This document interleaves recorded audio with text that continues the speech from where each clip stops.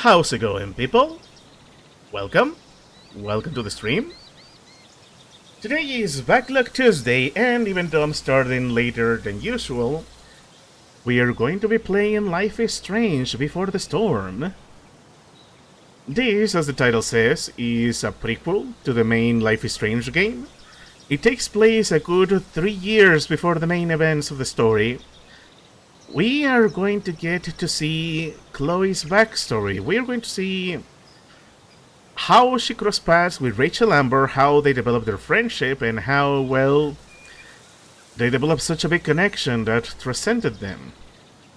And how they became a key part of Arcadia Bay's life. Oh man, this is just gonna be fun. This is gonna be tragic. I'm excited. I've been keeping myself spoiler-free for years with this game. So, unlike Life is Strange, where I knew almost half of the game, this time I am going in 100% blind. So we're going to see how we are going to do things with Chloe, because unlike Max, she doesn't have powers, she doesn't have time-changing abilities. So this is gonna be fun.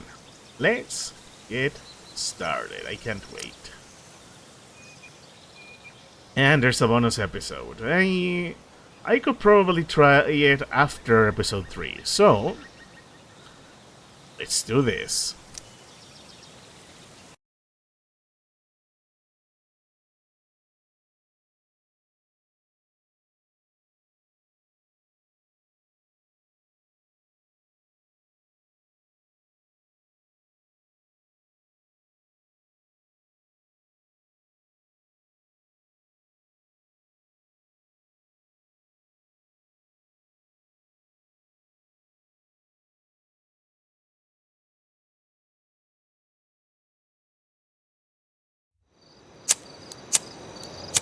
Yeah, don't worry. That bonus is gonna be when we stream it in like 2 weeks. I'm gonna stick to my rule.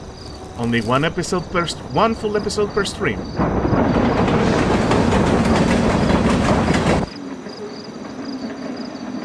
Oh, Chloe.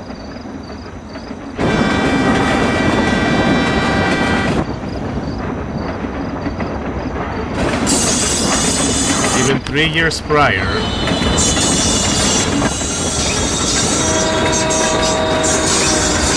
She enjoyed living on the edge.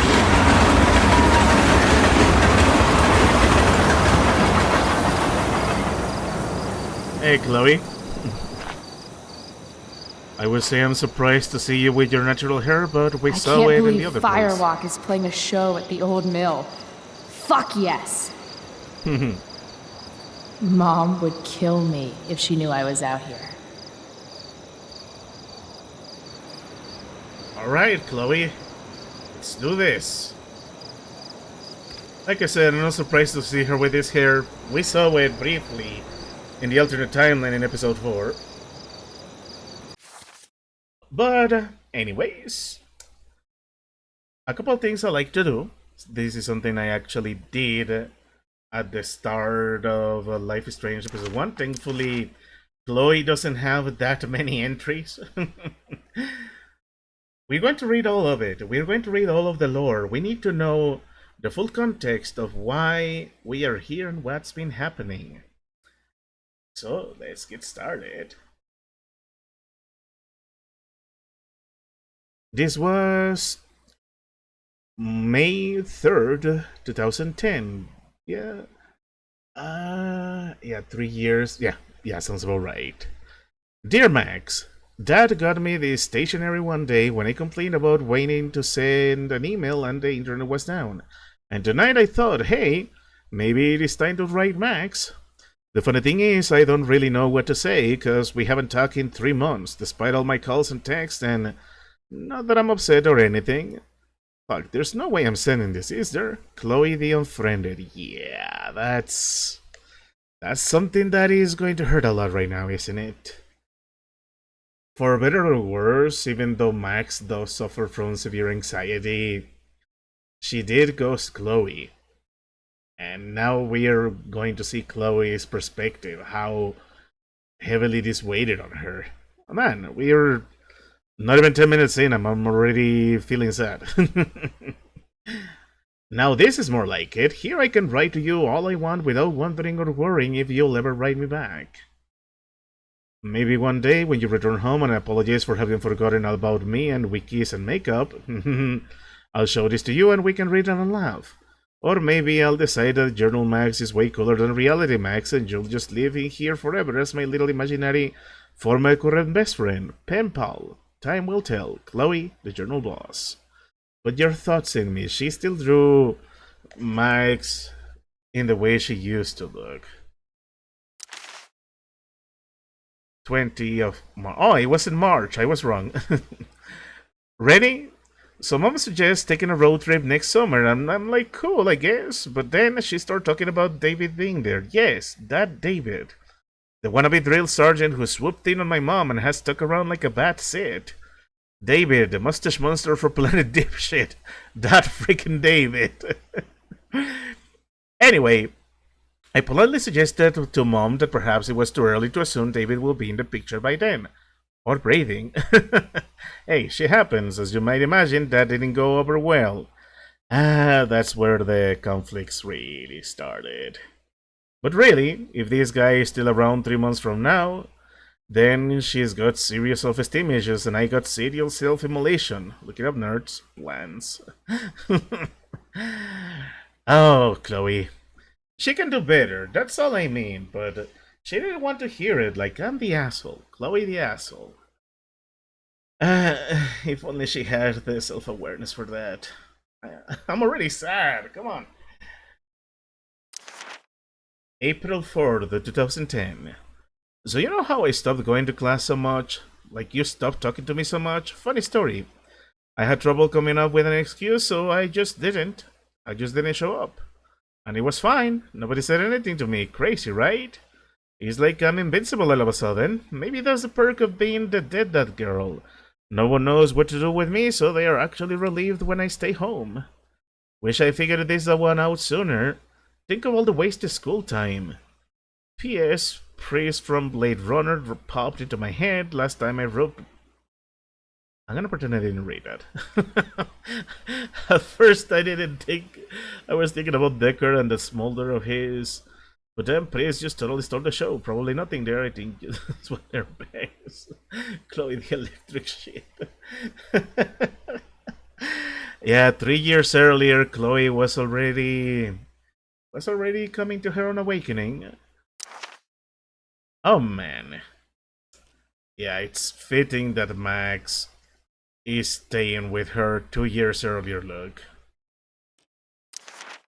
My name is Chloe Price, but you can call me Middle Finger. I am an inmate at Blackwell Academy, currently serving a 4-year sentence for crimes against maternity. That will be my mom, Joyce, who seems endlessly disappointed in me. Which I get it. No one's image of a perfect daughter or student or anything really. But who the fuck wants to be perfect? I'm surrounded all day by so-called perfection and it sucks ass. Other things that suck: Mom's new drill sergeant boyfriend David. How hard is it to buy weed around here? Have enough friends, hypocrites, country music, people who say chillax. Dad being dead. It's been 2 years since he died in a car crash and I still think about him all the time. I've been having these weirdly lifelike dreams. Sometimes I think he's trying to tell me something. Other times I remember that he's feeding worms in a ditch right now and anything else is just a fairy tale to make myself feel better. At least I have the weapons to help me survive this shitpoor town. The pen I use to tag any and everything I want, and my shining personality. If I work at it, maybe I can leave this place just a little less perfect than when I found it. Ah, Chloe. Ah, you were a mess. Oh, this one is gonna hurt. Max Caulfield, MIA, ex-best friend extraordinaire. This RC mofo loves photography more than life itself, and definitely more than me. She even uses all instant cameras. It's probably not healthy for anyone to be that stuck in the past, but who am I to tell people how to live their lives?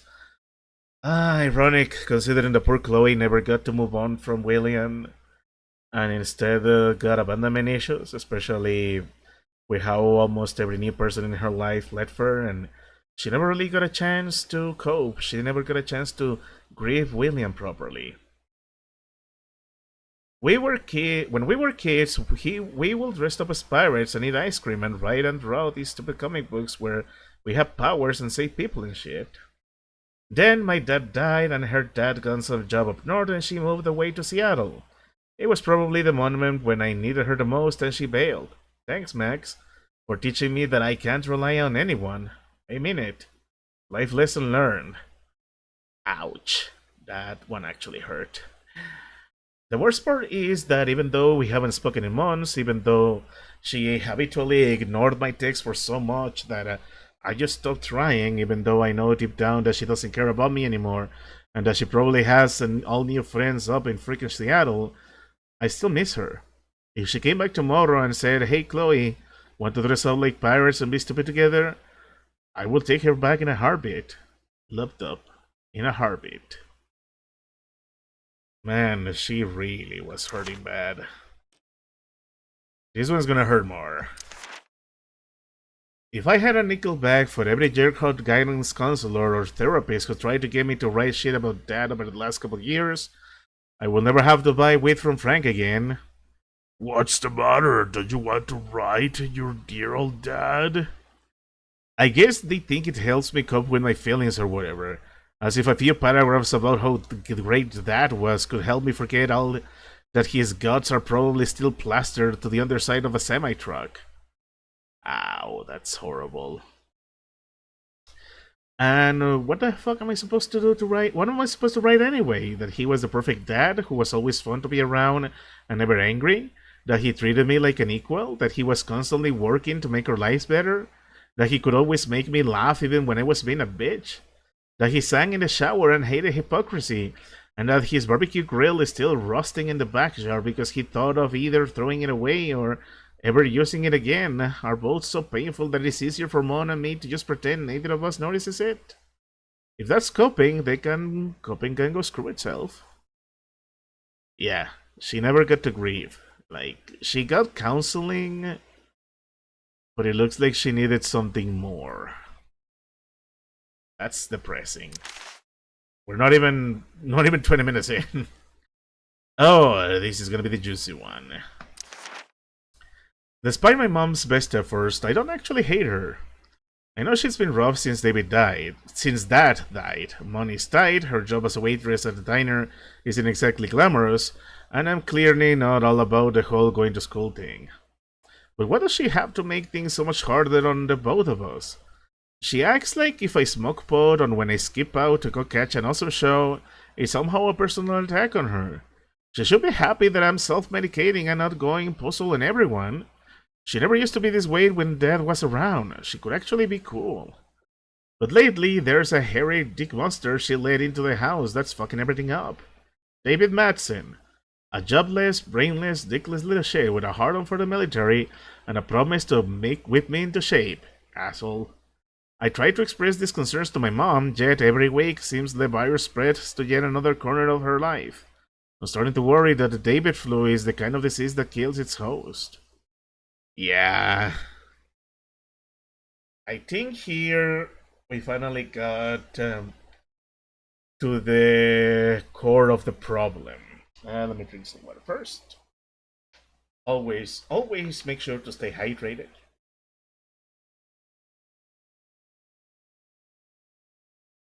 Problem number one.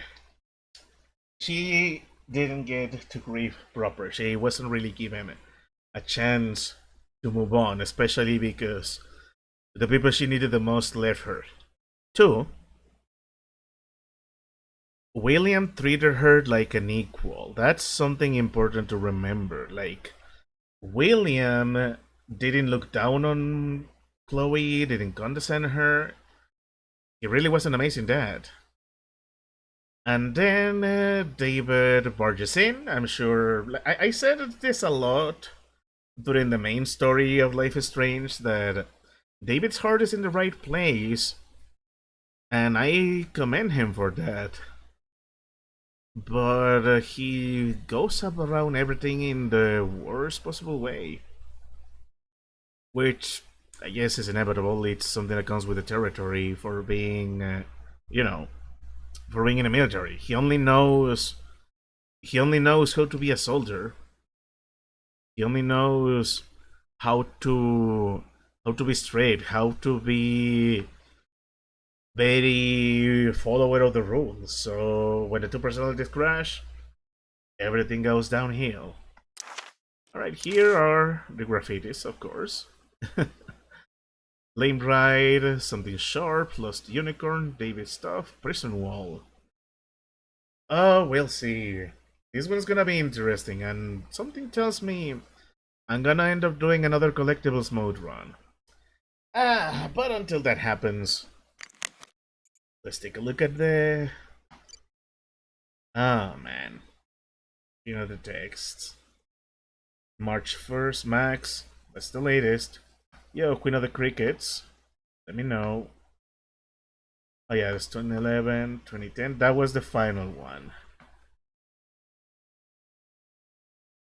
Oh, man, this is gonna hurt. And of course, makes sense that she doesn't have a smartphone in the same way that Max does. So sorry, been bad on emailing, texting is better for me anyway. Yo, it's Max, and this was 2009, November. How's it going? And then she started ghosting. You there? Sorry again, I've been really busy. You love Seattle more than a bit. Cool. Maybe some hitchhiking in my future. From the 13th to the 27th, 14, 2 weeks. Hey hippie, I'm so sorry, maybe we should set up a time to call. No worries. I'll check my dance card. It's unpaying a brigade babe. What is it? 2019 in Seattle? I know, right? Maybe this weekend. Sure, anytime. And then it started. Let me know. From the 28th to the 14th in December. One of the critics was the latest. Max. And then she gave up. Max just stopped replying. That hurts. Who's Elliot? Is he Spanish? Classmate. Spanish the stuck. Look if I passed. Aw, lo siento. No, I think I did okay. Cool. What you up to? Not much. Got stuff to do later. Okay. Yeah, just mundane stuff because she never got that close to others. Ooh. Frank. Feels funny to see him wearing something different instead of doing his Henry Bowers cosplay. I know he is also referencing another Frank from another media. I don't remember which one is it right now. Your stuff is here? Hell yeah. That was 2010. But tapped out. Sorry. Your loss. Hey, you can hold it for me a day, can I? I'm your favorite customer, are you? Frank, you holding? You still owe? You hand me whacked? Yes, please joke about that over text. You deal drugs on this phone. Anyway, come on, it's 420. I'll meet you if you have the cash. Alright, rate check. Oh, Chloe. You had no idea in the mess you were getting yourself into. And will you be joining us for supper? No thanks. Will you be coming home at some point tonight? Not at all, because we're going to a concert at midnight. Look at her strut. Yeah, she's confident. She's a rebel with a cause. No trespassing? No way.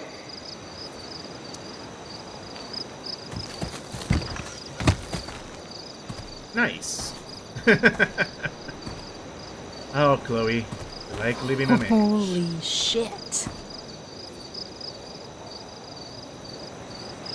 Yeah, the silent rock concert. This place is awesome. If I'm gonna get inside, I'll have to get through that door. We will. Let me just check something. You know I'm going to start looking everywhere. Let me see. Lame Ride, Something Sharp. Claimed right has to be one of these, right? First we are. We're gonna do the graffitis. Why wouldn't we? That's exactly your problem, not mine. If I owed somebody $1,000, I'd be shitting my pants. Ouch. Bullshit excuses too. I should slap those excuses out of you. Those guys need to get a room. Or not. Damn. Mind your own business. Sorry. I understand, really, and it won't ever happen again, I swear. This RV's just begging for a little street art. But if I do it here, someone will see me. I think we got our clue.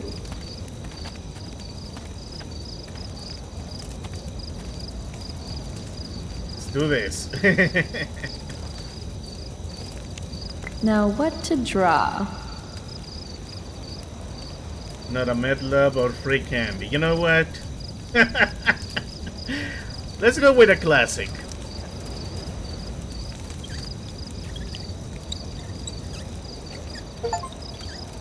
And we did the Hey, first kids. graffiti. Free candy. Oh, this is fun. And the journal updated, which is of course, yeah, there it is. Why am I not surprised? I was thinking Chloe was gonna have something a little more fitting of her punk persona, that she was gonna have a can of spray. I guess not. She's got a Sharpie and she knows how to use it. This is fun. I'm liking this. I'm enjoying this. The same way I love her confident talk. This place has collected a lot of junk over the years. Also, it's gonna be pretty fun to get used. I'd join a motorcycle gang if I had any friends. Right. I guess we're gonna have to sweet talk the guy. An old lumber car. Guess it's been years since anyone's actually worked here. Hey, bouncer. Let's have a chat. Help you, miss? You gotta let me in. Check it. I'm totally legit. It's not a bad fake, kid, but you're in over your head here.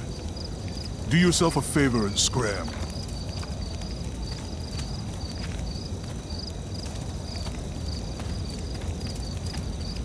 Can't let him push me around. Should I go back and stand up to him? Or can something around here help me convince him?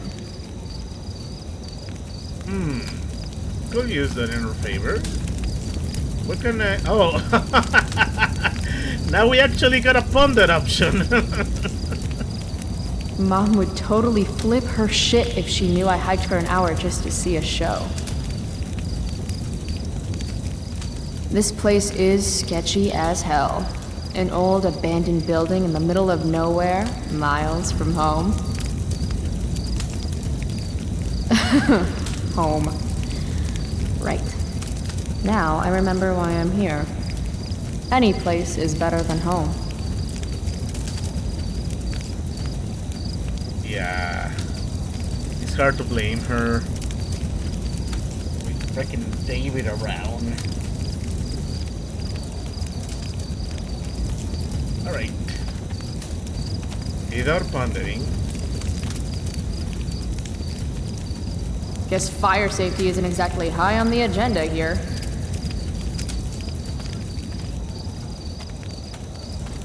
So, what could I use from here to convince him to let me in? I wonder.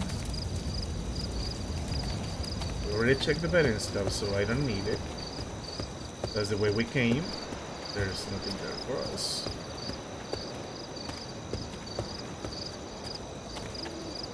Ooh, I didn't check this one.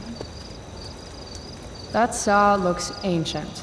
I wonder how long ago the mill actually closed. I guess you could say a million years ago. Nothing says badass like a nice floral print. Oh, nice.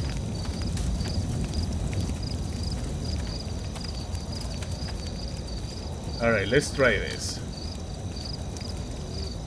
God, again? What do you want, kid?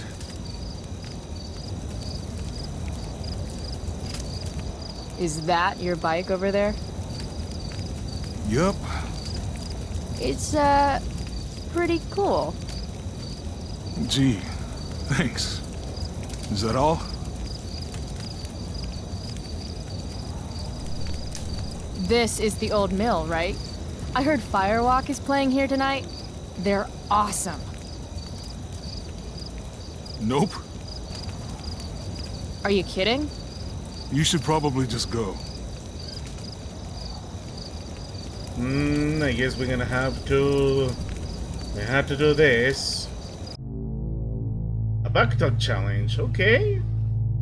I guess this is gonna be Chloe's power now. I have to convince this doorstop that I'm not giving up until he lets me inside.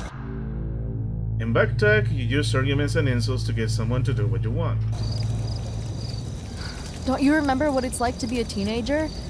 I just want to see the band. I thought we went over this. Isn't it past your bedtime? To succeed, pay attention to what your opponent says. Bedtime.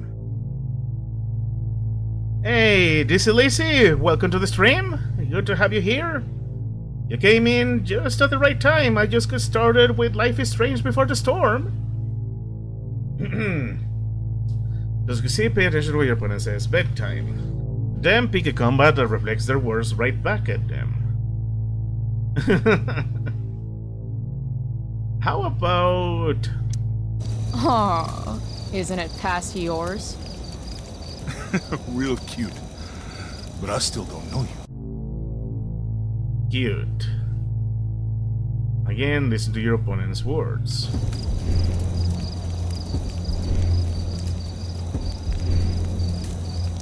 Kittens riding tiny mopeds are cute. I'm more like Red Sonja riding a panzer tank. Okay, kid. I get it. You're tough. Sometimes the riches is more difficult to pick out here. That's a good response to kid.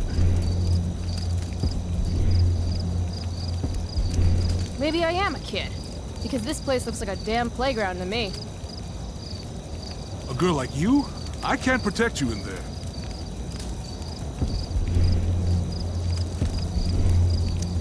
A girl like you with pretty flowers on her bicycle shouldn't lecture me on what I can do. That is a traditional Samoan... Look, my boss decides who gets in, all right?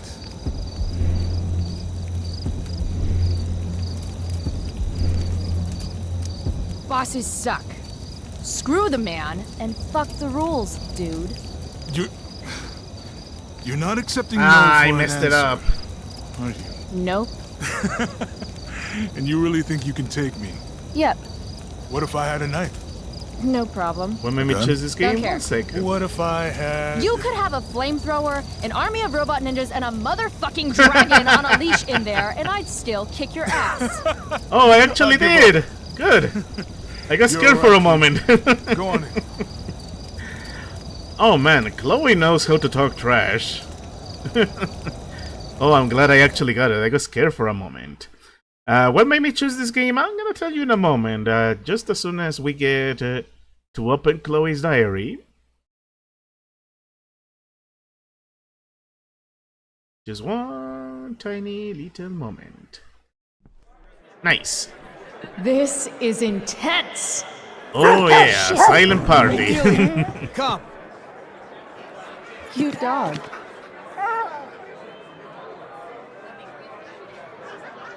Ah, gotta love the sound of silence. Silent concerts are quite the thing.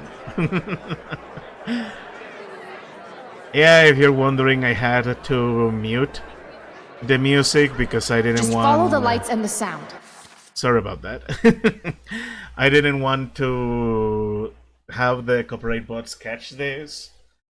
Okay, so what made me choose this game, this Elise? Well, I'm gonna tell you a short story. 5 years ago, I got a Life is Strange during a Steam sale. Just the first game. Maybe Before the Storm 2? I don't remember how I got them, but the point is I got them. And because I really like these Telltale style games, I started recording a Let's Play of Life is Strange, the main game.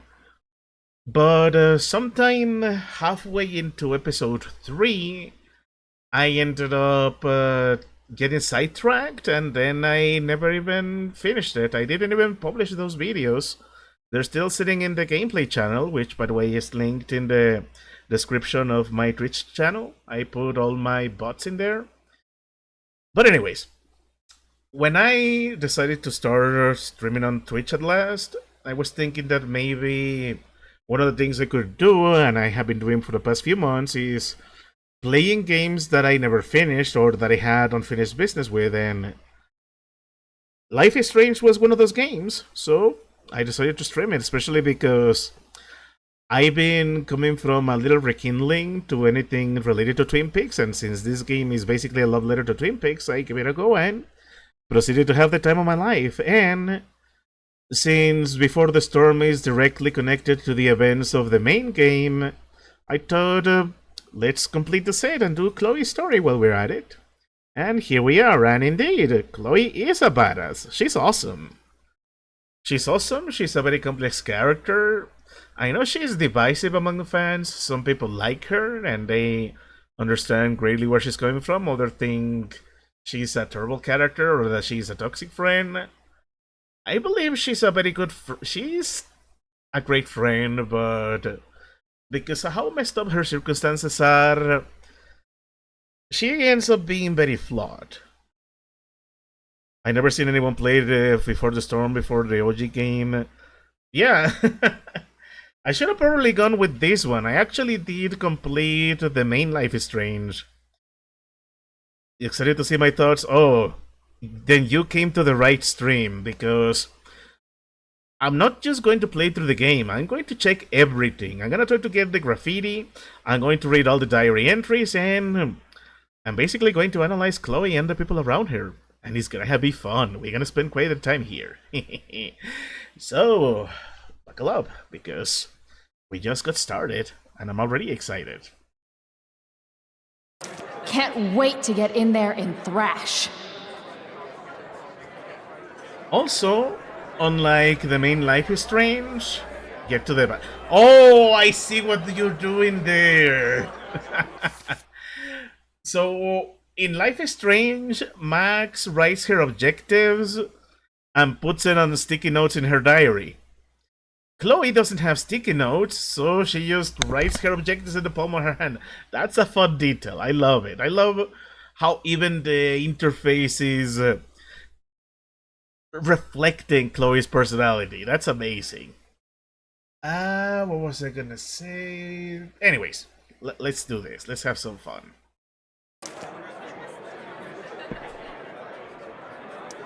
That dog is fierce. Let's bet you. What's her name? Delia. Who's a good little puppy? Who's a lovely little puppy? She doesn't usually like people. Yeah. Me neither. Ah, they got something in common. Sober up, girl. You're missing the show. Exactly what we need, thank you. Damon Merrick again? Who is this guy? Place is mobbed. Damon Merrick. I guess that's something we're gonna have to look into. Right, well, that would help. Hey, Frank! You look so weird without your leather jacket. Frank Bowers? What is he doing here? Of course, that was his camper that we messed, his RV that we messed with. Of course we will be messing with it. Of course it's everywhere. He probably drives the only dirty RV in the entirety of Arcadia Bay. Yo, Frank, Hey! Chloe? I know your name, you idiot. You bought pot for me every month for a year. Look at that getup. Studs. You're trying too hard. What are you even doing here? I'm here to see Firewalk, man. They rock. How'd you even hear about this little shindig? God, the internet. How else? Seriously? Fucking kids. And this was 2010 internet. So, you come here a lot, or? Yeah. Right. It's cool. I'm really glad you approve. Do I risk it? Yeah, let's risk it. Okay, so you holding? I could definitely use something to take the edge off. Of course. As soon as you give me the $175 you owe me. Shit. Do I really owe him that much? Unless I find some quick cash around here, I can kiss my high goodbye. Never mind, then. Suit yourself. We know she's gonna get into bigger problems later.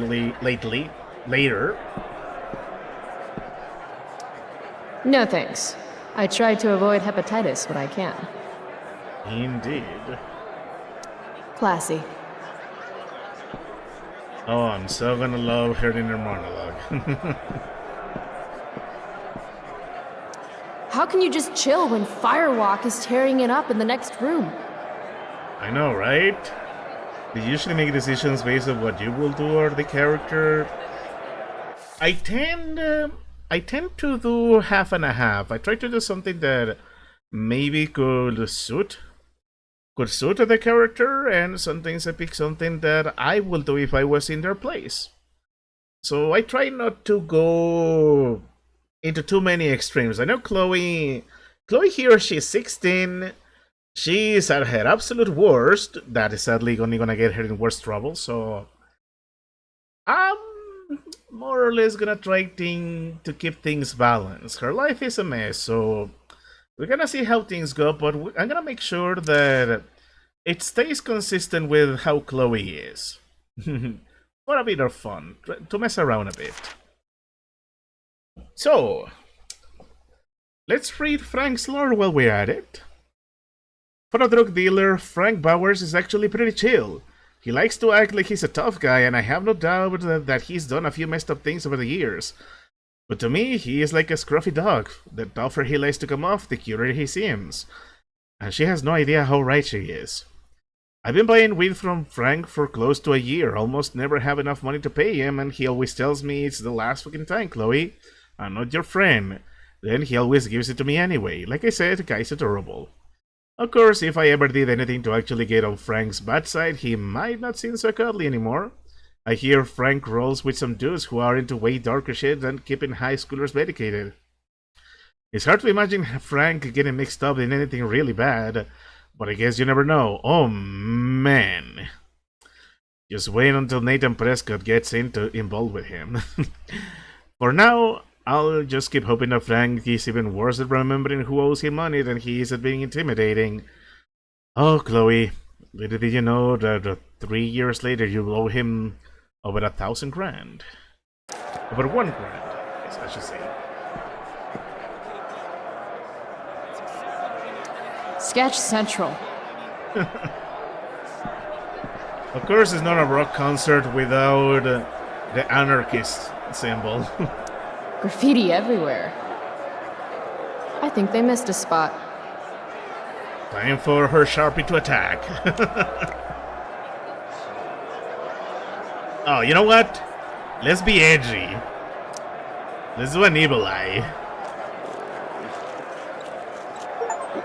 What are you looking at? That is one powerful Sharpie she has. I love it. Much better. Sweet dreams, hombre. Okay, you know what? Let me... Right. More than an hour to do it. Let's check the knife. Sweet knife. Just like the one my mom refused to get me for my birthday. Good. That's exactly what we need, thank you. Yeah, I mean, they're gonna Is sell that out. guy selling merch? This place is mobbed. Wish I had some cash. Okay, good. That shirt is rad. It actually does look pretty No, no, cool. no, no, no. Look, we have to set You have this the up music exactly turned as off? I've explained Yeah, to sadly. you. All right, it's I not had to gonna turn take off the any more than an hour music. to do it. Because I tried can't to hear lower you. the volume you for talk louder, please? episode 1 of Life is Strange, Okay, good. and the copyright That's bugs exactly what we need, picked it thank up you. right away, Yeah, I mean, and that kind of they're sucked. gonna sell out. This place is mobbed. Looks like that parking brake is the only thing keeping that car from rolling down the ramp.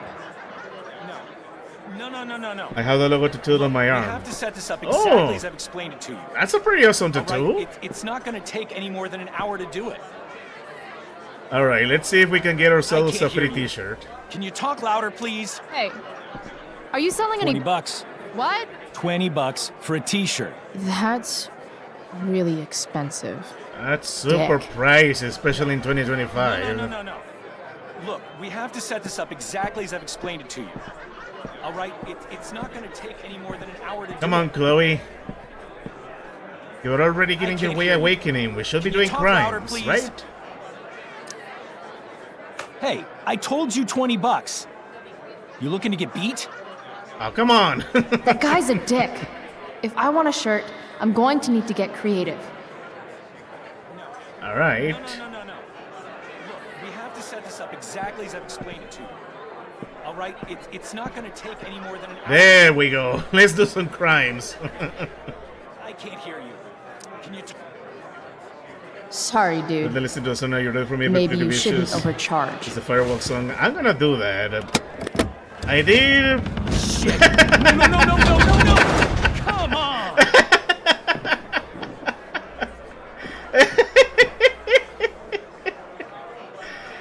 Thanks for playing, dick. Let's do the crime. Oh, yeah. Sweet, sweet victory. Oh, Chloe. What did you see there? That's like $200.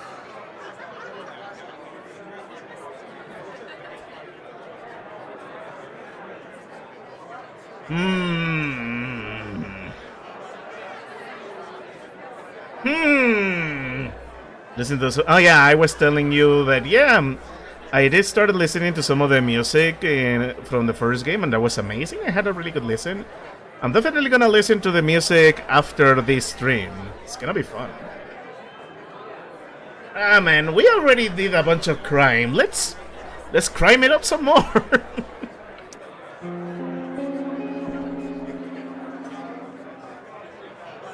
Hey, it's the trucker from the main game. Holy shit. I'm rich. Yeah. I feel... And I cannot reverse it, of course.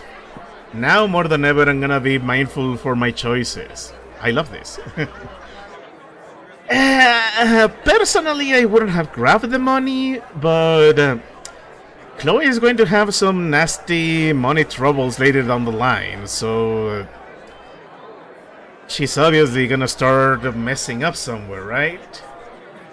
Like, as much as this is a prequel, and as much as this game is giving me choices, I guess I'm gonna be shaping up Chloe in a way that is gonna make sense with the main game. She returns. About that weed, Here it comes. toss in a dime bag and we'll call it square. Hey, what are you waving around this kind of money here for? You really don't think before you act, do you? Nope. So where's my pot? No more loans. I'm not your fucking piggy bank. You're a good man, Frank. No. I'm not. Yeah. Now beat it, Price. You're cramping my style. Oh, man. I'll see you later. Whatever. Poor Frank. And it's true. Frank is another Blackwell dropout. He certainly had a kind of a future ahead of him, but things didn't go well for him, and he ended up in the wrong path in life. And despite that, there's still semblances of a good guy there, which is why in the main game I made sure to get on his good side. Alright, let's get to our silent concert. Half those stairs are rotted through. Looks dicey. Ah, come on. Oh, I didn't get to look at this. Don't you judge me, spooky deerhead. I'm here for the band. Reminds me of the way I make important life choices. Ah, sounds about right. So, that leads me to an important question. How do I get to the band?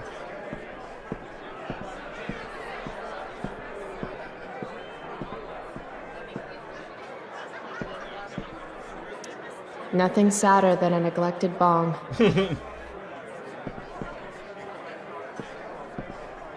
Oh, yeah, I forgot. The concert is over here. Look at these people thrashing in silence.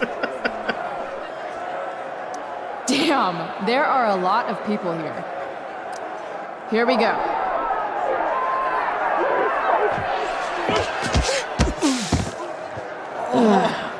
Fuck. And that's not good. Hey, you okay? I'm fine. Relax. You bumped into me, remember? Trash like a bro, yeah.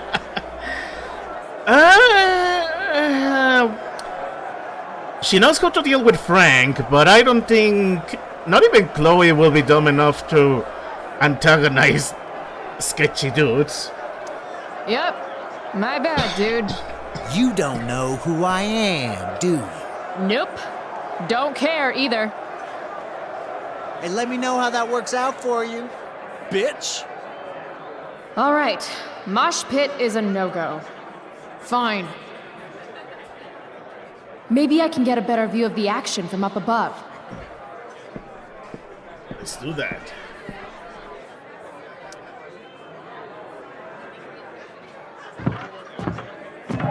She really doesn't, huh? Somehow I'm not surprised that even the nice dialogue has her turning it around. It is Chloe after all. Fuck, yes!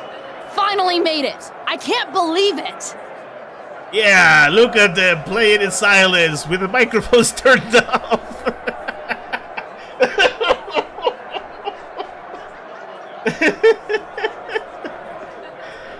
Oh man, I'm ruining this moment with the music muted. But look how happy Chloe is. Ah, the one moment where she gets to be herself. Where she gets to feel free and forget for a moment that she is with a crappy step douche and not having her father or Max around. Ah man, look at her trash. She didn't get the mosh pit, but she is trashing Shaka Pro right now. Yeah, it's worth it for them. You spilled my beer, bitch. We're in trouble. You should be more careful. It's a rough place. I don't like your attitude.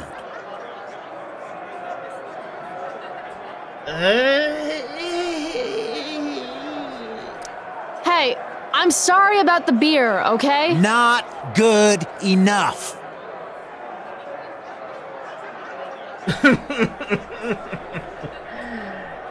So, do we insult him? Do we walk away? He's gonna be pissed off either way. Let's do it the Chloe way, I guess.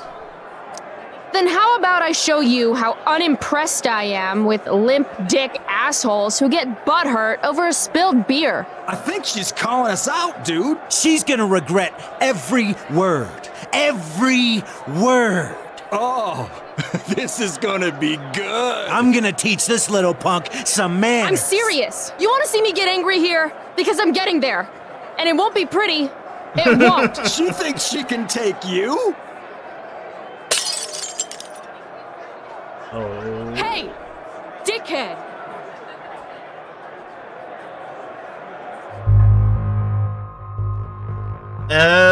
Chloe, we had a bit of the match here. You don't have any scars in the main story, so let's make sure you don't get any. You may be a 16-year-old rebel, but you gotta know when to fold them, alright?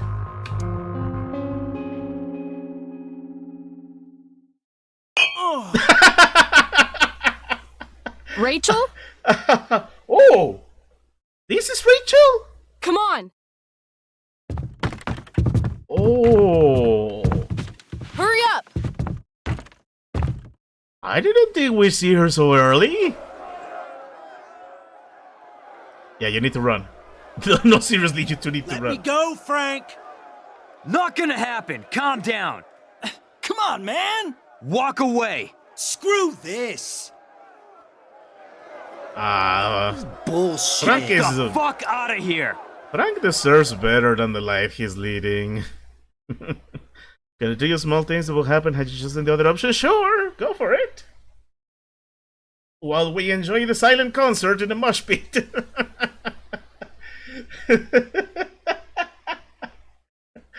Oh yeah, trashing the silence. The real rock is the one we have in our hearts and minds. Oh man. That was fun. That was worth it. Well, yeah, don't worry. You can tell me the consequences.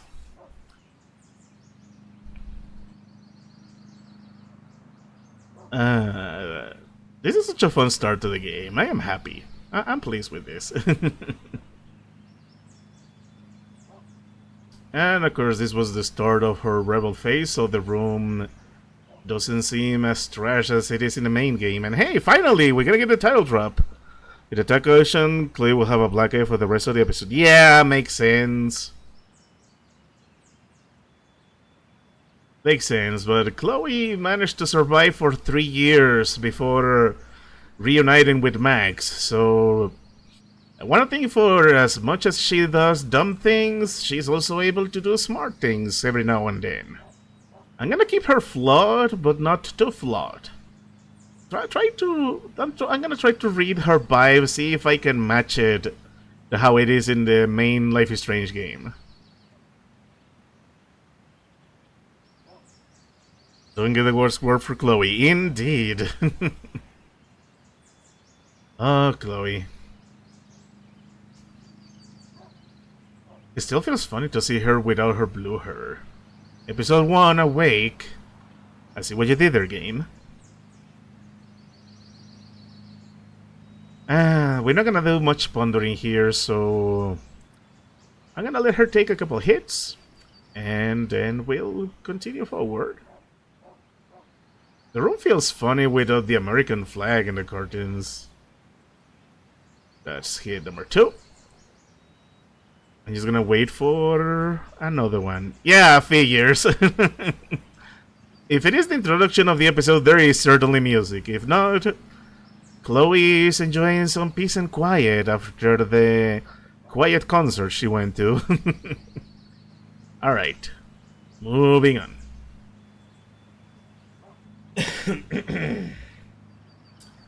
And I see she's not as stealthy about it as she is in the main game. Makes sense. Sometimes all I want to do is shut my eyes and tell the world to go to hell. That's a good question. I guess we could look at a radio. Daily rituals are important, even when they involve writing unread letters to friends who have forgotten you. That hurts so much, and it's gonna hurt every time we play through this. Max, the loser. Yeah, that's right, I called you a loser. Wanna know why? Because you weren't at Firewalk last night. Even Frank was there. He's my dealer. Or Mom, if you're reading this, he's my dealer and you shouldn't be reading this. It was made by the greatest night of my life. It was maybe the greatest night of my life. I hiked to this old mill using the train tracks, then verbally abused this dumb bouncer until he let me inside. Firewalk was the shit. Who knew ragers like that went down in little old Arcadia Bay? Fuck Seattle. Plus, almost got my ass kicked. NBD, but there were these two asshole skibby guys whose manhood I wrecked. Oh yeah, and I got rescued by the most popular girl at school. How was your night, loser? Firework plus Chloe, better than Max.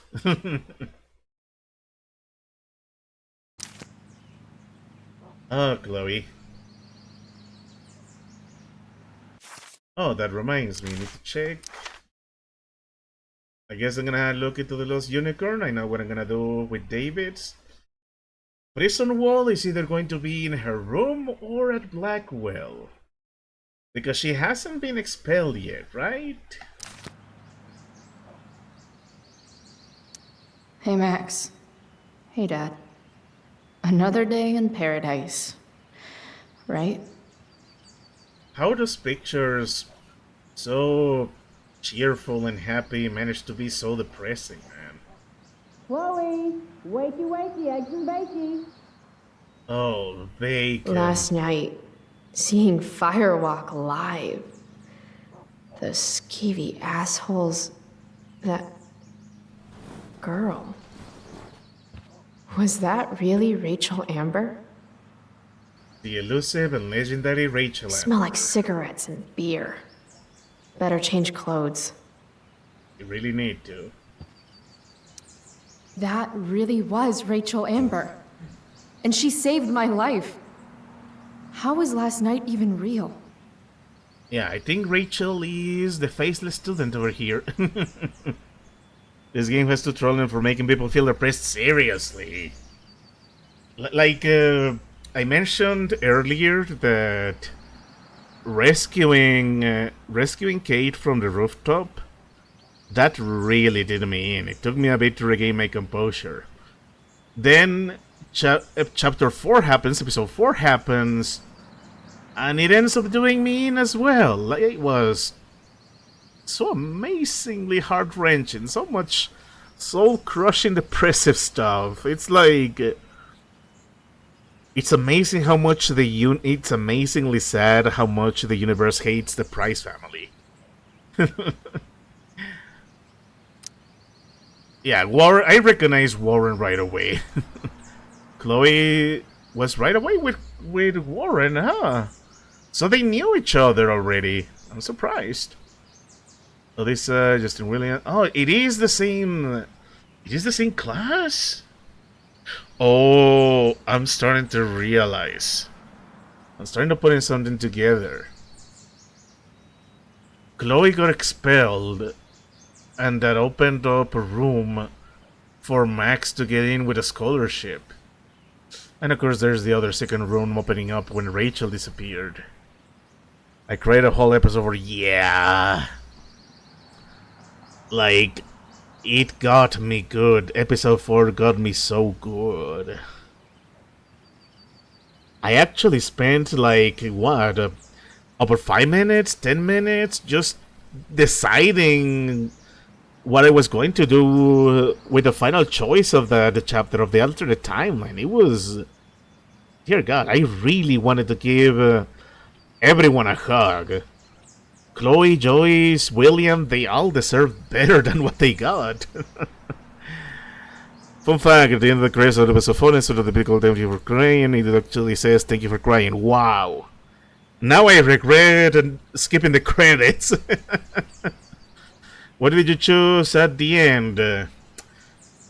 Well, when Chloe asked me for that final request, like I said, I spent 5-10 minutes pondering about it, and I ended up doing it. I ended up granting her wish. Because I thought no matter what my choice was, her situation was... Oh, episode 5... oh man, that one also did me in. Because I spent a long time pondering, but... Long story short, I saved Arcadia Bay. And it destroyed me. The choice, it was probably one of the hardest... This game has given me some of the hardest choices I had to make in a video game. It was... Wow, I was speechless for a lot of it. I was sobbing, I'm actually surprised I regained enough of my composure during the ending, because wow. They know how to get the waterworks going. But yeah... I can't believe I didn't realize until right now that this is Max's class. My goodness. Alright. Let's check our emails. Also, I still... Muscle memory keeps betraying me. Yeah, I know. Muscle memory keeps betraying me. I keep holding the left button and pulling down. I forget that now we use WASD. Ask Miss Arcadia. You're the only source of info I trust in this town. And when you play before the storm after Life is Strange 1, suddenly you can't go back on your decisions. Yeah! There's a lot of muscle memory going on, and especially good reason for me to be careful, because let me tell you right now, I'm playing this 100% blind. I don't know what is going to happen. I know... Since it's 3 years before the main story of Life is Strange, obviously Rachel is not gonna disappear just yet. This is gonna be basically how Rachel and Chloe got together. But even with the illusion of choice of this being a prequel, I feel like I'm gonna be super careful because I don't know where this is going to go. I don't know how their bond is going to be formed. I'm going in 100% blind. It's gonna be fun. Dear Miss Arcade, okay, let's read the AMA of Miss Arcadia. AMA, is this Reddit? Maybe think of Reddit. Alright, let's check. Oh god, no. Too sorry, too cramped. Dear Miss Arcadia, did you hear about Firewalk coming to town? I check all the local venues, but nobody knows anything. Sergio 22. Not all the local venues, apparently. Dead fan. I don't know, but bumping the thread. Yeah, it's definitely Reddit. Okay, gents, here's the scoop. It's a private party, not as saying you're not invited, more like you're better off staying away, and I know that just made some of you more into it than ever, so proceed at your own risk. Abandon all hope and all ye who enter. Ever heard of the meal, Miss Arcadia? Thanks, Scourge. Oh shit, if you go, don't look anybody in the eyes. If you look anybody in the eyes, don't look away. If you look away, why would you start listening to my advice now? Rand. That is so accurate considering what we went through. Haha, look at my eyes. My eyes are alien. Great movie, The Doctor. Oh, they're already dropping in Doctor Who. What are you talking about? Not on this third, only the original though. The Doctor. Oh... what's the meal? That's adorable. Previous topic, Prescott's and the Illuminati. Haiti earthquake and the relief fundraiser. Oh, man. The Haiti earthquake. Much like how the main Life is Strange was making me nostalgic, this is making me realize 2010 was 15 years ago, and now I'm getting existential dread. Wait, what? Who? What photo? Oh, that doesn't sound good. Especially coming from Victoria. Gotta go to bed now, but we'll definitely be back. Enjoy. Hey, thanks. Thank you for coming through and thank you for hanging out, this Lacey. Just to let you know, I'm gonna be streaming all 3 episodes every Tuesday at around 6 p.m. Central Standard Time. I started an hour late because I did the collectibles for Life is Strange 1. But next time, I'm gonna be streaming episode 2 at 6 p.m. next week. So you will be catching me there. I hope you had fun, and I hope you have some nice dreams. Thank you for coming. And I think on that note, I'm going to take a quick break, a quick bathroom break. Be right back. Take care.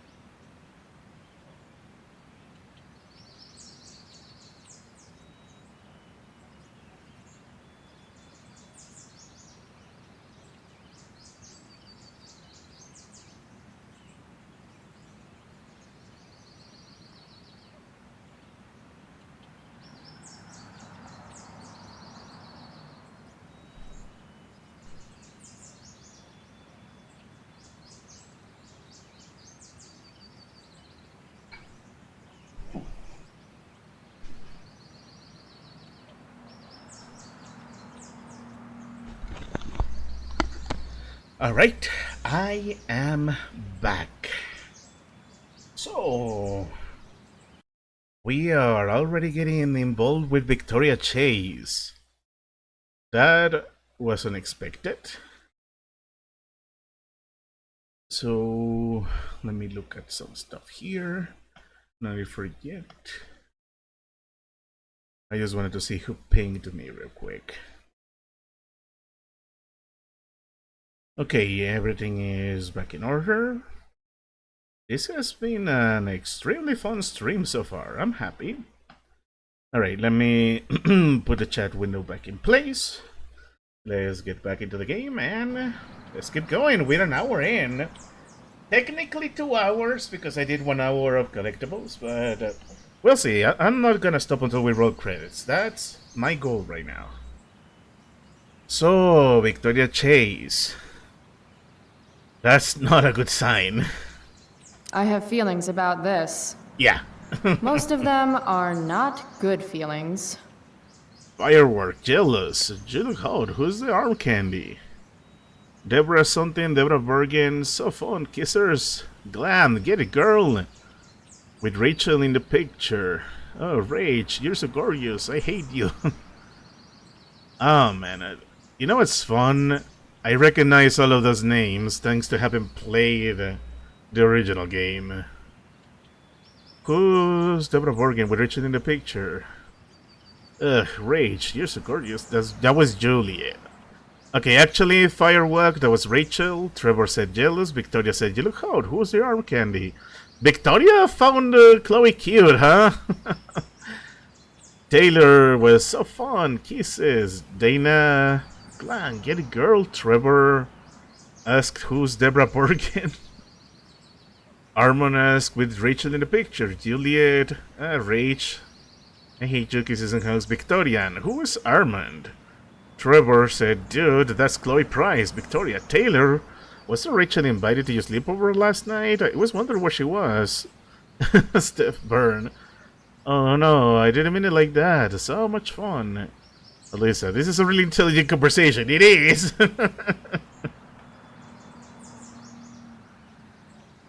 Well, the jig is eventually up. Bask, ye mortals, in the light of the glowy bear. Dad was so proud of me for winning that stupid science fair. Exploding of... I don't even know what that was. I get the feeling she either punched it or it fell down. And that makes me depressed. Fun fact. Shark babies eat their siblings in the womb. Maybe that's why I'm an only child. Used to dream of riding a unicorn as a kid, but then all the unicorns died. Oh, man. No more unicorns, no more princesses, and no more fucking rainbows. We're gonna do the graffiti. Words of wisdom, don't fail me now.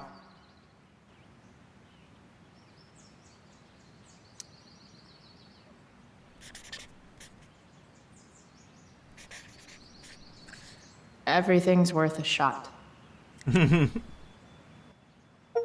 Miss 100% of the shots you don't drink. Words of wisdom.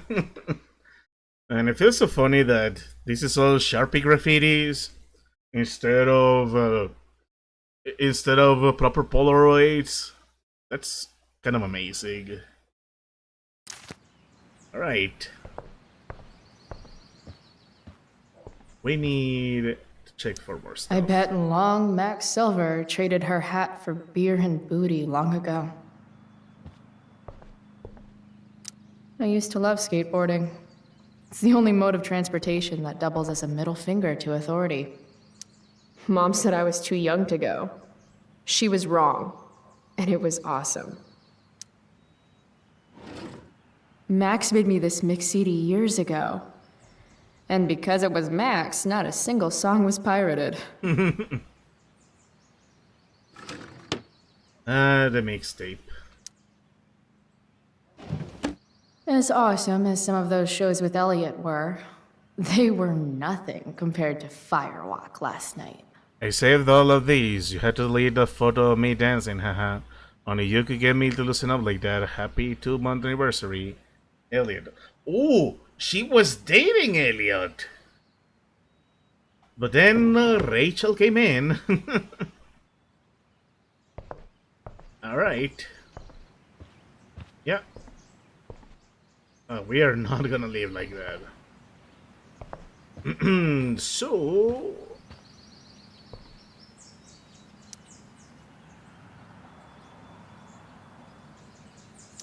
I'd like to think my humor has improved with age. Why can't you be more positive?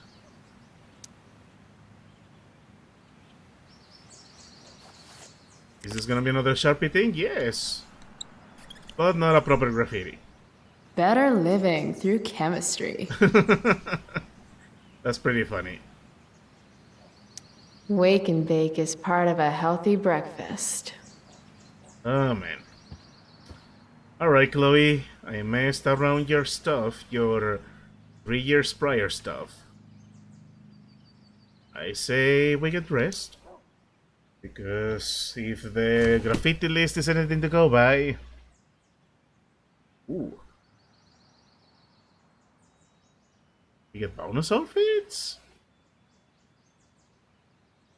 First school Square Enix member. I wonder if I get those because I have stuff.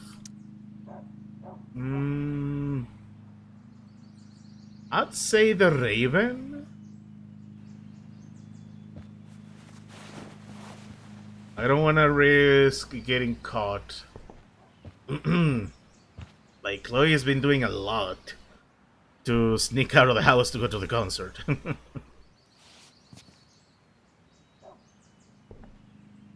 Hey, you look good.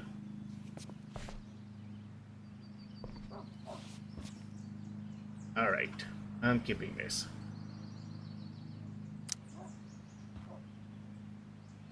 I know I could use the one for the concert, but... Can't leave without my vitamins. I'm pretty sure David will tell right away that we got the new clothes. Alright. I really should get going. I know. Alright, Mr. Sharky. I'll see you later. Because I will be messing around with Mr. Sharpie. Shit. Where's my phone? God, it's not here. How drunk was I last night? Chloe, I said breakfast. Guess I better try calling my phone. With Mom's. I hate it when you try to look for your phone and you don't find it. Okay. Mom's phone is probably in her room. I can use it to call mine, then figure out where the hell I left it. Alright, let's see the Chloe home from Chloe's perspective. Mom's hiding her gray hair to impress her boyfriend. Maybe gray hair's his kryptonite. Maybe I should dye my hair gray. Hey, it wouldn't suit you.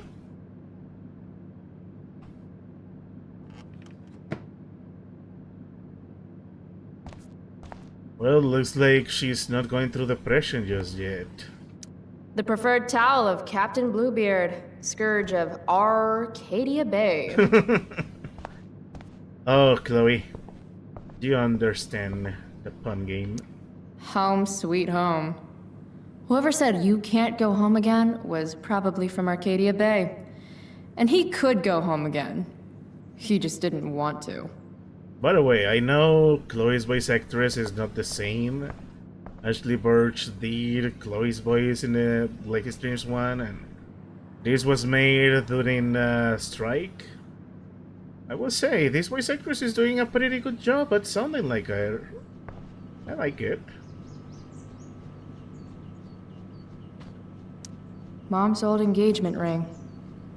Supposed to be mine, if I'm ever stupid enough to get married. Grade B? Fuck you, Arcadia Pawn. Wait, Mom's selling her engagement ring? Yeah, that's not good. And that's gonna be important for later. I made this for Mom when I was like 10 years old. If she wore it now, I'm not sure which of us would be more embarrassed. I hate that she hides all our old pictures of Dad. That's not good. But where's Chloe? She never got over losing William. You don't so deserve this to is be stuck something in a she drawer will do. like this. I think she would look after all the memories of William. Even if this is going to have consequences for us. And it's gonna break my heart because I think Joyce is amazing. We're gonna be giving her a hard time.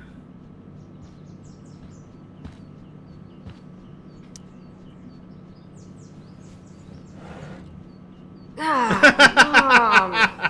Bad enough that David comes here for dinner. Oh, Chloe. Mom's finally making her bed again? I guess that's a good sign. Oh, man. I think... Yeah, safe to say Joyce was going through her own stuff. Sometimes you have to get knocked down lower than you've ever been to stand up taller than you ever were. Blech. Don't give up on yourself. A single spark can start a fire that burns the entire prairie. Better.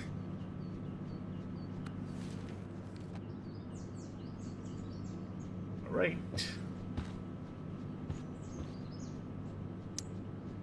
Anything in door number 2? It's weird that Mom's always hoarding these old catalogs. It's not like we have any money. It's a force of habit. I've seen people who do that. Alright, let's call ourselves.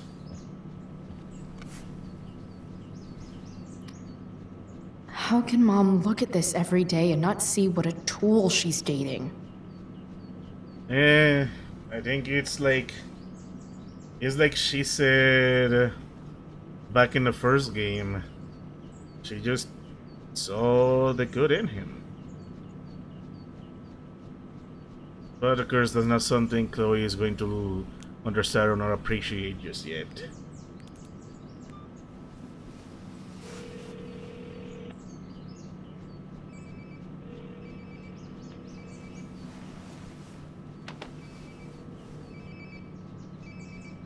Sounds like my phone is definitely nearby.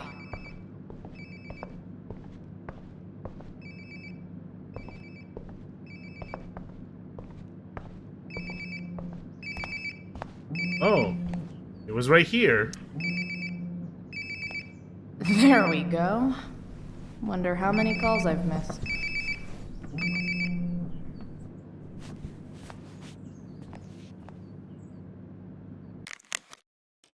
Yeah, we got messages.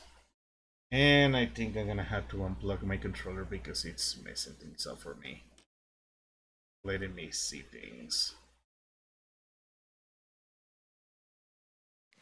Basically, my controller sadly fell and the left trigger got only a teeny tiny bit stuck.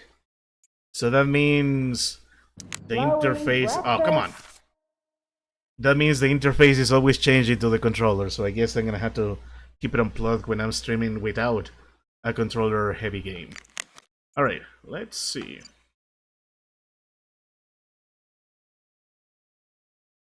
Got stuff to do. Okay, you finished the chem homework? Nope. Dude, that's the third time. I already know everything. As a matter of speaking.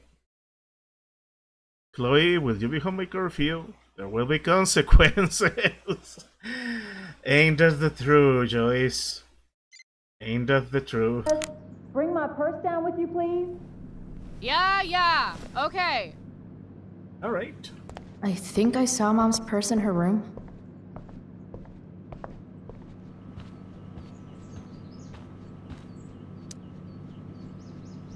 It's a simple enough test. Oh, can you grab my cell phone too? No more dawdling. I need to talk to you. Oh, this Yeah, is gonna that be really unpleasant. makes me want to hurry. This is going to be unpleasant. I think we got everything we need, right? Yeah. This one is probably going to be downstairs, and at least this confirms the... All of this is likely going to be over at Blackwell. Let's continue. Coming, Mom.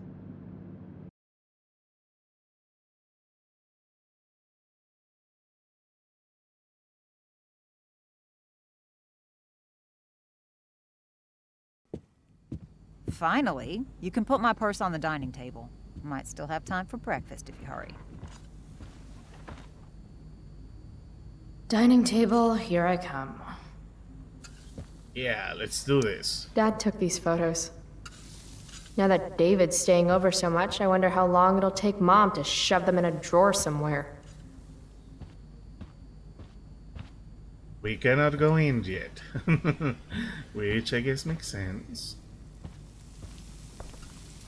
Oh, just look at it and now I'm hungry. It's not that I'm ungrateful. It's just that when your mom works in a diner, you're not always in the mood for diner-type food. Pot roast? Mom hates pot roast. Yeah, we know who this is going to be for. How can bacon smell so good, but I'd still rather stuff these sugar bombs in my mouth? Dad's old swear jar. We spent the last of his curses on bus fare and milk. Oh man. Let's... Joyce Price, aka Mom. She looks as beat as I feel. Go put my purse on the table before you forget. Alright, I'm on it, Joyce. But let's look at the news first. Wow.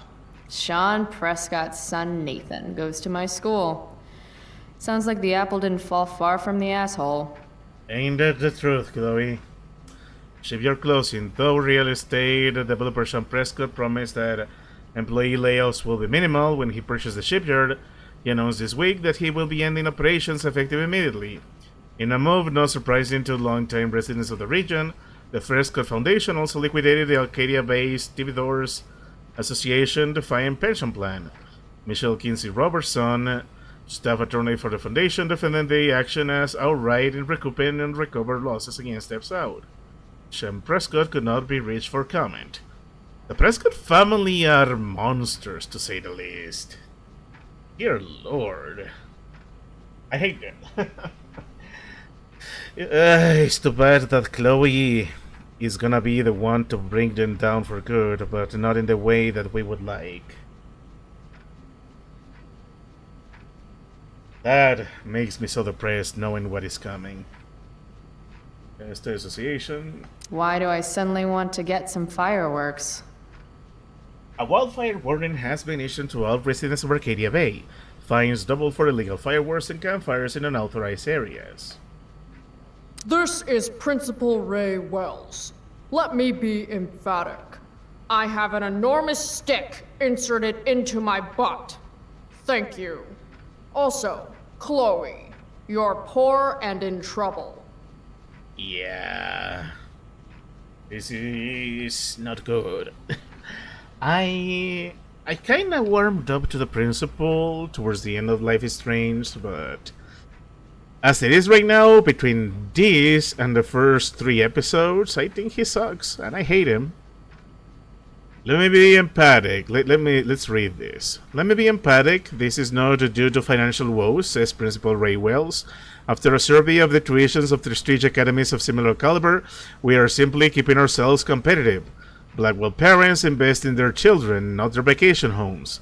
Wells further emphasized that, in addition to merit-based tuition awards, this year won by sophomores Stella Heer and Brooke Scott, the school's program for need-based scholarships remains in place for students who maintain exceptional academic records.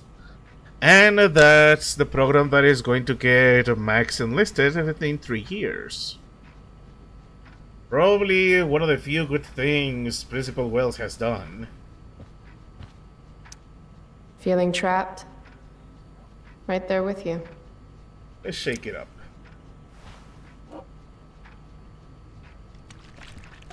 I never got to have a snow globe. How fun is it to mess with one like Little this? dude's like, what the hell just happened? Indeed.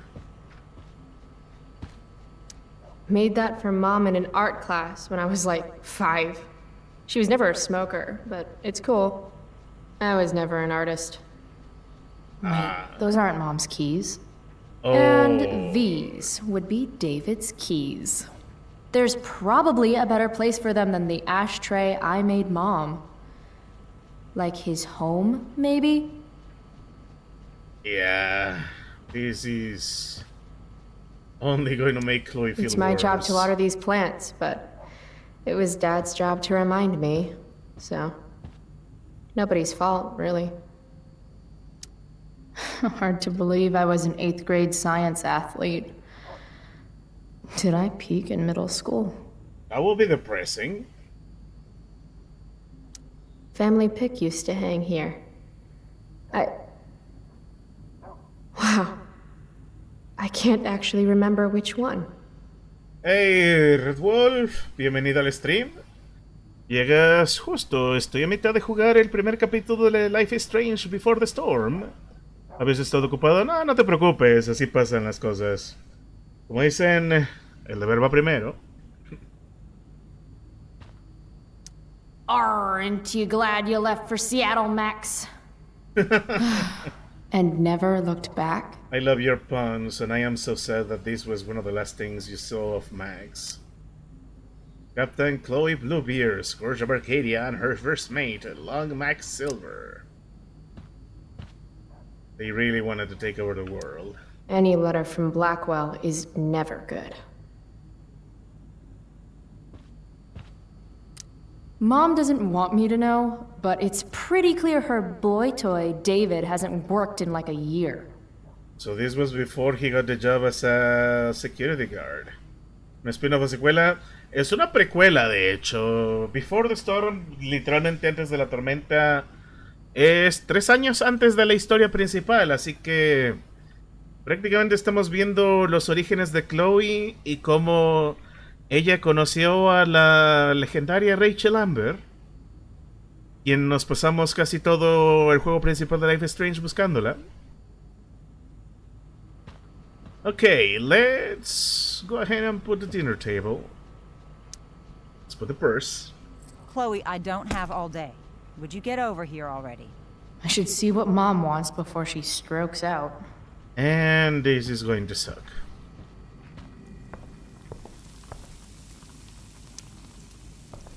Hey, Mom. You wanted to talk? When I send you a text message, Chloe, like last night, I need you to answer. You can just say text. You don't have to say message. And I need you to answer without the snark.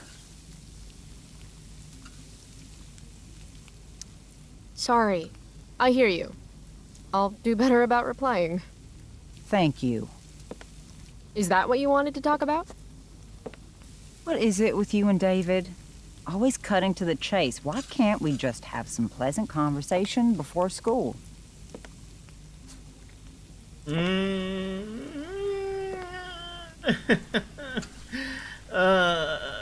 This is gonna hurt.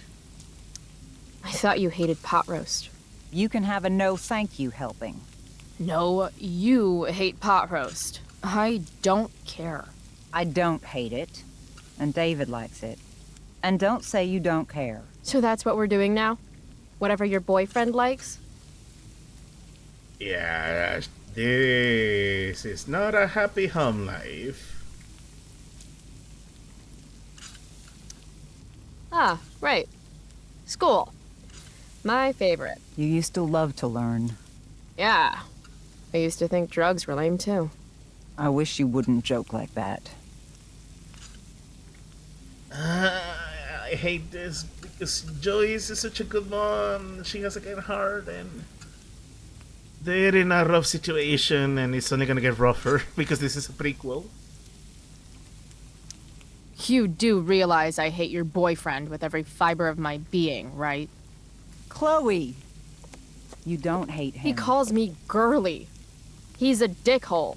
He can be old-fashioned. Yeah, an old-fashioned dickhole.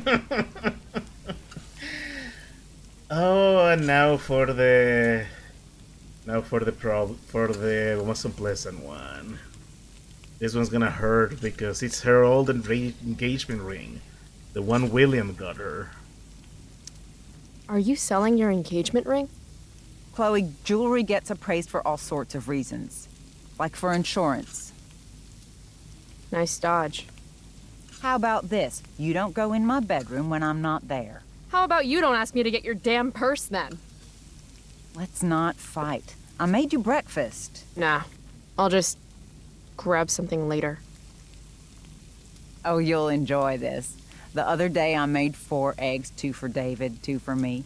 And just before I served them, he says, "What are you gonna eat?" I'll enjoy that, huh?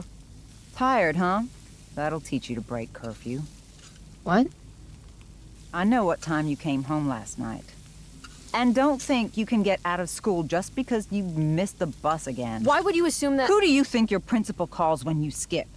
Do you think I enjoy lying for you? Saying you're sick just so you don't get expelled?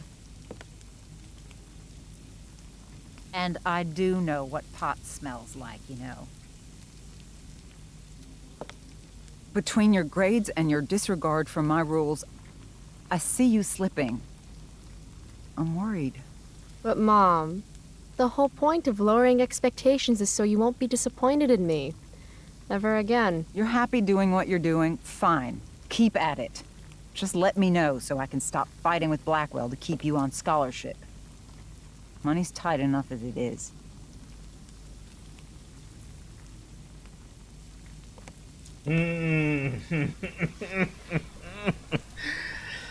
Oh, this game is going to break my heart in so many ways. One, because it's gonna be inevitable, and two, because this is Chloe at her worst, at her lowest point. Which is saying a lot, because things were not any easier in the main game.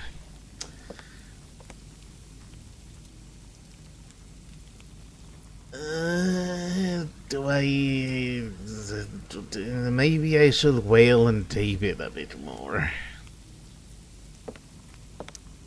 Maybe David should start paying rent. He spends the night often enough. How would you know? You're never here yourself. David thinks you need discipline. David should mind his own business. I think it's great David's taking an interest. He's a good man. Maybe he can help. Oh. This is torture. Like, I feel terrible. I'm speaking in circles right now. I'm repeating myself over and over. It's just I feel so bad for Joyce. I guess I feel bad is because I have such a soft spot for Joyce. What do I say? Do I keep wailing on David? Do I twist the knife with the past? What do I do? What do I do? What do I do?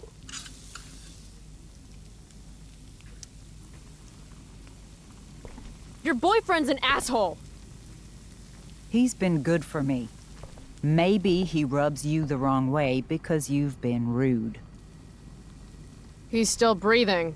That means I've been more than fair. David's had some hard times too, you know. If he's kind enough to share his experience, I expect you to listen. Like I'd let him get within 15 feet of me. I'm so sorry, Joyce. When he takes you to school today. Very funny. You will be nice, you will be respectful, and you will say thank you. Are you serious? This is such... What, Chloe? Such what? Mom's trying, I guess. Maybe I should too. But what's the point in getting along if it means pretending everything's fine when it's not?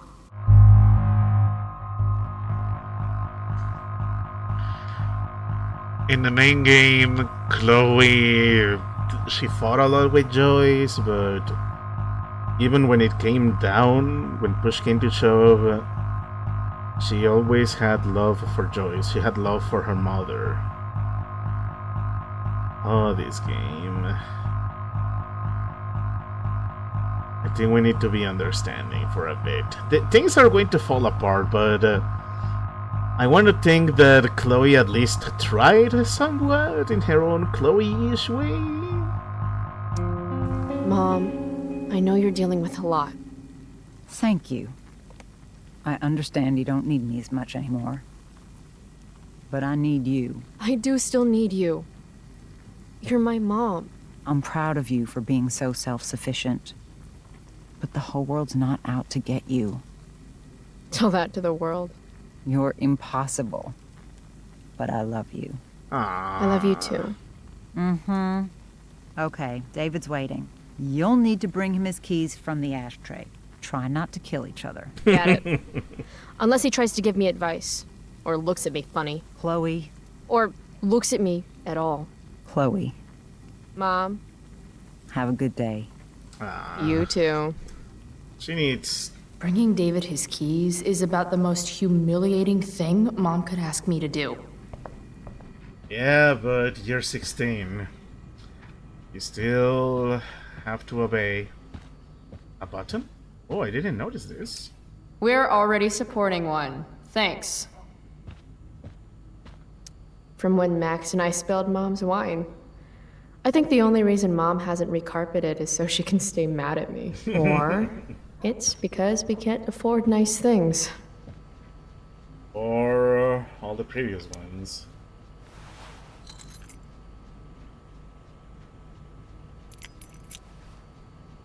No point in putting off the inevitable torture of driving to school with David. I better get going. I made that for my mom. Yeah. Boom, man.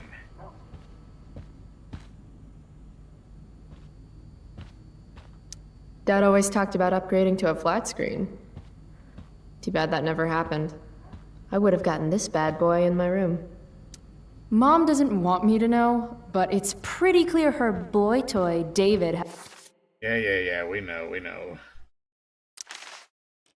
Let me double check. Yeah, this is gonna be for right now for the conversation we're gonna have with David. Oh man. Oh, this is gonna be so difficult for me. Hasn't worked in like a year. Oh. Hey, this is Chloe Steph. Hey. I have your DVD. You can get it before school. Thanks. It's a good thing time doesn't progress until I reach the script, right? Huh.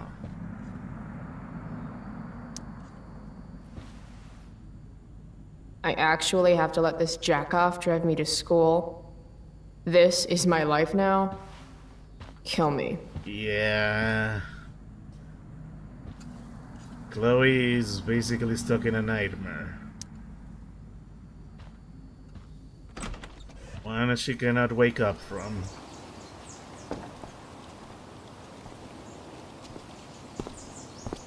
What a piece of crap. The car, too. Oh, Chloe. Why do you women always take forever to get ready? We're hoping you men will leave without us.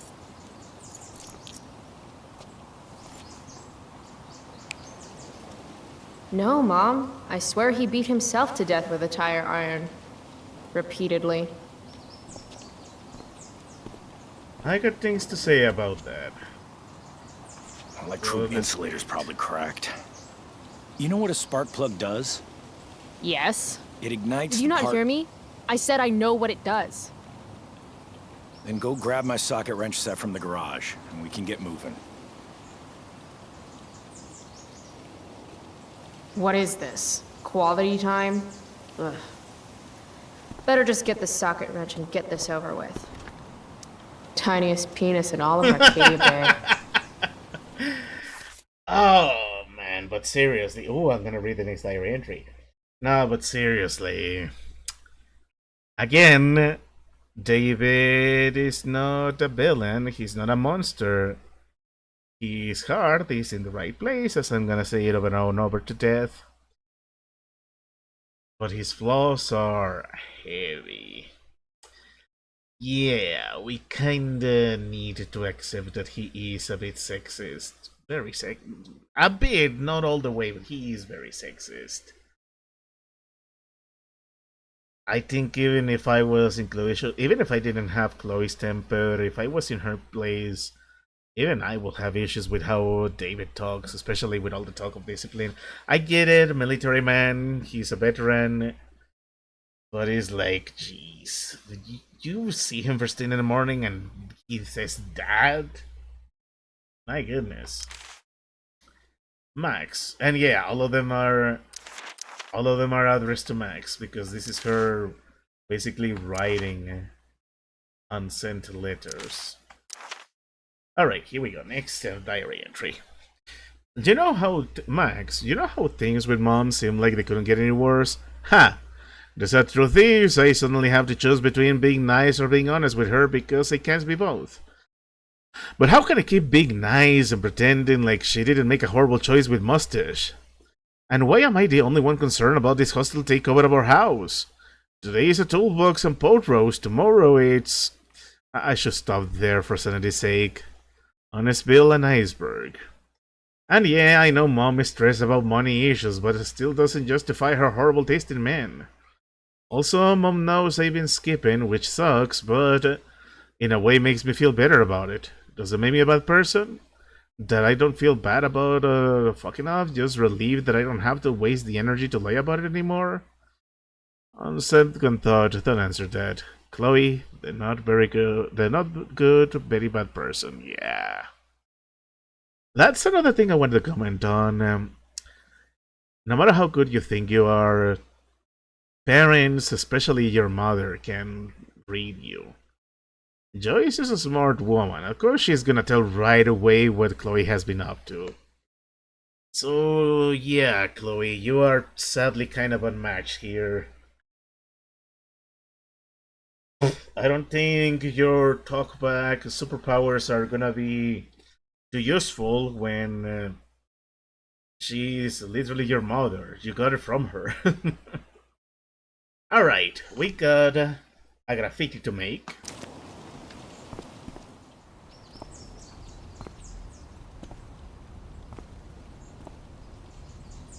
What's David doing, leaving stuff in our garage anyway? Does he think he's moving in or something? Oh man. I don't think he just does. It's just a matter of fact. Should fill this with gasoline just in case David's car ever catches on fire. Damn. The stereo used to be in Dad's workshop. I should hook it up in my room before garbage day gets it first. Oh, he is going to get it. Do these have chapters on hot wiring your mom's boyfriend's car so you can drive it off a cliff? Asking for a friend. Dad's old camera. Do they even make film for these anymore? Oh, little did you know they do. And it's gonna be an important camera for us. Uh-oh. Mom's been cleaning again. This was the photo Mom took down from the living room. Guess we don't have room for it and David's mustache. David's lawnmower. Maybe Mom and I like our lawn the way it is. Ever think of that? Okay, but here's the important part. Dad's toolbox. He used to get so excited whenever anything sprung a leak or busted. Tiniest penis in all of Arcadia Bay. No. I want my graffiti in a stain. Oh! Here, maybe?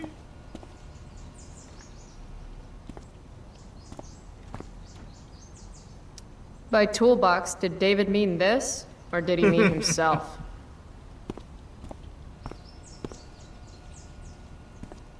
Just give me one moment. I need to know what I'm going to graffiti. Otherwise, I'm gonna have to do the collectibles mode for this stuff. I'm supposed to get David his stupid wrench. Alright, let's get it.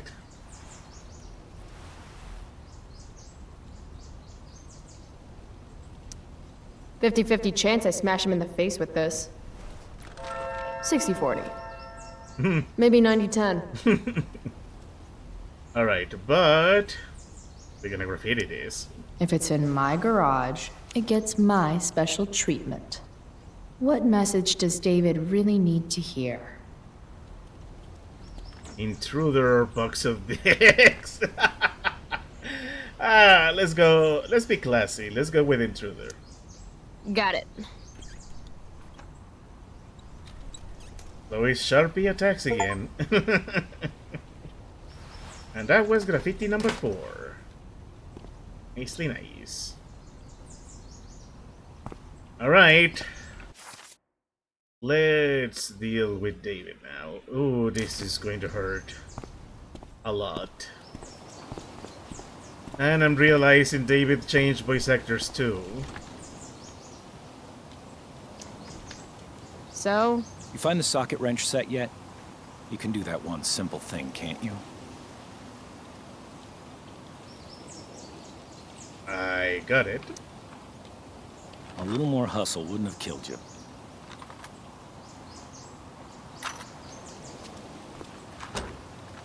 Aquí, a ver si otras disculpas más. Sí, no hay ningún problema, Red Wolf. Gracias por pasarte. Un gusto tenerte por acá. Que descanses. See what's gunking up the works there? That's a sign of Carbon deposits? No shit. You know, you could actually be good at this if you lost the attitude. My attitude is what makes me special, David. All right.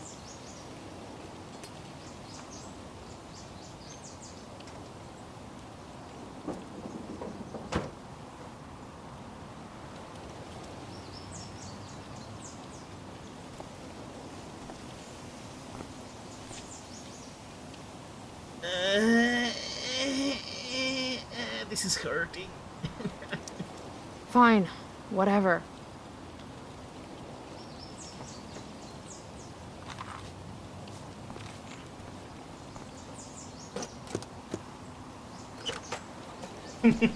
At least we left Hey, our mark. you're taking those tools with you, right? Every house needs a good toolbox. Oh man. Here it goes. You've already got one, but thanks.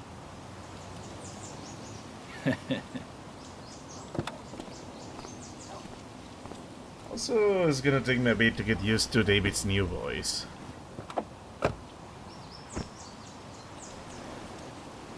Ready to roll? Please don't want to talk. Please don't want to talk. I want to talk to you about something. Fuck. We don't have to like each other, but you will respect me. You've enjoyed enough of a vacation from having a father figure. So there's some things I want to be real clear about. Oh no!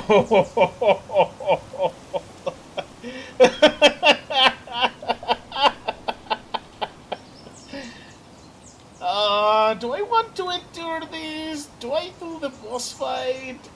Oh.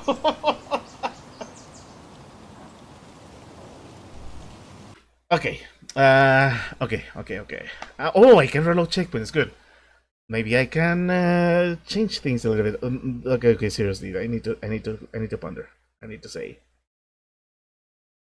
David makes it so hard to root for him. Yeah, no. David, saying that Chloe had a quote-unquote vacation from having a father, that's not something you tell to a daughter who lost her father. It's not like Joyce divorced William. Are you serious, David? That's like one of the worst things you can say to someone who, by the way, is still grieving, who haven't had a chance to properly grieve, to move on. Oh man, this sucks.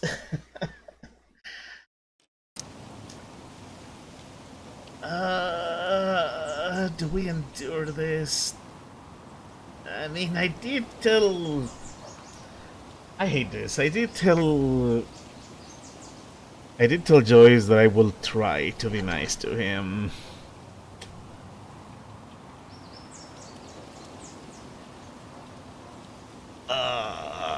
Okay. If his speech is too much, I'll reload the checkpoint and I'll shut this down. Joyce, your mother, she's hurting, Chloe. Hurting for you. You've had it rough, no doubt about it. But all this staying out late, ignoring her command, drinking, drug use, it's making everything harder for her. You need to shape up, get your act together, and put someone else first for a damn change. Am I making myself clear?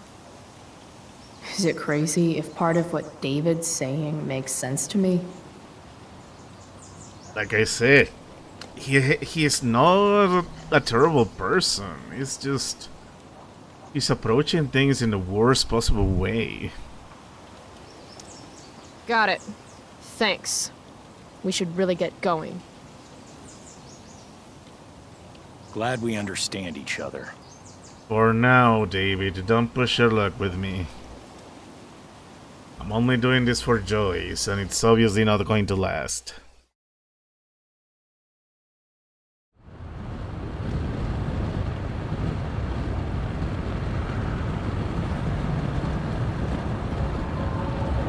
Country music? Silent country music, I and love this song. This is a dream. Yeah, I just realized. I called to tell you that I miss you, my old friend. Burning the midnight all again. She just remembers the music. Yeah, it didn't take me long to realize William is at the wheel. Day. I know what a spark plug does, jerkwad. Oh. This isn't right. Yeah. The dream. Oh, she did say she's had dreams where William is trying to talk to her. If Mom were here, she'd tell him to turn that junk off. Dad, turn it up. Yeah, louder silence. Thank you. Picking up my lover from the grocery store. Oh no.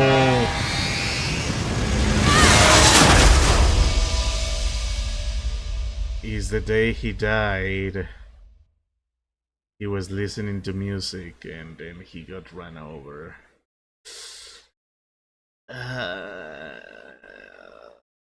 Oh, this hurts. This really hurts. I know. Oh man. Chloe's life seriously sucks. And it's going to continue to suck for a while. That's the worst part.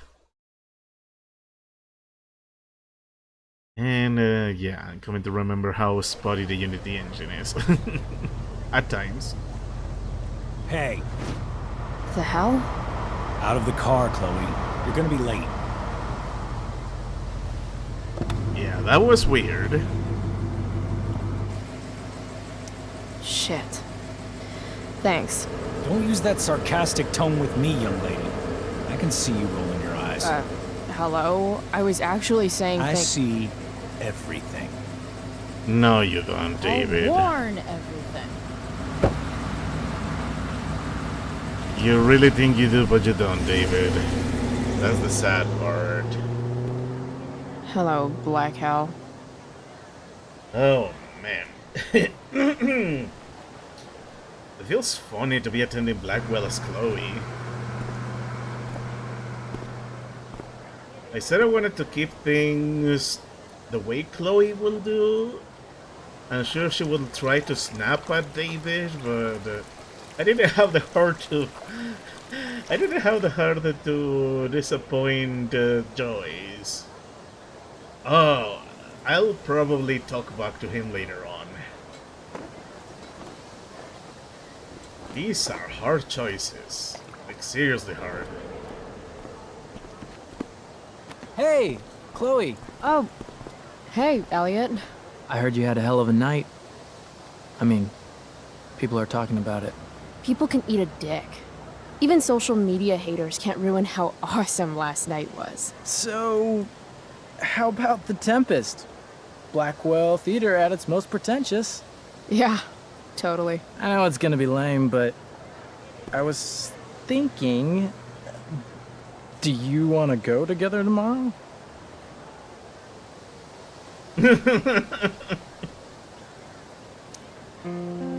I try to make it a rule not to go to school any more than I have to. But sitting in the back row and making fun of the drama kids might not suck. Right? That's totally what I was thinking. Alright. See you in chem. Yeah, for sure. Yeah, I'm starting to see why Rachel swayed her right away. You're not a bad kid, Elliot. Gotta track down Steph to pick up my DVD. I've still got time before class. Well, at least not for now. Need to learn, need the genre, have a movie suggestion, see Warren or Brooke. Maybe this play won't suck.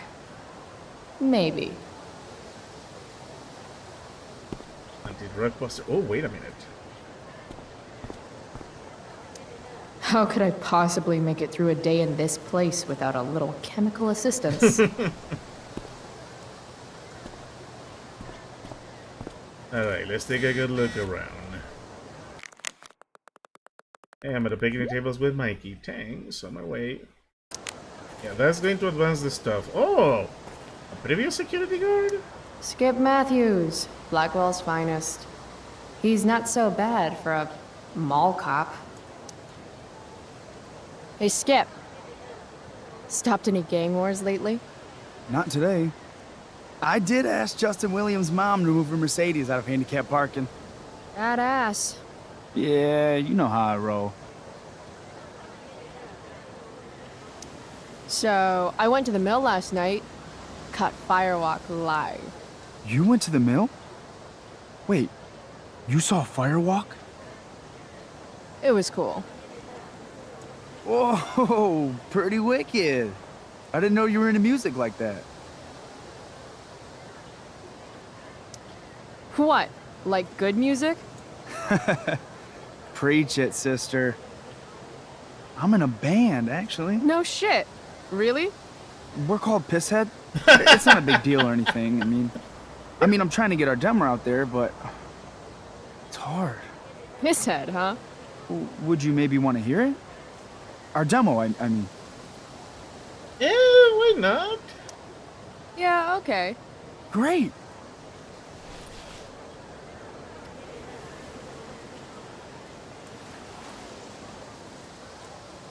Oh yeah, silence.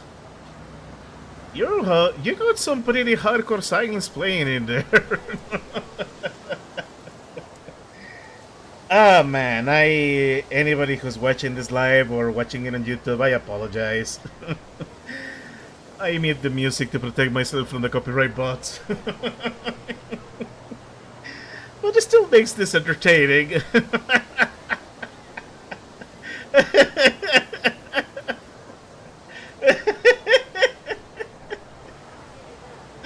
Oh, this game. The intentional humor is amazing.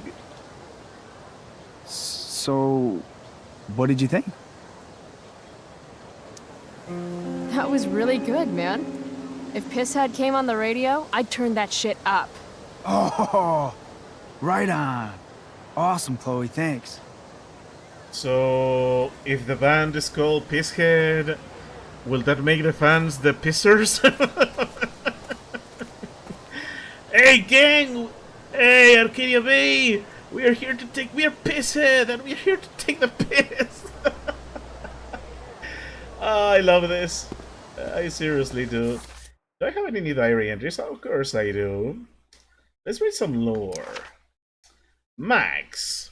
So the mustache drove me to school today. Yep, that's what's my life become. Even worse, he thought the ride was like a tell me how things are gonna be from now on opportunity. You'll be proud of me. I kept my mouth shut like a good little girl. Or a good little serial killer. There's more than one way to skin a David. Had a dream about that again. The one where I was there when it happened. Seems to get harder and harder after each of these to remember what's real and what's not. All I can remember after I wake up is how much I miss him. I hope that never goes away. The Chloe who wasn't there. Or was I? And I think we got a new profile. 2 profiles. As far as Blackwell students go, Elliot Hampton is pretty not terrible. He hangs out with some of the douchers sometimes, but I get the sense that he's mostly a lone wolf. Like this chick. Similar to my class schedule, Elliot and I have history but not chemistry or drama. We hooked up a few times shortly after Dad died, but there wasn't really much to it. I think I was just bored or maybe a little lonely. Weird, I know. I don't always get where Elliot's coming from. He's constantly asking to do stuff with me, which is nice, but I'm not sure we have that much in common anymore. Sometimes when we talk, it seems almost like he's studying me. He did kinda have that weird look in his face. I can't tell if he actually wants to be friends or just get in my pants. I guess I should be flattered either way, but I'm also not sure how much I care. Sorry, Elliot. Lone wolf indeed. And Mikey and Steph, who we are going to be seeing in a moment. Has not kissed ever. Has kissed girls. Hey, kissing girls is fun. I can never decide if Steph is the coolest or weirdest person in all of Blackwell. Maybe both? She's definitely queen of the Inder kids with all of their weird role-playing and sci-fi shit. I guess her dad is a video editor. She makes some sweet cash by selling bootleg DVDs. Don't knock the hustle. And I'm pretty sure Steph does all the backstage technical work for the school plays, which checks out. Another thing about Steph, she's into girls, and she doesn't give a shit what anybody else thinks about it. So, she's gay and she does crimes. That's kind of awesome. Mikey North is the captain of Steph's fan club, and the two of them can be found huddled around tables rolling 20-sided dice whenever they have the chance. If life were one of those 80s movies that used to watch, Mikey will be the nerd that the jocks give wedges to. In the real world, if somebody messes with Mikey, they'd be in deep shit. Mikey's older brother is Drew North, Blackwell's alpha jock. 6th level, Flaming Gauntlet of Awesomeness. Oh yeah.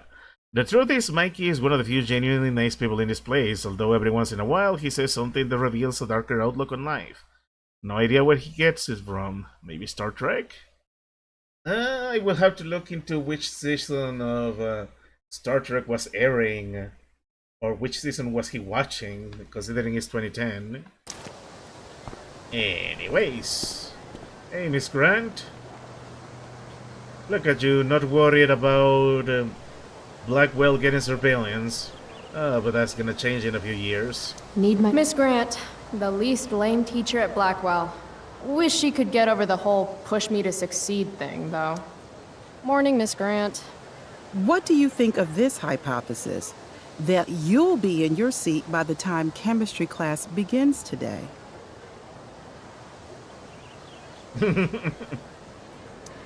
I wouldn't miss it for all the manganese in the world, Miss Grant.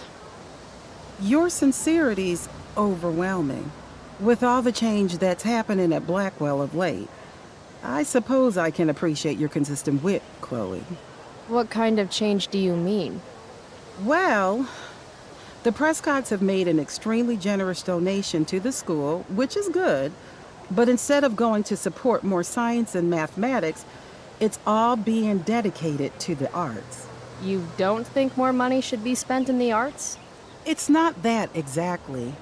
I recently made the case that STEM programs should receive more support, but apparently our new donors disagree with me. Such is life, I suppose.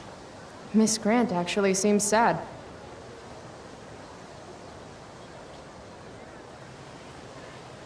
Considering what we know, then let's give him some support. Let's give her some support.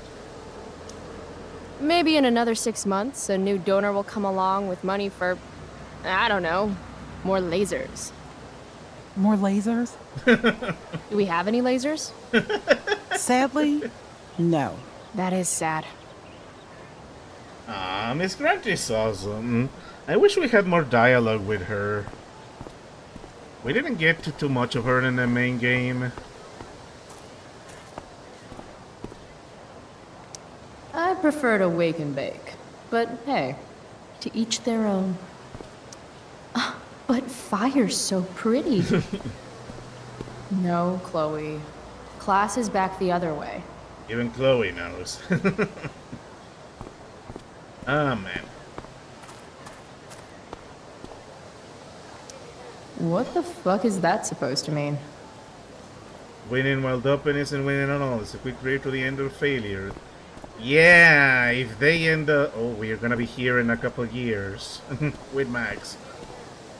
Yeah, they take the drug thing very seriously in sports.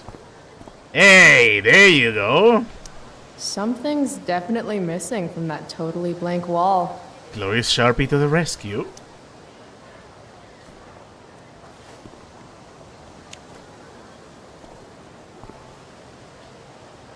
Firewalk rocks or Principal Wells rocks? Firewalk rocks, please. The principal sucks. Last night's show was too epic. There you go. Oh yeah, Chloe's a pretty good artist. I'm surprised she didn't pursue any of that, but why am I surprised? Things went downhill for her. But hey, we're consistently getting all the graffiti. I guess it's a little bit more obvious, or I have now learned to look through every nook and cranny to make sure I don't miss them. Either way, we are awesome. I think we are ready to continue. Seriously, I love the strut. I love how she walks. It's like, oh yeah, I am Chloe and I am very confident. Ooh. Huh. Weirdly, that makes me interested in walking on the stage. Yeah, you know we're gonna do crimes.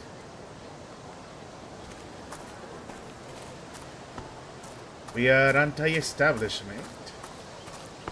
Need my DVD from Steph. I bet she's nerding it up with Mikey somewhere. Oh, are we gonna ponder? Let's ponder. I should probably be getting to class, but I just don't care. Yeah, just a quick ponder. Last night really happened? The internet says it did, but I still can't believe it. Rachel Amber. The drama star, honor student, popular princess of Blackwell swoops in like Batman to save my ass and thrash to Firewalk? Either that was a dream or real life just got a shit ton crazier. Did you say life got strange? Alright, I guess we pondered enough. Let me see, she doesn't say anything else? No.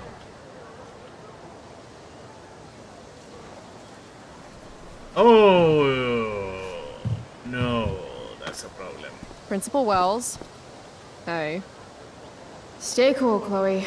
You've got a marijuana-flavored bag of expulsion in your pocket. Miss Price, the sign clearly says do not walk on the stage. Such disregard for your fellow students' efforts won't alleviate your record of major infractions.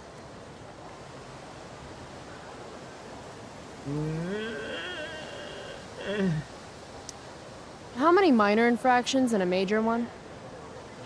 This is no joke, Miss Price. Who's joking? You've seen my math grades. Perhaps you will find me less amusing if I mention the various allegations I've been hearing about your drug use. You know Blackwell has a zero-tolerance policy. Yeah.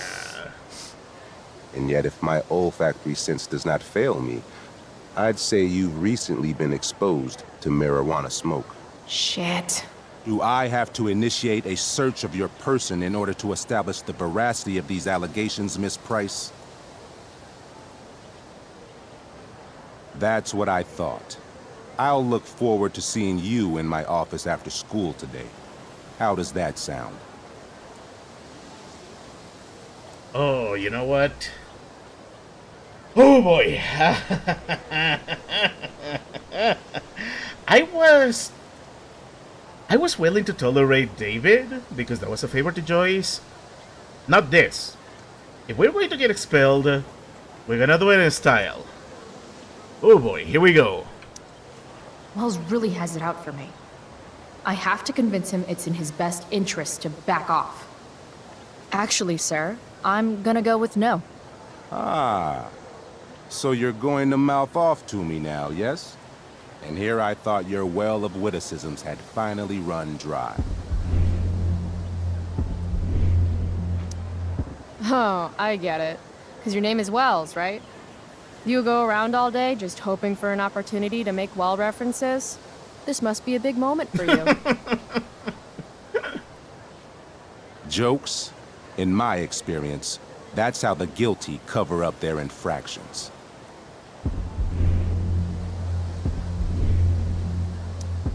How did you become principal without learning the Constitution? The Fourth Amendment, a legal search and seizure? We are a private institution, and policy allows me to search all students on the premises. I wonder if the Prescotts might reconsider their donation if Blackwell's principal is being sued for harassment. How do you know about the Prescott donation? Perhaps the better question you should be asking yourself is, what else do I know?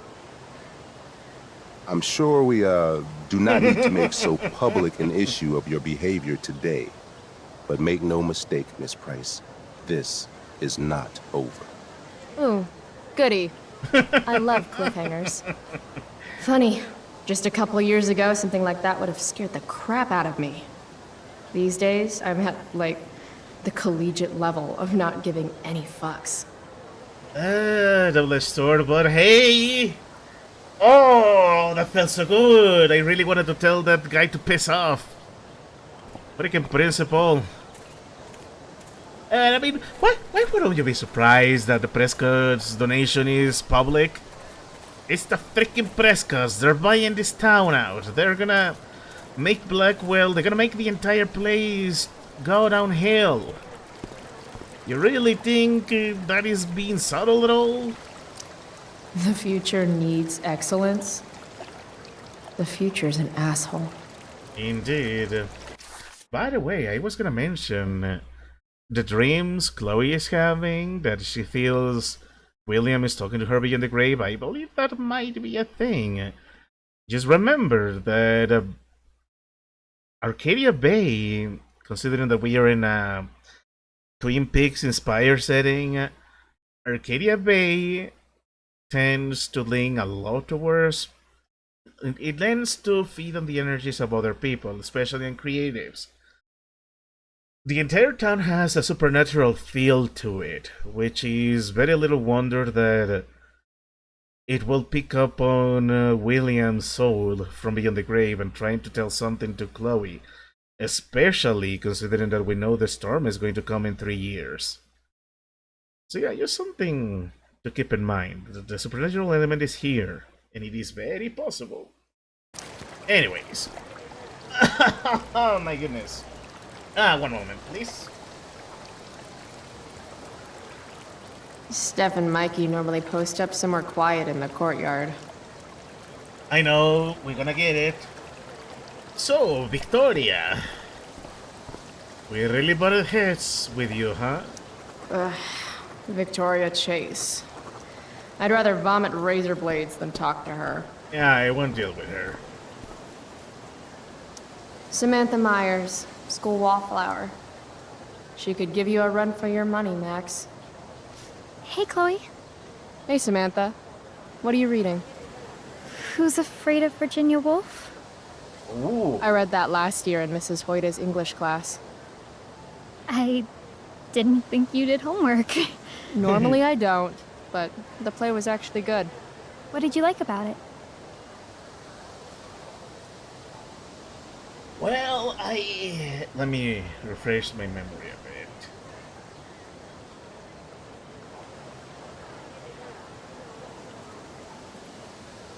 I'm gonna try to be nice to her. Let me just think about it for a minute.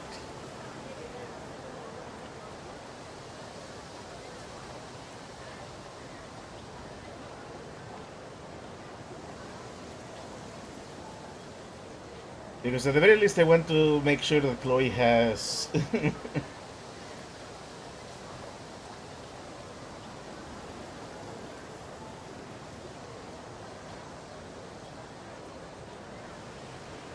Okay, I got what I needed, yeah.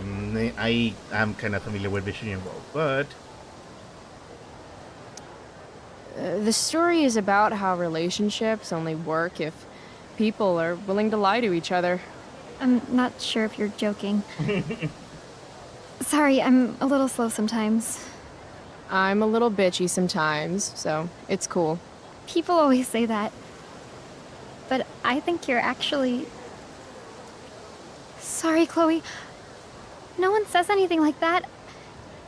I don't know what I'm actually talking about. I bet. Am I gonna have to look after you? Are you gonna be like Kate? But speaking of which, is Kate around? They're all in the same class. Unless Kate is only in photography class and that's the only place where they go inside with Chloe? Which means they don't go inside because Chloe doesn't take photography. I can tell Justin's wearing his eau de gange. Hey, price check. Gotten in any good trouble lately? Hey, out of the blue question, what do you think of Rachel Amber? She is amazing. If you're into chicks that are hot, smart, and hot. I mean, she helped me out a while back. I was failing algebra hard. I believe you. Check it. After I bombed my midterm last fall, she tutored me for the rest of the semester. And then I crushed it. C+. Last night, I scoped out this crazy party at the old mill up north. Kind of a DIY thing. Wow, no shit. I thought that place was like Math Central. My cousin met this hooker there. Whatever. It was cool, okay? You wouldn't understand. All right. Guess I'll see you in class. Word. Also kind of feels funny. This is early morning, huh? Yeah, it is. I bet Steph and Mikey are playing games on one of the tables. I know! Just give me a moment, please. Let's talk to... Let's look at the resident hipster here. Ah, Evan. Amazing photographer, but such a bleeding heart. What soapbox is he on today?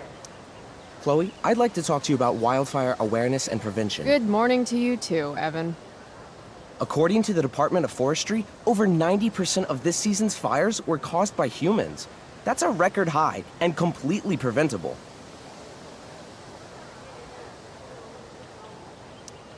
This is for college, right? I don't believe you actually care about this. My interest in fire prevention is completely sincere. Besides, I intend to get into college on the strength of my photography alone. Do you think Rachel Amber would be willing to pose for my portfolio? She's so artistic. I bet she would be a dream model. What do you think? I guess. Let's mess with him. Who says we should prevent fire? Fire is awesome. While I realize you're being purposefully obstructive, you raise a good point. Many parts of our local ecosystem benefit from fire. Knob cone pine cones, for example, which require temperatures above 350 degrees to open. Say knob cone again. No. I gotta run. Wait, one last thing. Evan. Will you sign my petition to have a fire safety assembly at school? Sure. I love assemblies. Some of the best naps of my life. Wow, thanks. I did not see that coming. You being, you know, interested in complicated issues, helping out with the public. Do you want me to change my mind? No. How seriously am I taking this right now? Evan is an smoke with the bear. Nah, let's be nice for now. Let's be nice for now. There you go. Just don't expect this to become a habit. Also, I just realized she's using Blackwell her Academy, left hand. home of tomorrow's leaders. Principal Dix. Big but usual. Oh, man. What? Caring about important issues? Caring in general. Oh, Evan. You care about important issues, but I had to save you from getting bunked in the face. Alright, let's get our DVD. Before time moves forward. If I had known the Celestial Avenger was bloodied, I would have totally given him my potion. It was a skill challenge. Potion wouldn't have worked. Skill challenge? It's part of the tabletop game we play. You wouldn't understand. Give me a break, nerds. I've heard of tabletop games. Cool. Got my DVD? One Blade Runner, director's cut coming right up. Sweet. $5, right? Keep it. I'm just glad someone here appreciates the classics. You even asked for the director's cut, which took out the shitty voiceover and replaced it with a sweet dream sequence. Dream life over real life. That's my motto. Right on. Hey, do you know if Rachel's a gamer? Rachel Amber? You're asking me?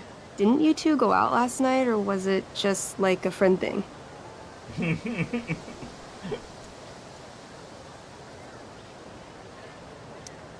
Why do you want to know? Steph has a crush. Chloe, you should join our game. Yeah. I don't have 50 hours right now. Thanks, though.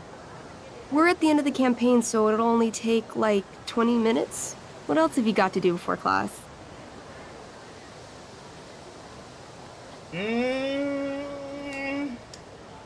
I mean, a little tabletop fun will be nice. But on the other hand, there's other stuff I want to explore. What the heck? What the hell? Game on, nerds. Here's a character sheet. You are an Elf Barbarian. Nice. I could totally see myself as an Elf Barbarian. I know, I'm good.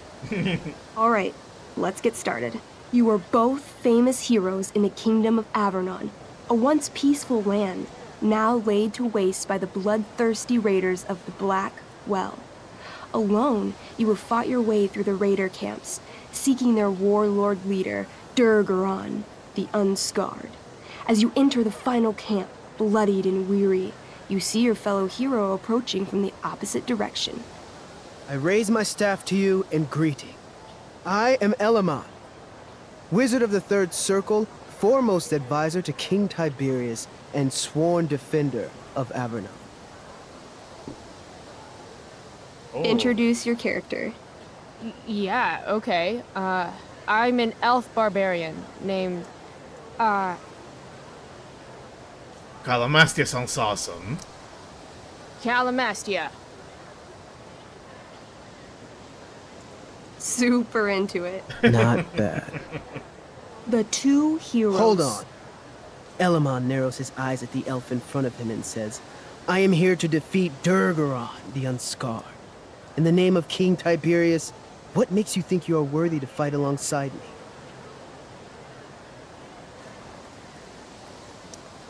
I once stabbed a guy in the chest with a sword, and it went all the way through and killed the guy behind him too. True story.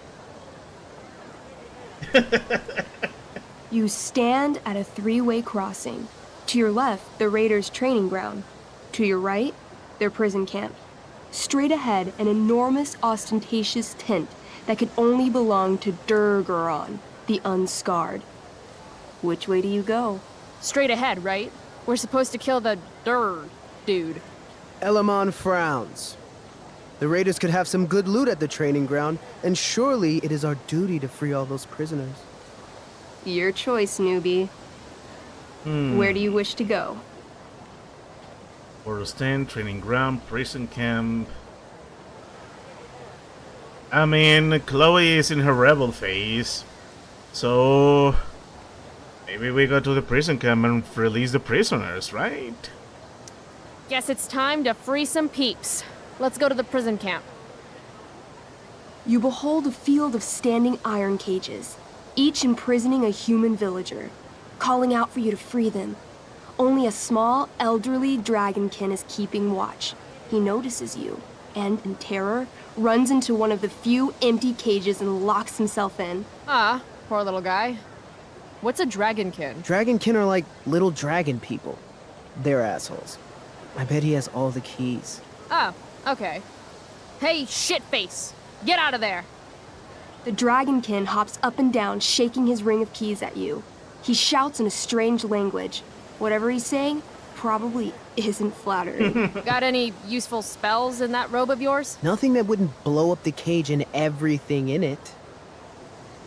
Oh, we're gonna do this. We're gonna do a little boss fight. I am so glad that one of my friend groups got me into tabletop games, because now I get all of this. Let's intimidate it. Intimidate. That's a skill I have. Can I do that? I want the little bastard to shit his pants. You can try. What do you say? Listen up, you little lizard. Unfortunately, he doesn't speak common, which means he can't— I cast communication on the dragonkin. Shit. Really? Now he can understand every word you say. Time to work some real magic. So this is called a skill challenge, where you try to use— Oh, I know what this is. I grab the bars of the cage and lean in, nice and close. He steps back, his scaly skin quivering in fear. What do you say?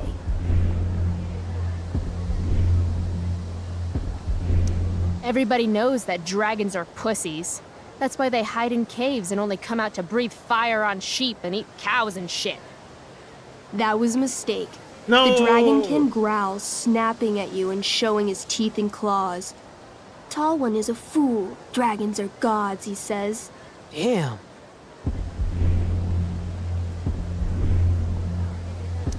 You're short, I say. But I could fix that. I'll just cut off your head and wear it as a top hat. Then you'd be way taller. No, no, please don't do that. Still, I cannot give key. Durgaron will eat me. I think he's close to breaking. I show him my fist. I call this the Ripper, because it's really good for reaching down dragonkin throats and ripping out dragonkin stomachs. The dragonkin cowers before you, looking left and right. He opens his jaws, and you think he's about to yell for help. I interrupt his yell by shoving my axe into the cage, pinning his head to the bars without hurting him. Then I say the following. This is going to be good. Here's what's up. I'm going to carve the skin from your bones. Then I'm going to turn your skin into a little leather handbag that I'll shove your skinless body into so I can carry it around with me wherever I go. That way, the next time some asshat refuses to give me a key I want, I can pull your body out and show them what happens. How does that sound? Wow. That was nuts. Oh, I'm going to awesome. give you a +10 bonus to charisma. Go ahead and roll. A small pool of urine collects under the elderly dragonkin as, hands trembling, it hands you the keys. Then it dies of fear. Awesome. Yeah. Go team. Why don't you start unlocking the prisoners? I'm on it. As you free them, the prisoners run away from you in fear. What's next? Why don't we go to the training ground? Leave the warlord without his men.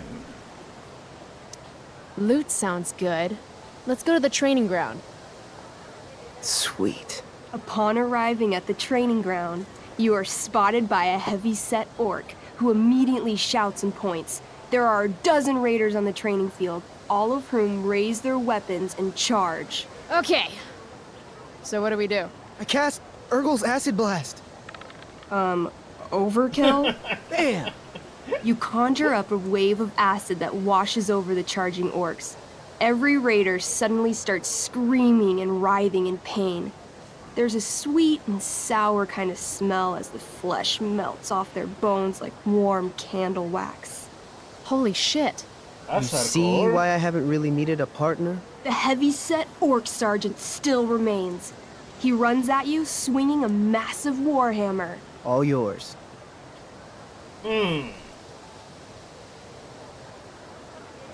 He's charging at me. He used to be he used to be a terrible heavyset orc, but then he took a slam to the knee. I knee him. Right in the orc balls. Or that. Success! The orc clutches his groin, never to father children again. Ouch. Your turn again, Chloe. Oh man, this is the best session I had in a while. Let's finish him while we can. Okay, let's end this. Fatal cleave. You swing your great axe downward with both hands.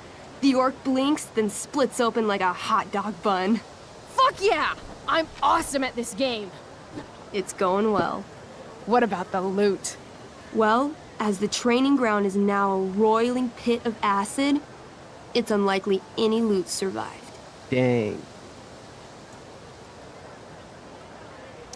Don't worry, Alamon guy. We all make mistakes. Elamon nods. Calamastia, the Elf Barbarian, is most wise and forgiving.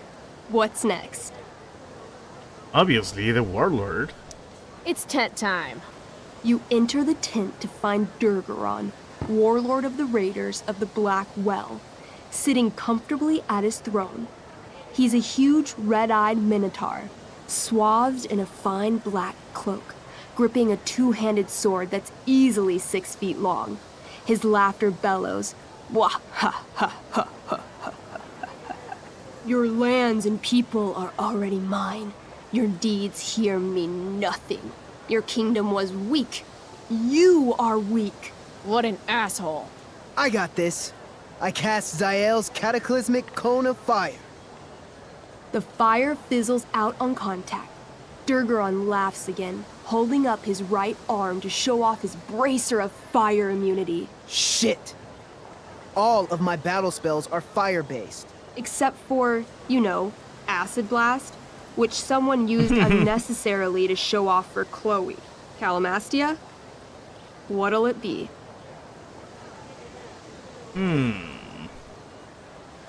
Let's go all out. Holy shit! Annihilation Strike. That sounds boss as fuck. One? No. That's bad, right? Not for me. As you take your first step, you trip on a rock, collapsing onto the ground in a clangy jumble of metal. Your axe swings wildly to the side. Mikey, roll a reflex save. Oh no. 3. Your axe strikes Elamon's leg. Legs. Plural. Severing both feet at the ankles. I am so sorry. Durgaron moves toward the crippled Elmon. Oh, shit! I told you this was my best boss. You didn't tell me my character might die.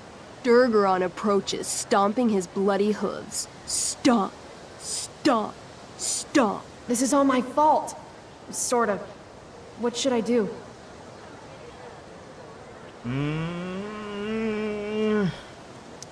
I jump in front of Elamon. Wow. Thanks, Chloe. I mean, thanks, Calamastia. Okay. Durgaron has now turned his attention toward you. Bring it. He charges, thrusting madly with his great sword. Shit! Oh no. Your attempt to dodge his thrust fails. Durgaron laughs as he impales you on his blade, lifting you high into the air. Seriously? I can't do anything with that stupid bracer. I'm sorry, Chloe. Hey, I chopped your feet off.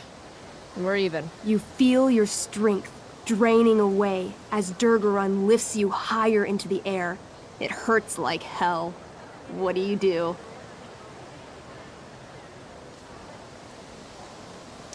I bring my axe down onto his arm. The one with the fire bracer thingy. Oh, brilliant! You'll have to roll high to hit. You're almost dead. 20! 20! Fuck yes! Nice! You bring your axe down in a wicked chop, severing his arm completely. His bracer of fire immunity clings to the ground. I cast Gignomi's Fire Strike of Flame! Ooh, snap! Lying on the ground, you conjure a flaming spear, which flies from your hands to spear Durgaron in the chest, incinerating him completely from the inside out. Damn, Elamon. Durgaron is defeated, but your wounds were too great. I'm afraid Calamastia is dead. I actually feel sad right now. Better to have died a hero than live as a coward. That was fun. That was Check out awesome. what I drew. Mikey's got serious drawing skills. That's amazing. I'm glad I played the game. I love this. This was fun. I didn't even feel time pass. Glad you enjoyed it, Chloe. Yeah, I'll adventure with you anytime. We'll see. Thanks for the game, nerds. That was fun. That was awesome. I'm glad I did. DVD, check. Next stop, chemistry class. Joy. That was well worth it. And we're still not done here. Drama nurse. Is the drama nurse thing going to be... Hold on. Hold the phone. Because now I'm extra curious. Am I gonna be able to do some more vandalism around? Is the moving canvas... Is this the moving canvas, I wonder?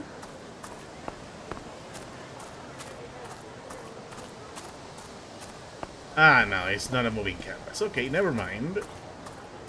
But so much fun. I walk where I want, when I want. Don't forget it again, Wells.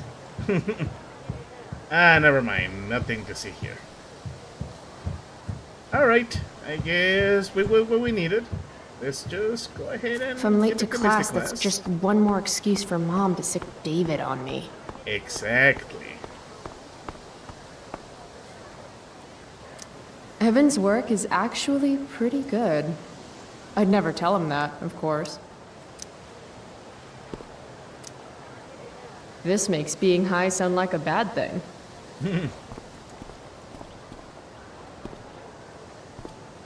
On to class. What the hell? What have you got here? Twitch? Don't call me that! True north. A jock so dumb he makes jocks look bad. Guess Nathan Prescott made the shit list. Oh, wow. This is some really weird crap, Prescott. It's not yours. Give it back! I hate that you're on the team now. You're such a loser.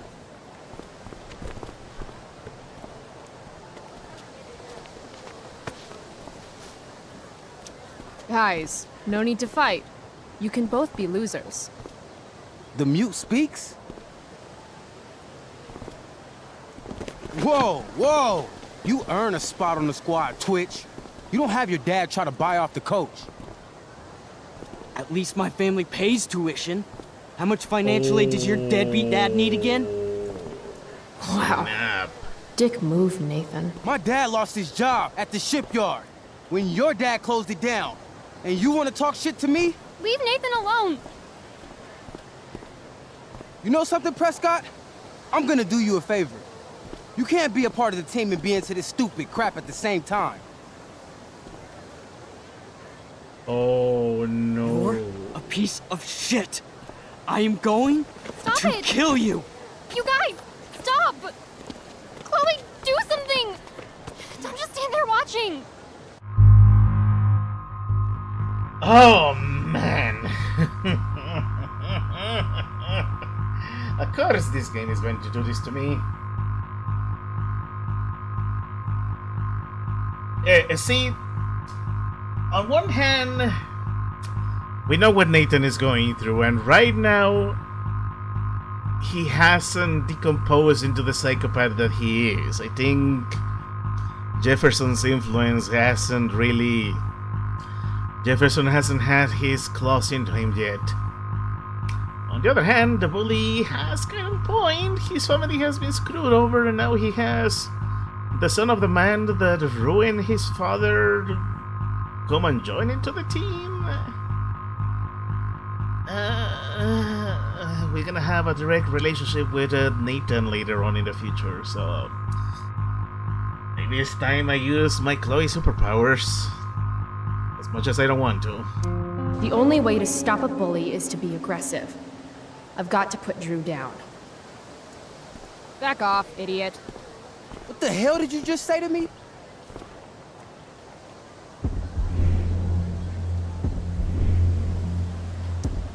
Idiot. You're not used to a word that big, are you?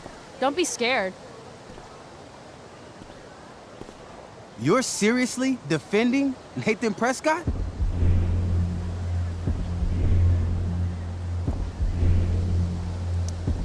How about picking on someone your own size? Which I hear is pretty small. You're such a crazy freak. Mind your own business. When Nathan goes crying to Lord Prescott, everybody here will be stuck doing sensitivity seminars all week. I messed it up. You want a piece of this?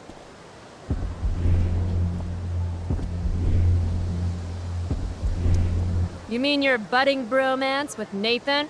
You're clearly into him. Just pull his hair already. You think this is funny? You think I'm joking here? Think? That's a fancy word for you, Drew. Careful with it. We did it! Did you just laugh? I did. Chloe just owned you. Shut the fuck up, fresh meat. You shut the fuck up. Oh. Go Samantha.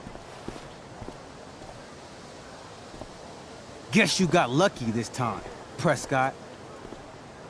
Had 2 girls show up to save you. Take your pervy picture book.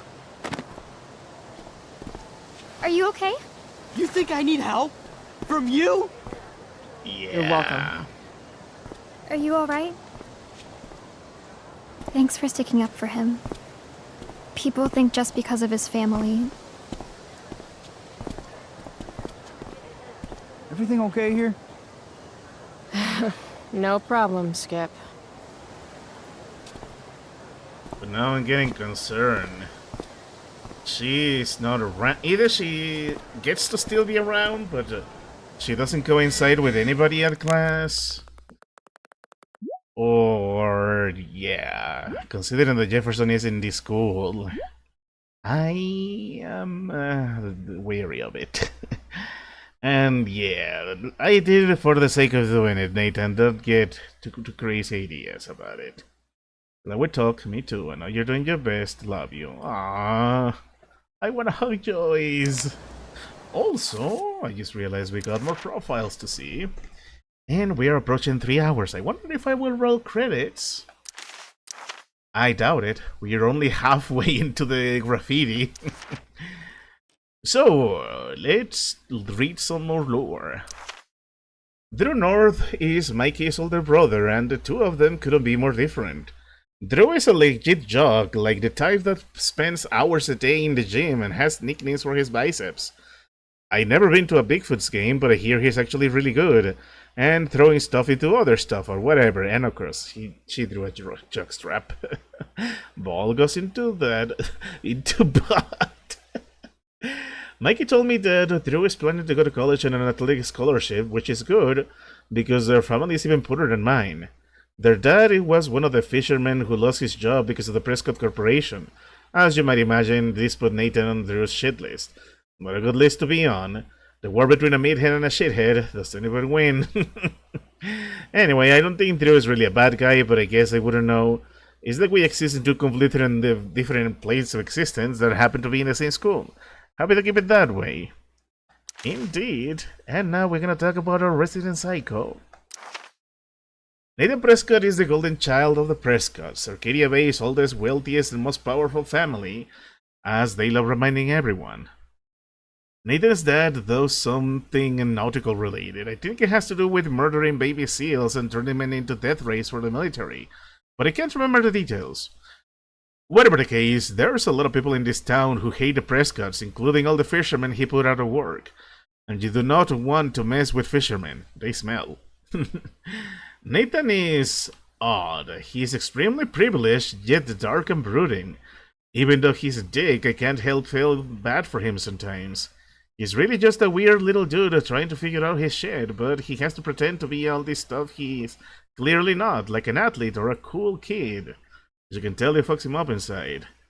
Of course, the best cure for feeling bad for Nathan is to actually talk to Nathan. Don't you remember what a wonderfully punchable face those Prescott's jeans gave him? Indeed, and it is only going to get worse for poor Chloe. Family of psychopaths. It's amazing how one wealthy family is enough for this. My goodness, I can't believe I've been getting so much excitement and I haven't even gotten to class. But as much as I need to advance this, because I said we're going to roll credits on this, I am going to take a quick bathroom break, so be right back.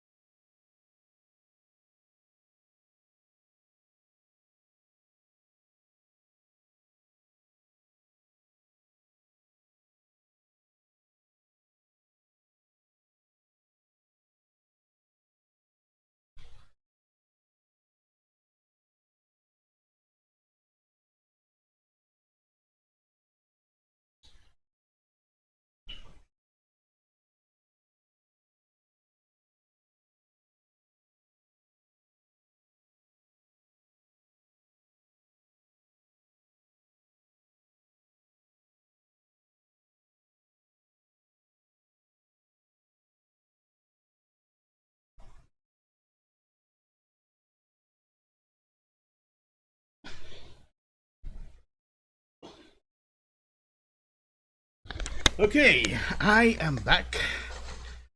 I apologize for the delay. I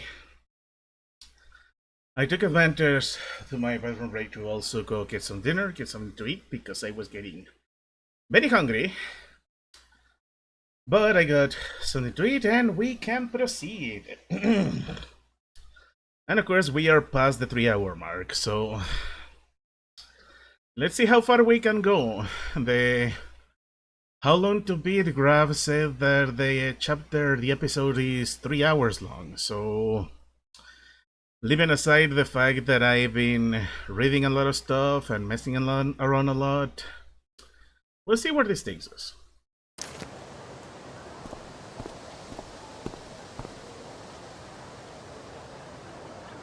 Maybe if I delay going inside long enough, Blackwell will be overrun by future excellence.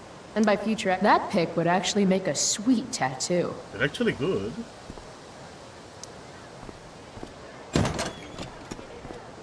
Whoa! Oh, good. You're here. Rachel?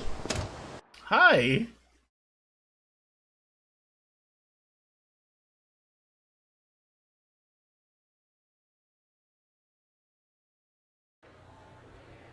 I do beseech you, chiefly that I might set it in my prayers.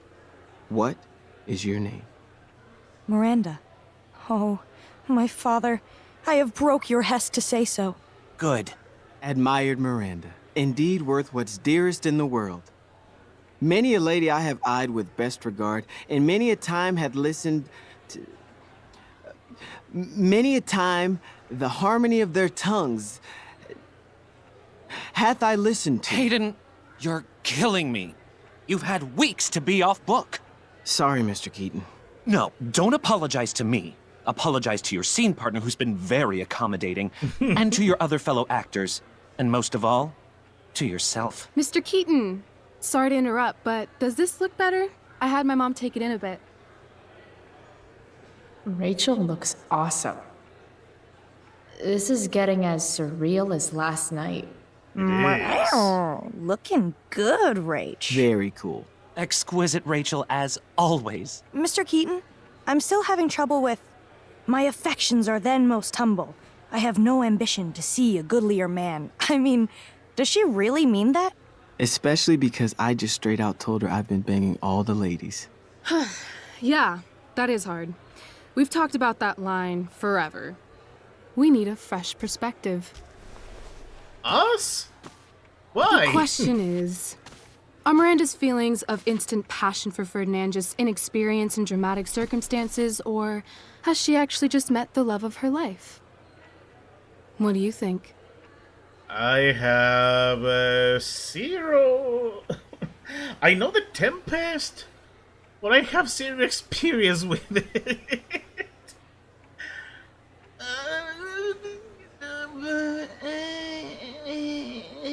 Let's please the crowd, I guess.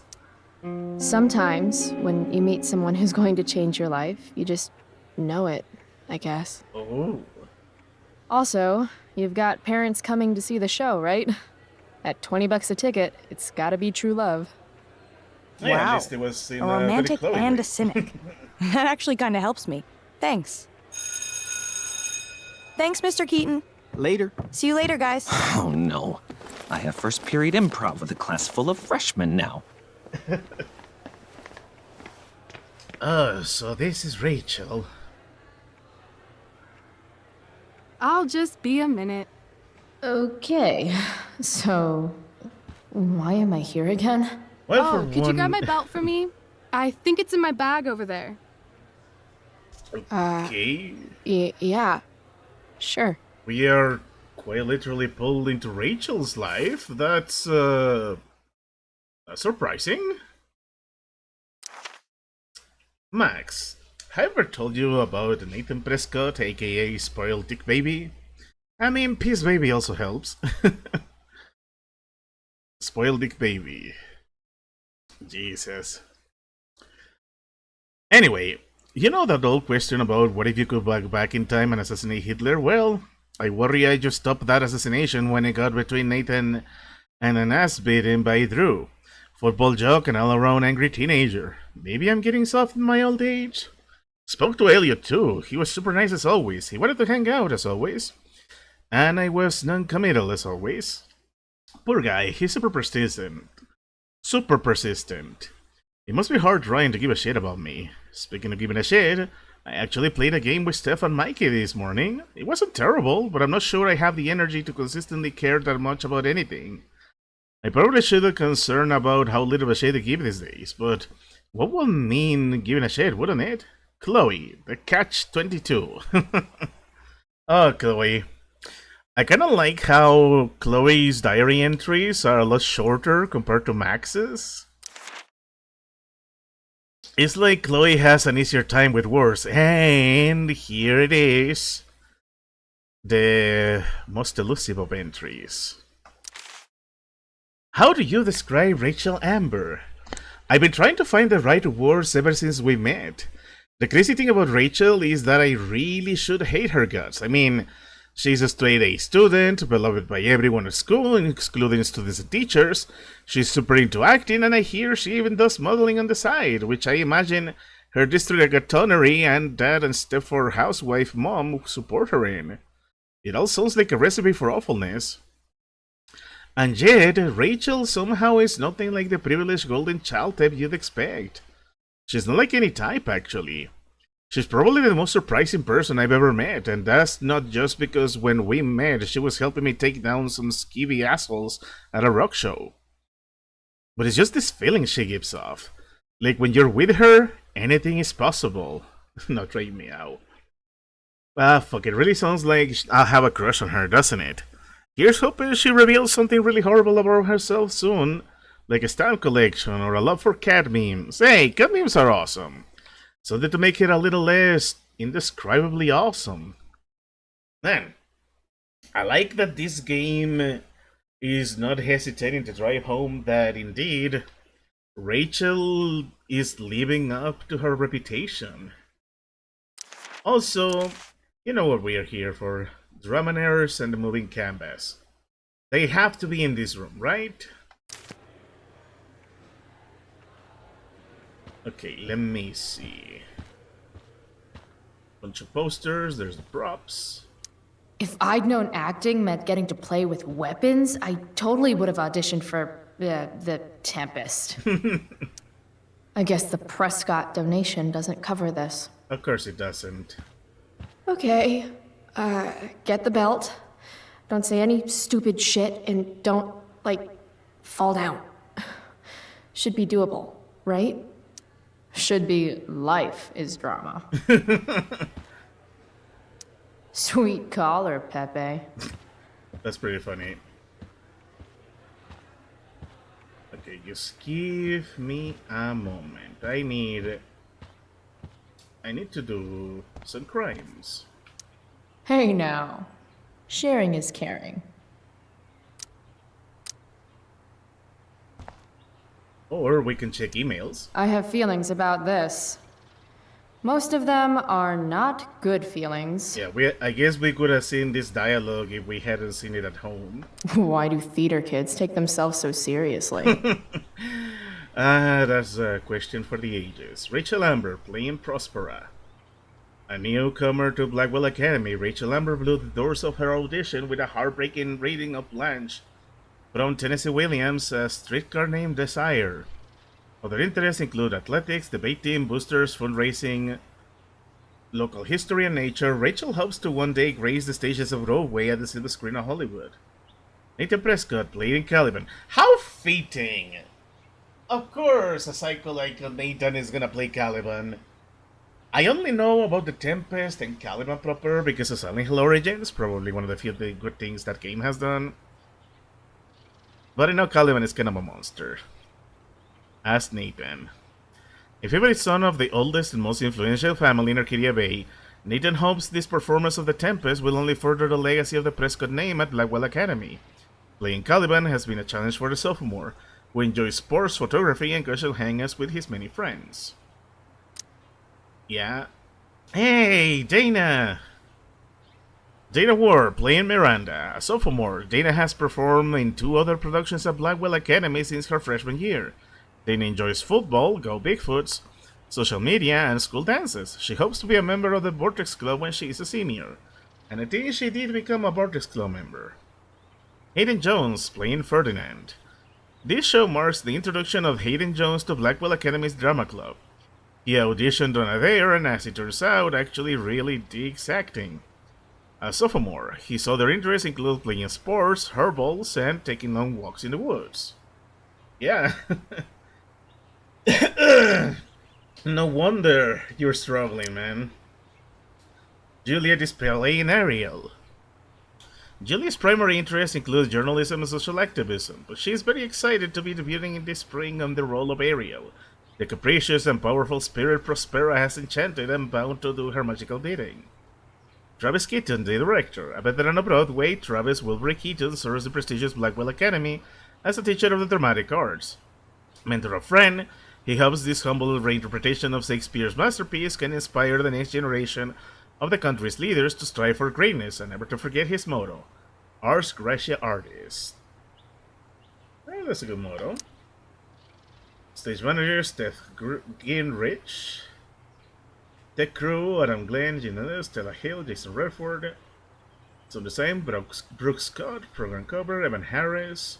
Special thanks to Principal Wells, Rose Amber, Caroline Prescott, Ellen Christensen, Bernadette Hoyda, Samuel Taylor, and especially the Prescott Foundation. Of course the Prescott Foundation is involved. This poster definitely says something. Indeed. Just give me a moment, Rachel. I need to know. Yeah, there it is. RA will suck as Prospera. If VC had any talent, maybe she would have gotten the part. Talent? Is that what got Mr. K to cast you, slut? Guess they don't call it Drama Lab for nothing. Yeah. Victoria is salty that Rachel got the part. I'm gonna comment on it. Time for our Sharpie attack. What to say? What to say? I don't know, she's right-handed, so... Why did she sign with her left hand? What is Chloe ambidiestros? Huh. It's a fun thing to consider.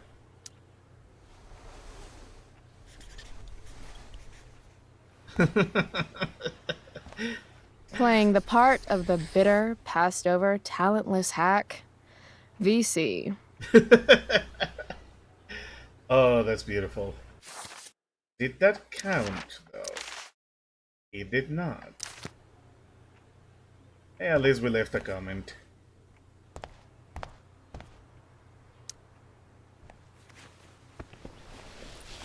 But now I am concerned.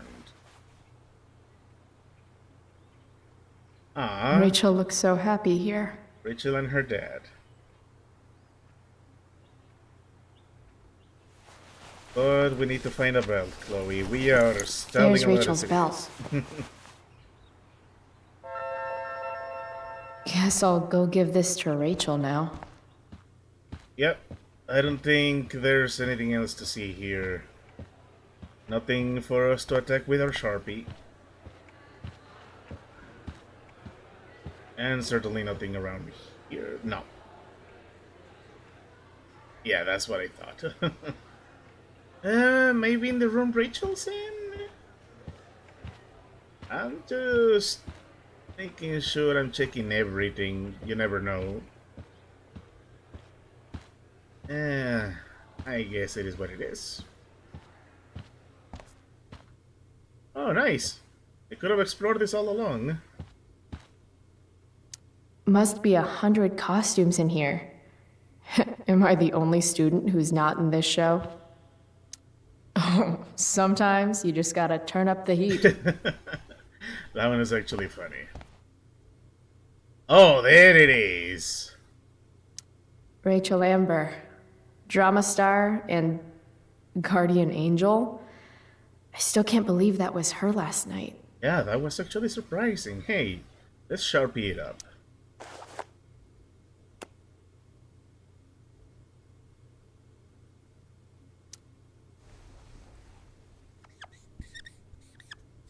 Ow, my ears. I hate the squeak of a Sharpie. Ah! No! Why did you do that? I'm wearing headphones. Come on. Save my life. Get some ink.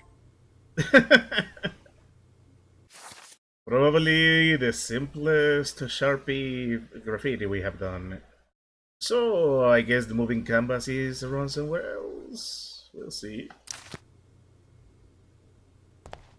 Okay, custom pack. There's nothing else here. Yeah, I guess it's not. I'm gonna guess it's from Logan. Even 3 years earlier, he was terrible at this. Rachel, is this your belt? Yes! Thank you. You know I'm gonna do that. And what the heck? Let's...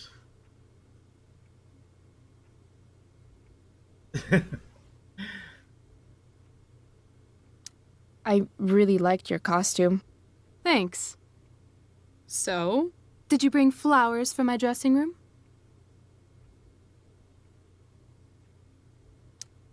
How about a belt instead? Perfect.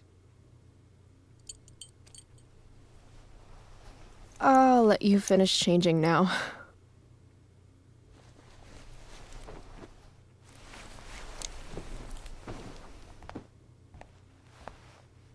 Chloe Price. Rachel Amber. Last night was amazing. I'd never seen Firewalk live. Pretty fierce show. We'll have to do it again. To tell the truth, I went to bed last night wishing it never had to end. But then I thought, why?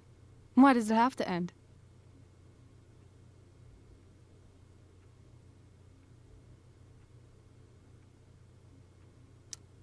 Maybe it doesn't have to end. Exactly. How would you like to join me on a little field trip? Whoa. Ditch class? You mean it? Is that weird? No, it's awesome. Let's get the hell out of here. Yeah. I guess it was gonna happen regardless.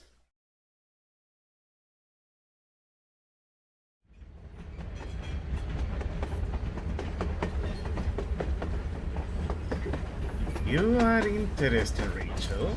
I got things to say. You sure you don't want to just grab the bus, or...?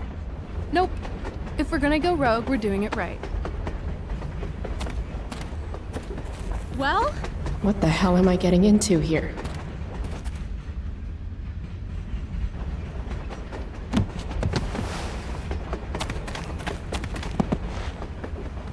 So that means they went beyond Arcadia Bay. Where does this thing go? North? Maybe we'll end up in Seattle.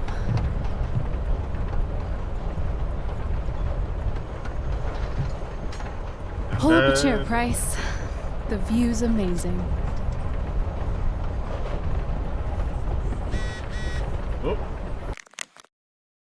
Hey, weren't you in cam? Everything okay? You. Yep. What happened with Drew? People saying you were awesome. Yo, let's talk later. Okay. Rachel.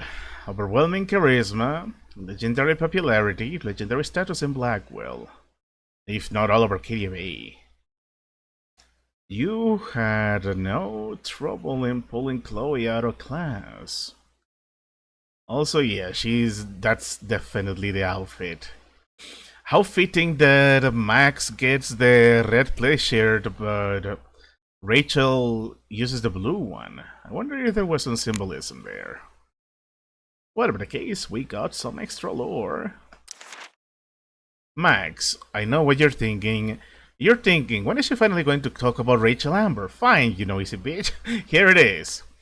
Rachel Amber is the most popular girl at school, and she is super into hanging out with me all of a sudden. Like this morning when she pulled into the drama lab and asked for my expert opinion about true love in front of the whole class. I told her true love is the best way to get parents to buy tickets. Mr. Keaton, the drama teacher, seemed to agree. Then Rachel brought me into her dressing room. Gotta say, that was the quickest I've gone from meeting someone to helping them get dressed. But that's Rachel. She doesn't care. She just lets it all hang out.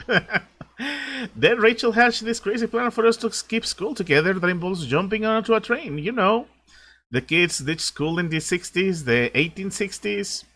Stay tuned, Max. I have a feeling there will be a lot more to tell you soon. Chloe, Love Doctor. Yeah, I can see why her rebellious phase started to get more and more hardcore. Because what we saw at the concert and what we seen at home, that was fairly, even here, that was fairly soft. Even if she does have the superpower of talking back. But I think indeed Rachel is gonna push her into the edge that we are going to know her for in Life is Strange. I am fascinated.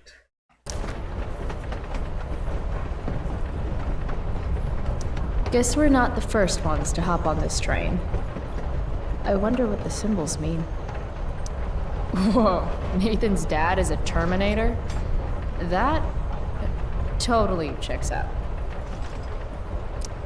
Shipper, Widgets R Us, get it? Toys R Us, Highway, Lower Moreland, PA, Criminals, no discrimination, Prescott Foundation. Yes, that makes sense. Rachel wants me to feel pretty confident there's going to be a dead body in here. I know what you want from me, game. But not until I get my graffiti. And I get quite the lore. Thing's heavier than it looks. Alright, Guess I should sit down. Yeah, no. Before that, I see humans but no humanity. Everybody is somebody, but nobody wants to be themselves. I see humans, but no humanity. Everybody is somebody, but no one wants to be themselves. Some preachy graffiti up in this train. Indeed. Let's graffiti it further. My endless Sharpie is going to work its magic.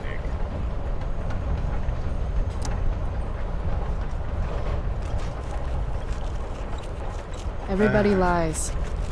I like that. She's going to put that in her room eventually. So why not leave a remark here?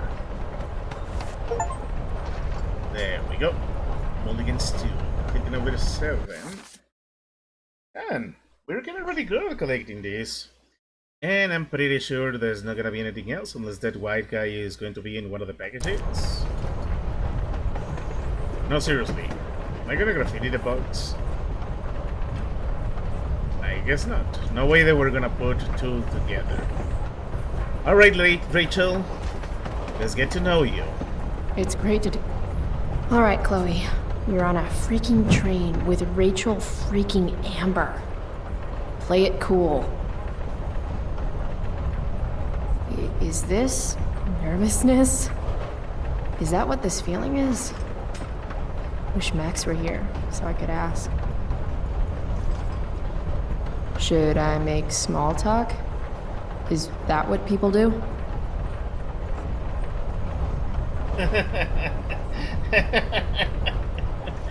Let's cover the basics.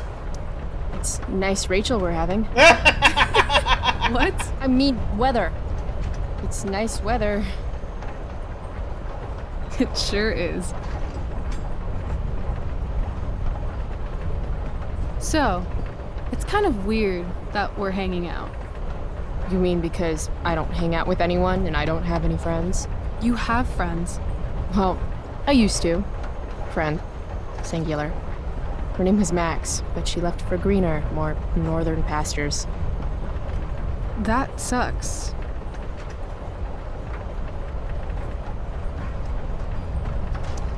Hey, so I want to say thanks. For pulling you out of school? No, dummy. Thanks for last night. If you hadn't shown up. Assholes abound in Arcadia Bay. I owe you. That's for sure. Is that why you came along? Are you suggesting I should need a reason to ditch school? I bet you're wondering what we're doing. The thought occurred, yeah. Well, I wanted some company. That's it? That's it.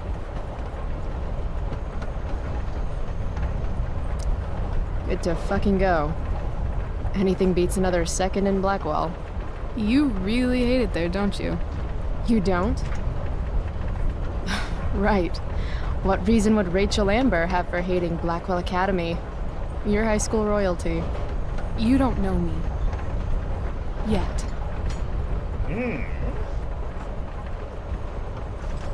Let's do something fun.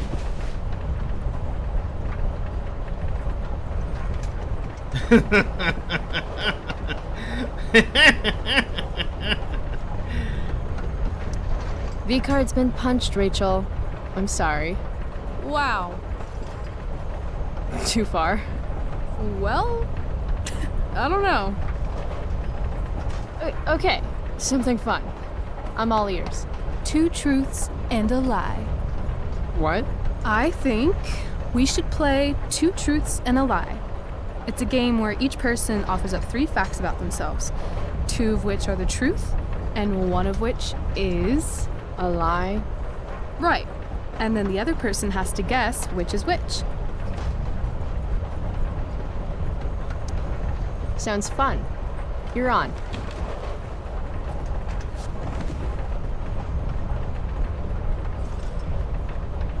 I'll start. First, I'm ambidextrous. Second, I was born in New York, the land of fashion and Broadway, to which I will one day return when my heinous exile here in Arcadia Bay comes to an end. New York, huh? I've never been. Not a world traveler? Not yet, at least. If you could travel anywhere, where would you go? Russia, Greece, Kathmandu? Kathmandu? One day, I'm going to climb Everest. And I thought moving away from Arcadia Bay was ambitious. What's your third thing? My third thing? 2 truths and a lie. You say 3 things. Right. I'm a Leo. Meow. Okay, so ambidextrous, born in New York, and a Leo. Gotcha. So, which is the lie?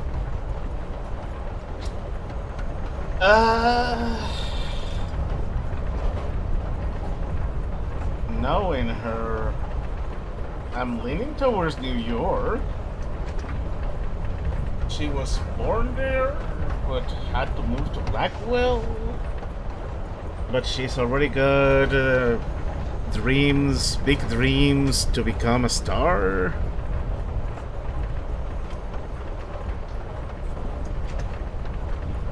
I think that's a curve. I don't buy the ambidextrous claim. No? Well, that's too bad, because it's true. Dang it. Prove it. Sign your name with both hands. Sign where? Seriously? All the bad girls do it. Come on. That was with the right. And now with the left. Damn. Wow, she actually is. I'm afraid the lie was New York. Yeah, figures. So, New York's on the bucket list. Broadway, here I come. Cool. Okay, your turn, Price. First Whoa, fact. hey. Right. Something about myself. Should I start things off with a lie or with the truth? Or should I cheat? Let's see how good she really is at this game. She threw the lie first. She threw the lie second. Maybe we throw it on the third?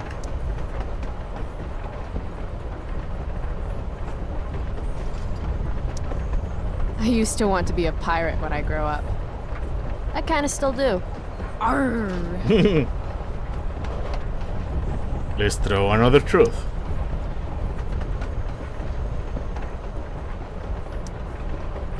I love science.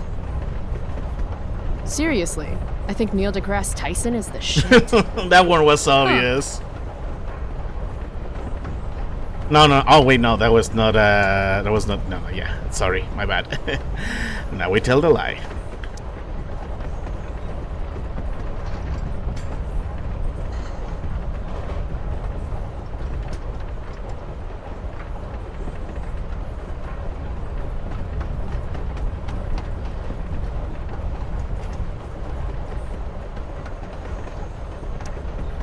Sad to say this, since you're a Leo and all, but I'm allergic to cats.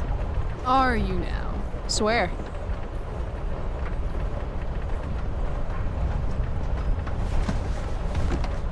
You're hella mysterious, Chloe Price. Oh, that's where hella came from. Who says that? It's a Cali thing. Anyway, I think I have your number. Of course you wanted to be a pirate.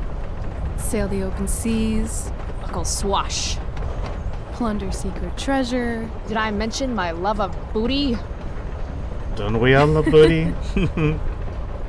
So, pirate. Obviously true.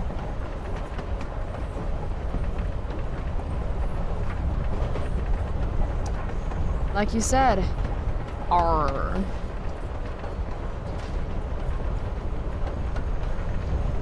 Okay. You say you love science, but you are failing chemistry. You're saying failing chemistry means I hate science? Or that Blackwell doesn't inspire your best work. That place is a hellhole filled with shit, where shitty people go to be shitty to each other and themselves. Tell me how you really feel, though. Anyway, school sucks, but you love science. I'm gonna say true. Which brings me to your alleged cat allergy. Alleged? I'm calling lie. Why is that? I mean, maybe you're allergic, but I've passed by your locker a few times, and I've seen that old photo of a cat you keep in there. Yeah, it was obvious. I remember Bongo from the grave in the backyard. His name was Bongo. He was a gift from my dad. Did he pass away? Yeah. My dad died 2 years ago. I thought everyone knew that. I meant Bongo. Yeah, that's what I thought. Oh my god, too. Of course, that's what you meant. I'm so sorry. Hey, that's okay. Awkward moment of the year? Definitely. So, if my math is correct, you told me 2 truths and 1 lie. What? You expected me to cheat? Winners make their own rules, Chloe. You are crazy good at this game. A lifetime of studying the human condition. That actually is impressive, and considering what I said about charismatic people during my Life is Strange playthrough, I usually will be weary, but I guess we know her deal. Oh man, what are we getting into? And why does it have to be inevitable? Well, I'm impressed. I bet it's hard to impress Chloe Price. I'm gonna feel good about that one. When your dad is the district attorney, I guess lying is something you're used to. Seriously? Seriously. I know who to call if I need to get out of a ticket then. Not that I have a right of my own. Car first, embarrassing number of moving violations second. Hey, thanks for trusting me. Trusting you? You played the game. And not everyone would admit to wanting to be a pirate. But eye patches are so cool. And rum is delicious. I guess. You opened up a lot, that's all. It's not a big deal. Hate to break it to you, but Chloe Price is not exactly renowned throughout Arcadia Bay as a bastion of trust and empathy. Trust doesn't exactly come easy to me. Maybe if you'd had my life, you'd understand. No, I get that. On the other hand, I got on this train with you, didn't I? Fair point.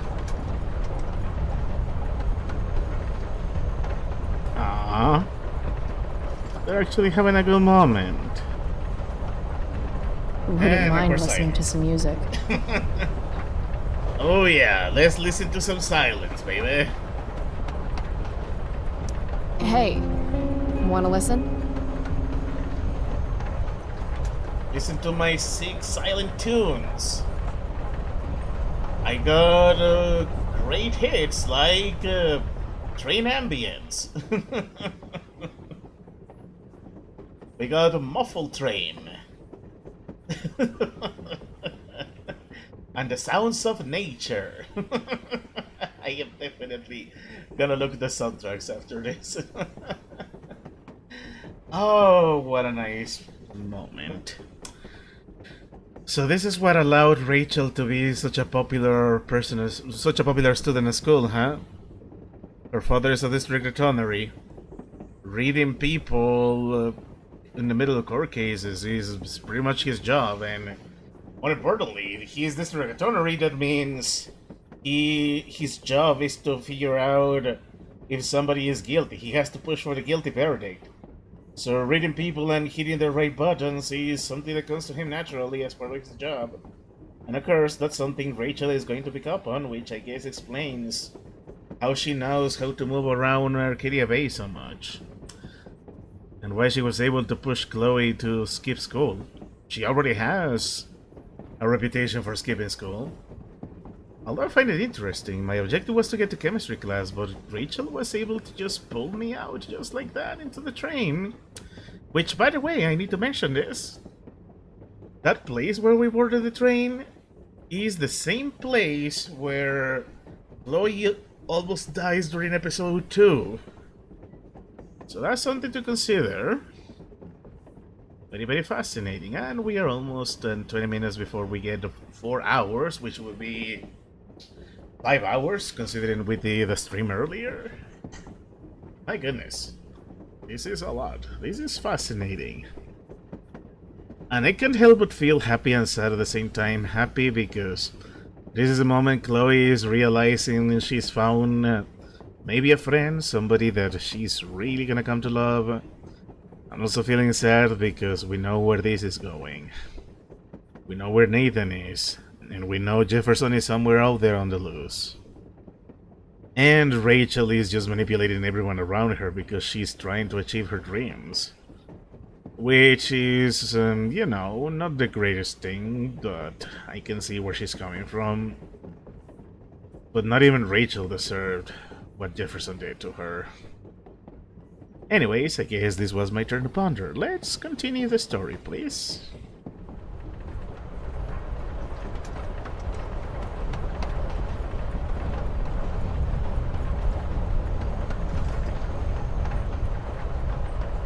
Cool bracelet. I've had it, I guess, since I was a kid in Long Beach. It reminds me that there's more to experience out there than just Arcadia Bay. Maybe one day I'll go back to Long Beach. Or anywhere but here. Maybe sooner than later. Me too. Arcadia Bay can suck a bag of dicks. Sometimes I feel like I've got no reason to stay. Don't be surprised, Chloe, if one day I'm just out of here. That is Let me know if you need an accomplice. Check it out! We're here! What? Where is here? Jump and find out! Did you say jump? Jump! Fuck it!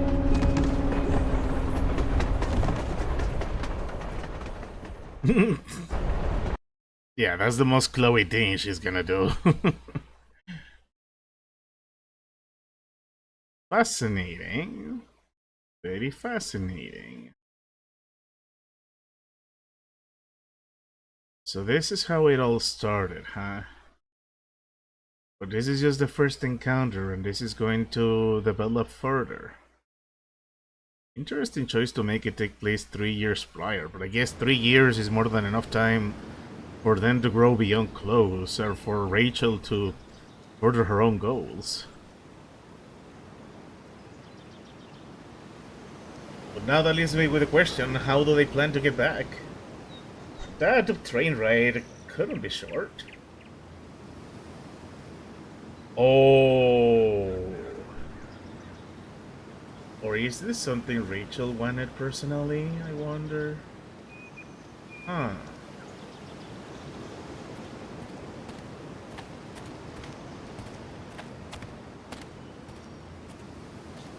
I have so many guesses, so many questions.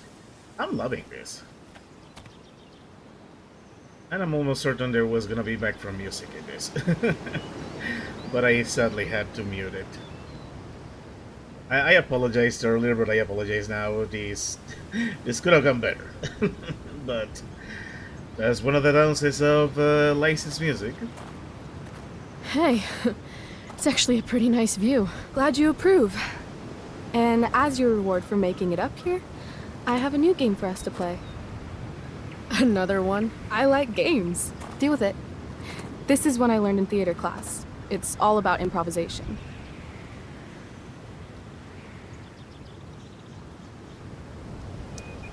So far, what I've learned about you is that you're into acting, lying, and playing games. What's your point?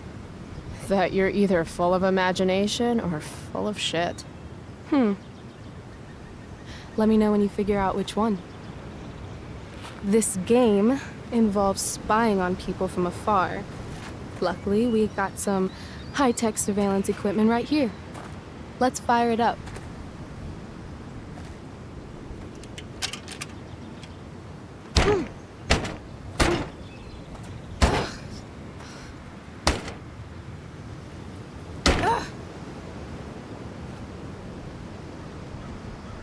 That blows. Well, shit. I hope that wasn't your only coin, Rachel. That was my last quarter. You? Quarterless. Damn. Hey, maybe I can MacGyver something up. I've been told I'm pretty handy. Oh yeah? Let's see what you got. I guess being quarterless makes sense for Chloe. Not from the economic side, but rather... Rachel really wants to use this viewfinder. I'd love to get it working for Sorry about that. her. There you go. So, Mikey. Sorry about Drew, not your fault. My brother's not always an asshole. Just most of the time, forget it. I'm sorry, Mikey. Your brother is complicated, to say the least. So, Morlord, I'm fascinated by where this is going. Did we ever play Two Truths and a Lie? Max, did we ever play Two Truths and a Lie? You would have been terrible at it. We would have called it Two Truths, and oh god, can I take it back? Sorry for lying, please. The guilt hurts. Two Truths and a Lie should be a class in school. I feel like I learn a lot. For example, Rachel is ambidextrous, she's a Leo, and she's from California. I also learned that I still have lots more to learn about lying. Rachel read me like an open book. She's not the only one, Chloe. She's not the only one. She called bullshit on my made-of-cat allergy. Basically, she's a human lie detector. Have I mentioned that we were on a train? It was pretty cool, sitting there and watching the world fly. Then we jumped off it and wound up in some crazy-ass park north of town. MBD. I now realize MBD is no big deal. Captain Chloe Bluebeard, Scourge of Arcadia Bay. Alright. So, a dead white guy, I think that one is pretty obvious. I'm gonna get the viewfinder to work, but first... You know I'm going to graffiti you, old man. Was this how historic axe murderers searched for their next victim? Dwight Mueller really killed it with this statue of an explorer guy. Where are all my explorer ladies at, though? Probably at home, washing laundry and spitting out kids. Fuck you, Dwight. Time for our eternal Sharpie to work its magic. Sextant. I don't know why the first option continues to be the most appealing to me. But hey, there's another graffiti here. Don't axe, don't stop. And that was number 8. We're gonna get them all in one go. Good.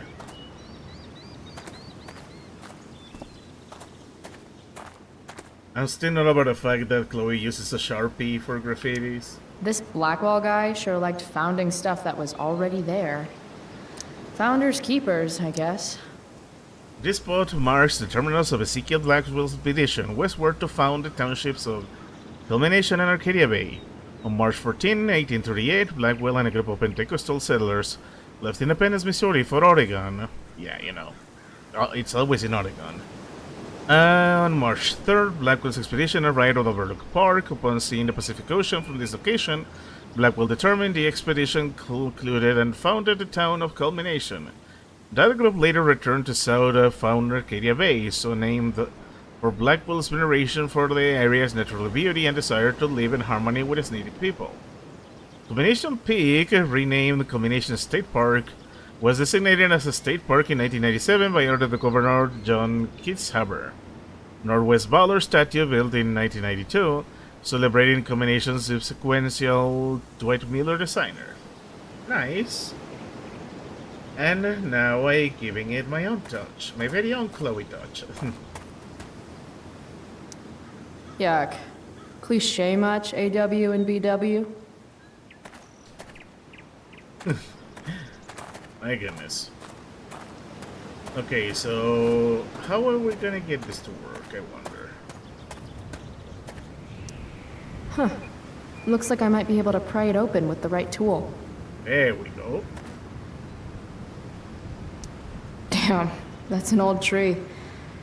Wait, does this sign say butt rot? Where? Oh, I need to see it now. Oregon White Oak. Culmination State Park's iconic white oak tree is one of the oldest in Pacific Northwest. Its curved, chair-like growth pattern reflects the Native American custom of shaping such trees to mark trails or denote areas of cultural importance. Estimate the tree at 400 to 450 years old. Interior butt rot prevents more accurate analysis. A scar on the northern end of the trunk attests to the survival of the direct lightning strike approximately 200 years ago. The narrow rings indicate times of drought, disease, or regrowth from wildfire. Yeah, like, as a tree grows, every year they get new layers. That's why they grow thicker and taller. So each ring is supposed to be a year. So the more rings, the older they are. So you can imagine just how much older had to be the thickest trees out there. Alright. We are going to look for some conveniently placed tools. If Max were here, she'd probably take a black and white photograph and call it Innocence Lost, or some shit. I guess nature doesn't quite provide. There has to be something useful around here, right? Wait, is that the same AW as before? Not afraid of commitment, I see. I've been saying sorry all morning. I admit it was really dumb to lock the keys in the car. You've been on me for 3 hours. That's interesting piece. If you're going to argue in public, at least have the decency to make it about something interesting. I'll talk to them in a moment. I need to investigate around. There's gotta be something freeing about being able to build your home wherever you are, from whatever is around you. True. Okay, all I need is a happy brat and the old car. Which I'm guessing is gonna be a train to take the trip back? My hierarchy of needs goes pot, then beer, then wine. Still, wino has a classy ring to it. Whoa, that's badass. Yep, it's official. I'm learning way more ditching school than I ever do in class. As Alician tried to temple, the raven stands for transformation. Get it? His grinning face betrays his trickster spirit. The raven has many ancient stories about among the Salishan and other native peoples. Some say the Raven helped create the first man. The Raven is to be respected, never trusted. Interesting. So I'm guessing the Raven... It's interesting that we're using the Raven when Rachel's spirit is that of a dog. Huh.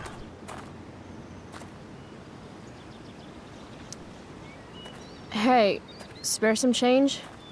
Sorry, we might have some leftover food when we're done. What? No, I'm not... What kind of food? This place has really gone downhill. Shh. She's right there. Jeez. Pricks.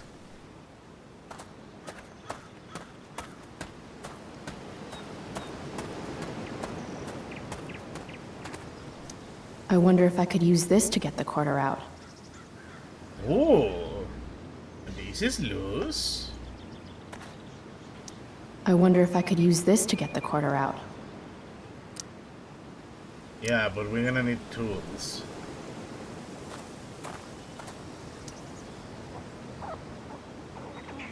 I'm sorry, squirrels. Get out of here, woodland creatures. Have some self-respect. I need to know if there's anything here.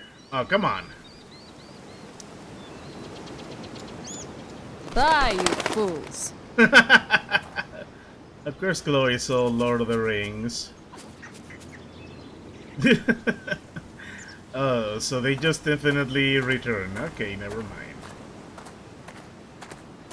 I could ponder for a bit. Give me time to drink some water. Keep myself hydrated. Just a day in the park with Rachel Amber. You know when something kind of amazing is happening, you don't always stop to think about it right away? And then when you do think about it, you start thinking about it a lot. And the more you think about it, the crazier it seems until pretty soon you're psyching yourself out and then everything turns to shit. Oh, Chloe. Yeah. Let's not do that today. No, that's gonna go down in the future, sadly. But this is a present, so... it's best that we make the most of it while we can. Let's see what's on path number 2. I don't want to head down there just yet. Oh, come on!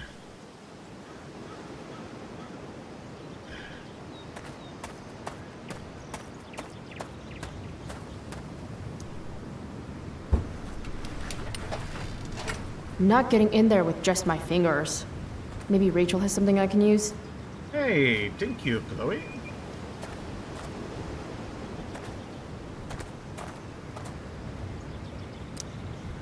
The lonely oak looks lonely.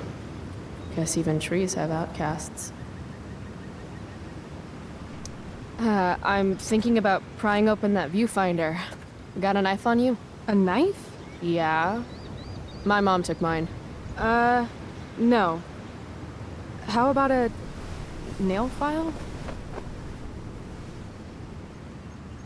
I guess you could stab someone with a nail file.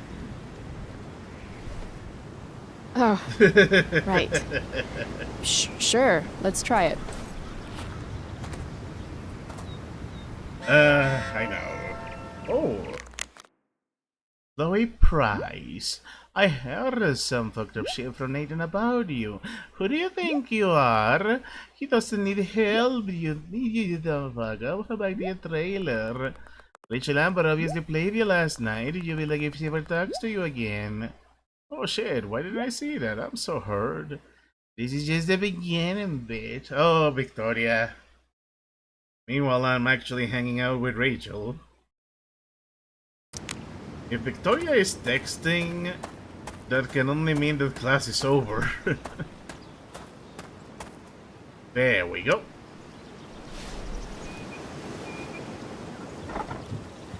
Necessity is the mother of invention.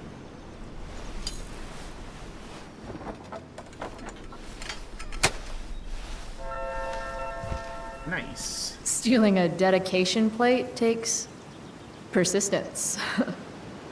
We're doing a ton of crimes. Did we really leaving the other stuff behind? Okay. Man, everyone is talking to us. Hey, heads up. Wells is on the warpath. Oh no, seriously. Trying to help? Yeah, right. You killed me this morning. That's what the GM does. Also, thanks for playing with us. Mikely had a blast. He's cool. He's been down lately, not sure why, but I know playing with you really meant a lot. I'm glad it did. And yeah, I'm guessing this is gonna screw me over big time. But it seems like it is the canon event, the canon path. So not much we can do here. By the way, I guess I need to say that this is quite a beautiful view. I like it. Alright. Let's get that quarterback. Prescott power, activate.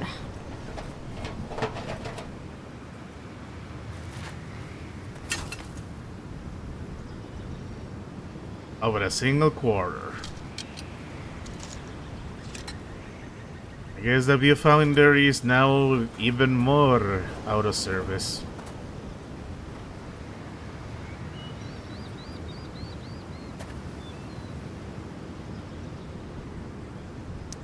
I don't want to boast, so I'll let you do it for me. Chloe Price, you are truly the Viewfinder Whisperer. I stand in awe of your powers.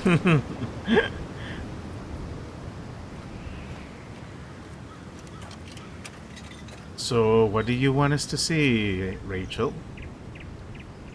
I see a lady down there. Rachel smells like jasmine?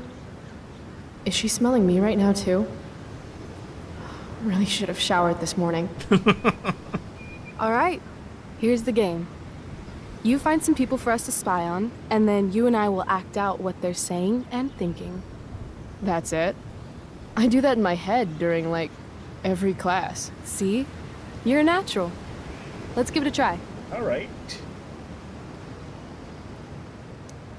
Hey, what do you say we barbecue some squirrels when we're done here?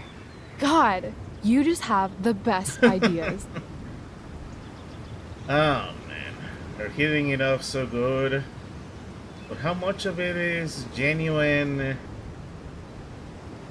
stuff, and how much of it is just her being manipulative? Loving this guy. What's he thinking right now? No matter how fast I go, I'll never outwalk this wedgie. That's so tragic, but also beautiful in its own way. Hey, she's laughing. What's going on with these two?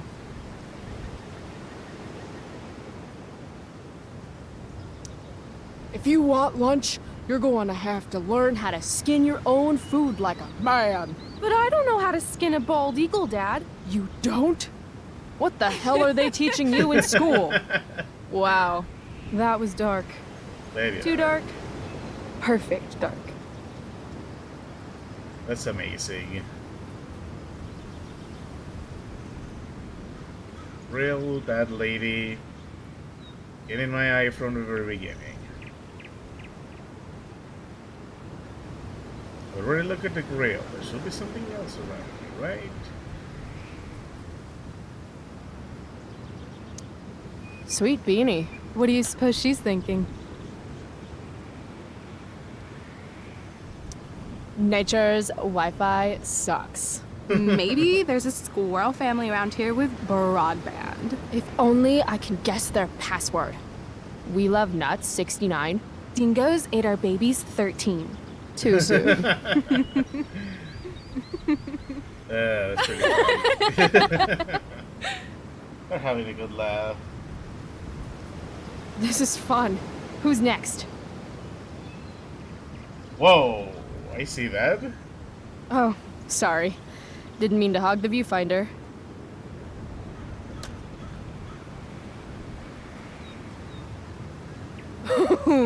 Jackpot! Commence makeout session in 3, 2, 1. Nailed it. Damn, they are really going at it. Rachel is not responding to this. We're gonna make an inappropriate comment we're gonna regret, aren't we? Oh, honey. I think we used the vibrating bed for too long. I'm totally seeing double.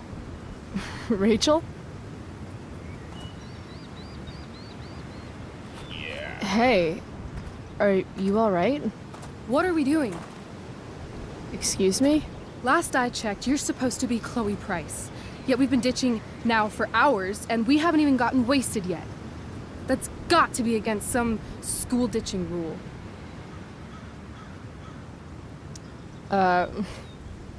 Hell yeah. The honor student wants to show the school delinquent how to party? Be my guest. How gracious of you. Doesn't sound happy.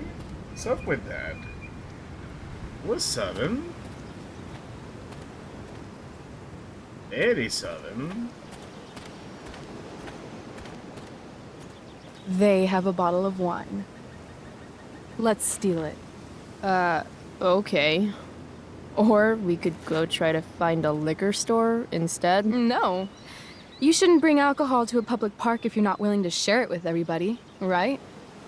And fuck it, I just want to take something that's not mine. All right, I'm going in.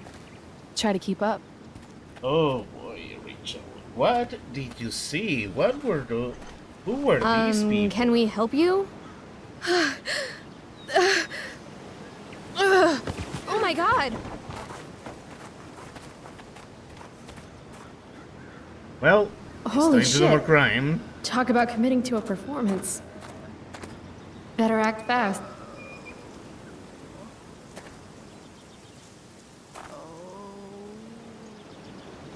No, come on! Oh, thank God. Please, this girl is in trouble. Go get help. I need to get these We're two to doing focus this. on Rachel so I can swipe the wine. What are you waiting for? Go! Don't look at me. Look at Baywatch over here. I don't remember how to do CPR. Wah. It's time to nut up or shut up. Watch out. I'm going to check her pulse. That's on her neck, right? I still think you should go get help. There's a ranger station on the other side of the park. Good point. We'll keep watch while you go.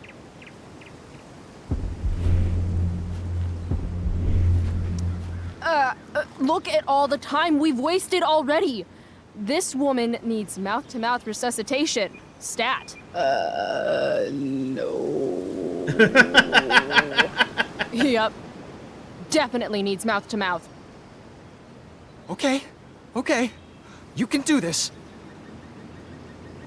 I can't do it. Pathetic. Look, he's clearly useless. This woman needs help from someone who actually knows what they're doing. Hey, look at me. Do you want to be locked out of the car of life forever? Or are you ready to break in there and seize the keys to your potential? Oh my God. You're right. It's amazing. Oh, Talkback is awesome. I like that mechanic.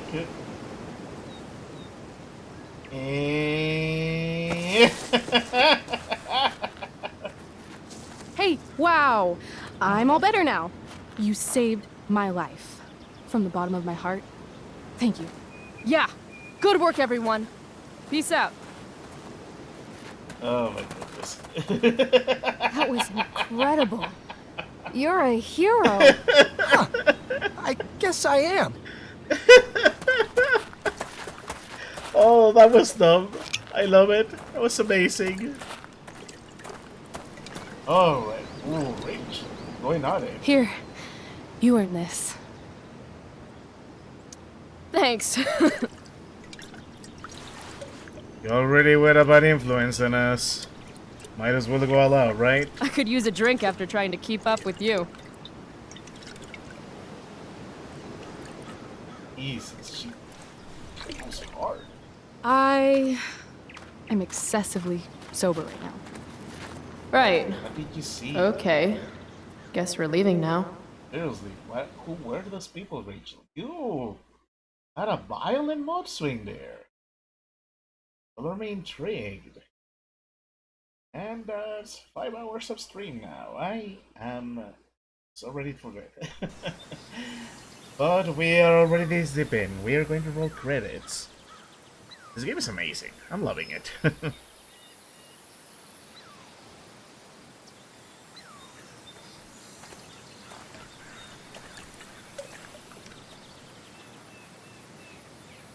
But I still need two graffitis. So this is not entirely over yet.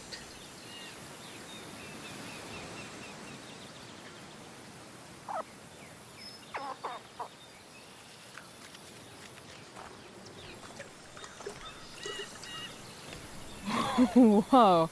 Hey, check this out. What?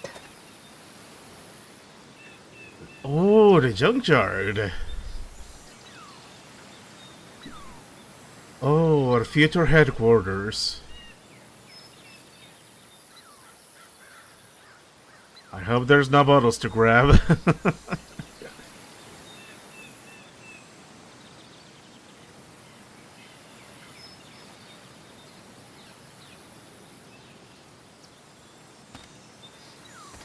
Great. It's a pile of trash. Yeah. An awesome pile of trash. Let's explore. You have fun, Chloe. I'm gonna go sit down. Rachel's been acting kind of standoffish ever since we left the park. What's her deal? I am curious as well.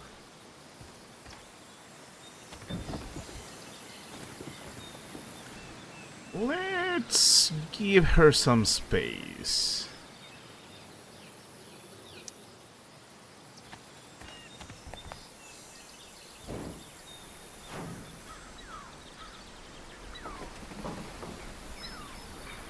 If she's ready to open up, she will do it on her own, right? Chloe, I'd really like some space right now. Yeah.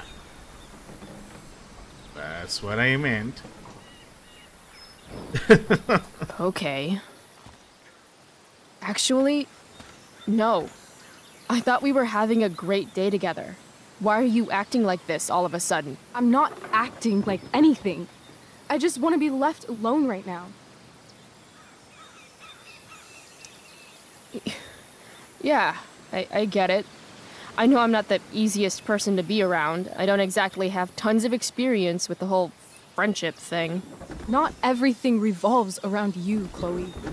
I didn't say it did. I'm just saying I understand.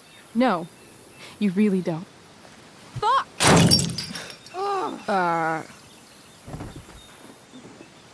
Okay, I still have no idea what's going on with Rachel, but apparently she gets smashy when she's angry.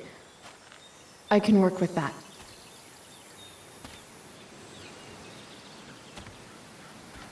Score.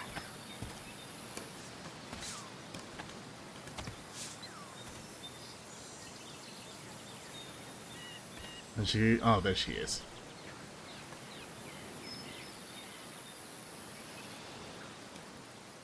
Why don't we show her? Hey, check it out. I don't always drink beer, but when I do, I prefer drinking it next to an old toilet. Home run! Can I see? Sure. Just I don't asked you to leave me smash. alone. Ah, Are you come on! kidding me? I know you're the school princess and all, with the DA daddy and the perfect grades and all the perfect little Victoria chases kissing your perfect ass, but seriously? Fuck you. Great. I'm leaving. See you around, Chloe. You can't leave! Watch me. Rachel, wait! Don't go.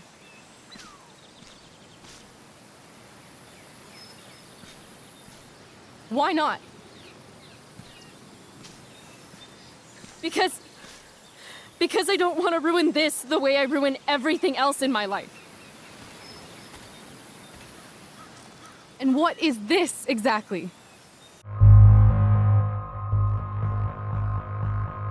You know I'm not gonna play around with this. This is gonna hurt Chloe big time.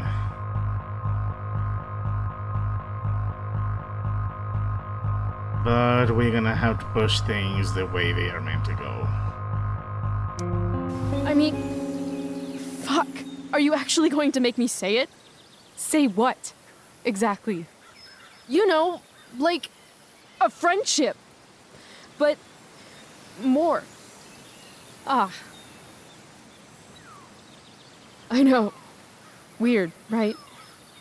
It's just today was the best day I've had since my dad died. And when I almost ruined it just now, the way I ruin everything, it made me realize whatever's going on between us is special.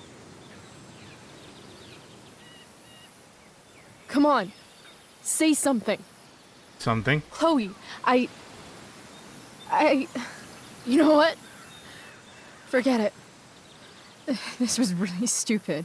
I mean, you're Rachel Amber, and I'm Chloe Price. It's not that. It's just hard right now. And I can't talk about it. Why not? Because I can't. I know it isn't fair, but it's how it is. Aww, she did cry. Come on, Goodbye, Rachel. Chloe. Damn it!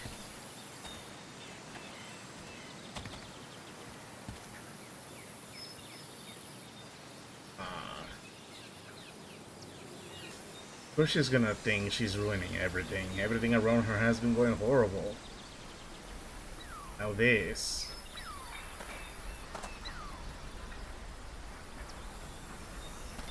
Come on. Let it all out. Fuck this place.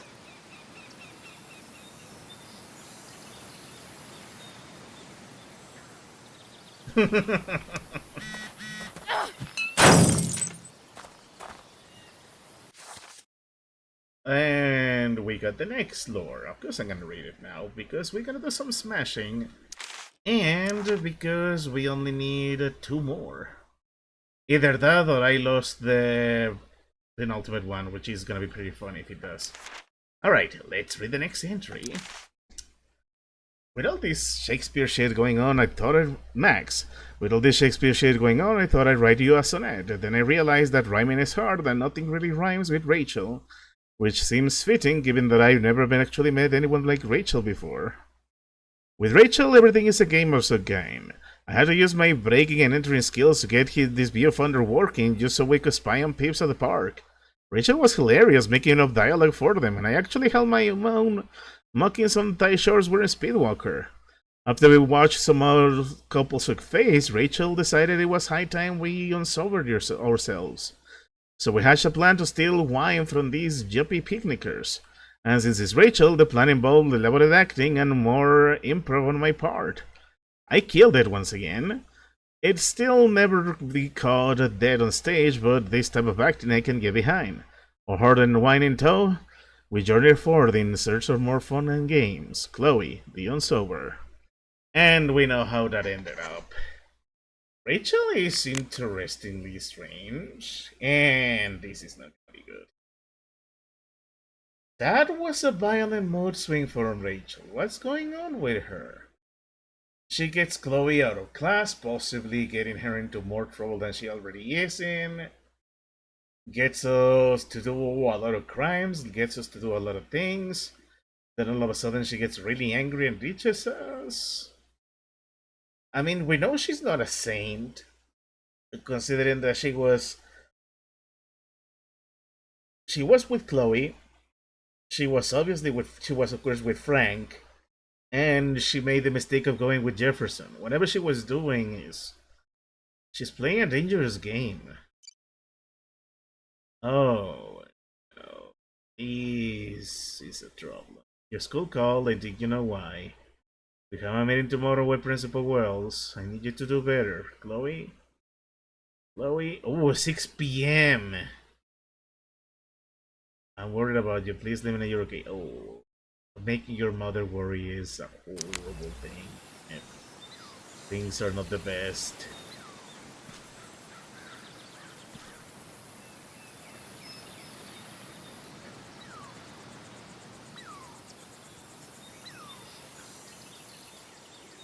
Wait, let me take a look. Happy bread. Okay, okay. So I am gonna get both.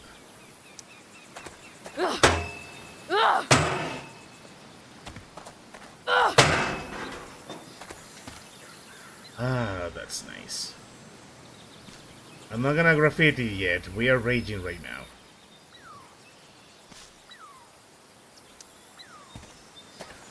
No feeling You know that she's it fake. is. Yeah. You can't take your eyes off her. Who else do I know who fits that description? Fuck off, Rachel. Yeah. That's what I thought.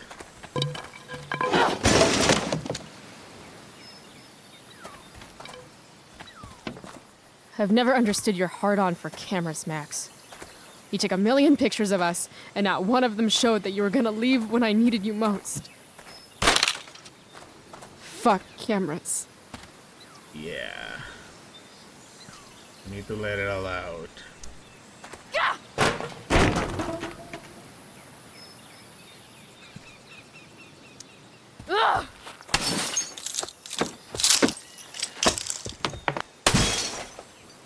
Man, blowing up some steam. Sometimes we need that when it comes to life. Sometimes life can be difficult. Sometimes frustration gets the better of us, and sometimes you just want to take it out on something. Something that we can afford to smash. If you want to rip a family apart from the inside, it's important to bring the proper tools. Fuck you, David.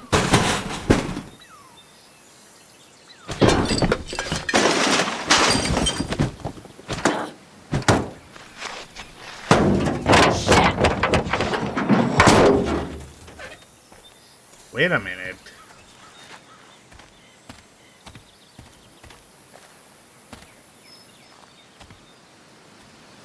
Isn't this your future truck?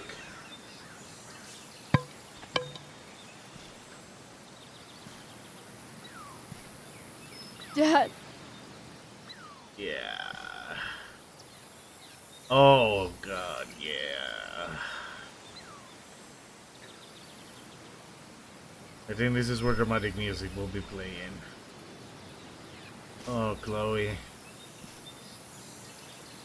All those frustrations, the world changing so constantly, and you unable to keep up. Not having a chance to move past it. Is this his car?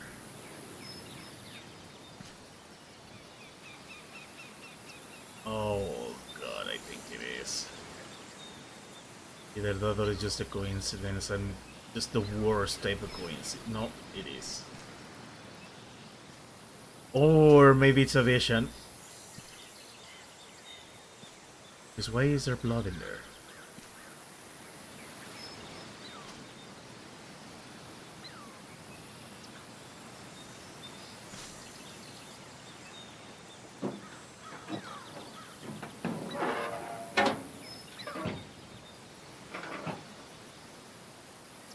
Oh, Chloe. Let it out, please.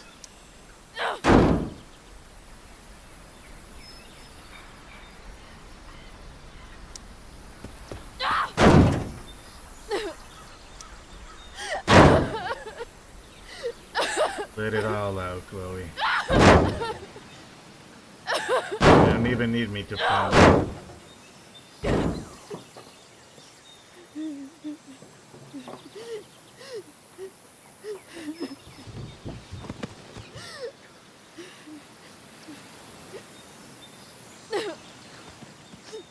She seriously needs a hug. And she won't get one in another 3 years.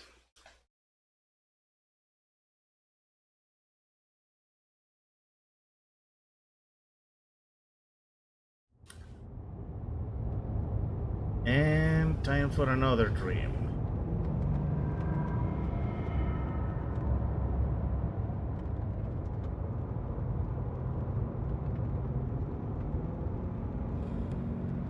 Why are you crying, sweetheart?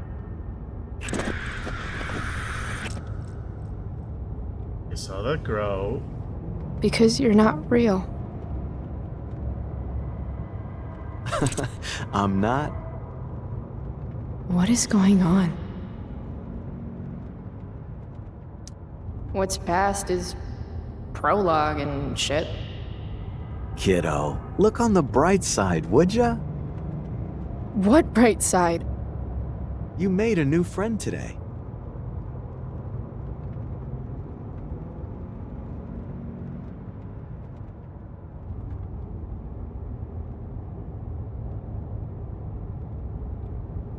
Interesting. I guess I did that? Yeah. Gotta say, that was some fight. A lover's quarrel, you might say? She nearly took your head off.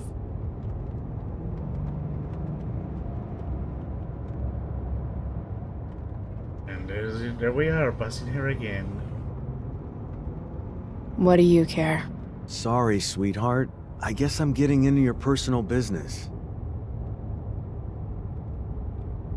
Yeah, I have a good reason to believe these are not just dreams. This is Arcadia Bay having an influence on Chloe right now.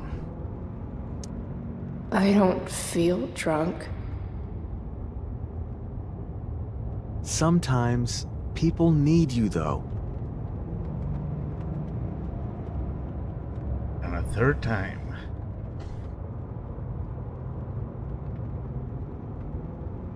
Even when they don't admit it.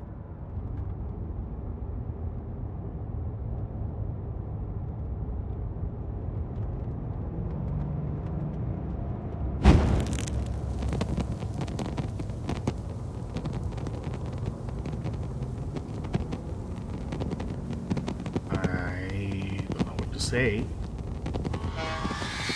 Rachel! Yeah. It really, I want to think it really is William talking to her beyond the grave. And it's nighttime. Yeah. Talk about a rude awakening. Oh man, I feel so sorry for Chloe. I'm gonna repeat myself along this. Just that everything about her life sucks.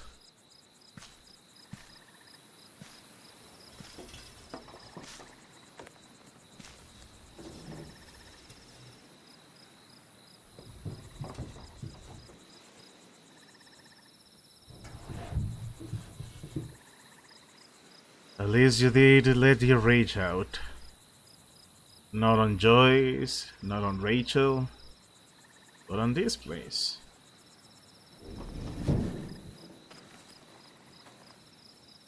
We need to go home, but not until we solve a couple business.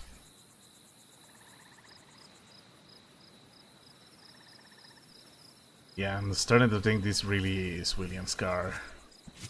As we hit her so hard. And there's the crow again. Huh. I didn't get to do much on this one. I guess this is gonna be for the collectibles mode. Okay, fair.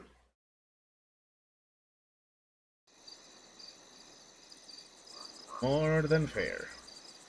I guess my choices locked me out of getting that.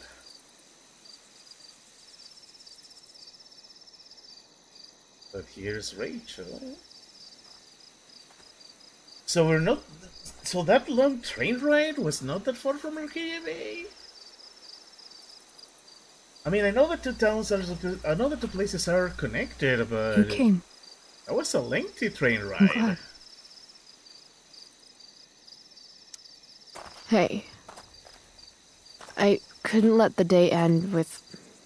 whatever this afternoon was. Chloe, I want to talk to you about something, but I don't know how to talk about this. You don't have to tell me anything you don't want to. You remember that guy that we saw under this tree with that woman? The ones who were making out? That was my dad. Oh. All right. Oops. And that woman was definitely not my mom. Oh. The worst part is, I'm not surprised. I felt like my dad's been lying about something for a while. I didn't know what it was. So when I saw he got a text from an unknown number asking him to meet, I thought I could catch him or something.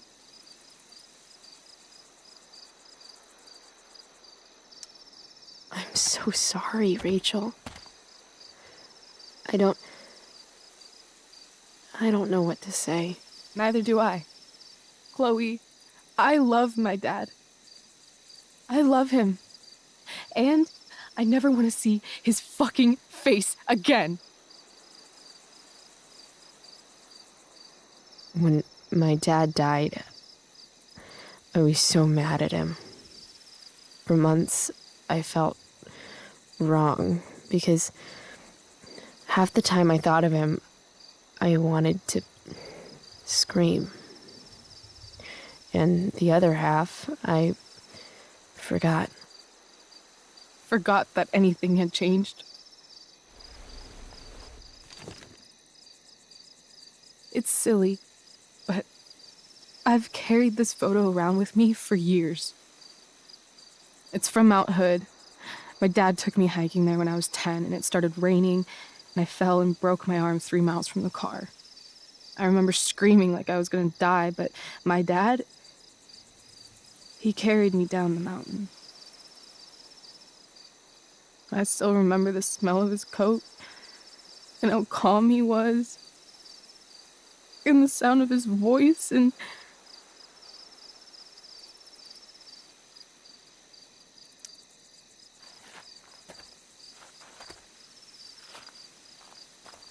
he was just so strong, you know? I felt safe.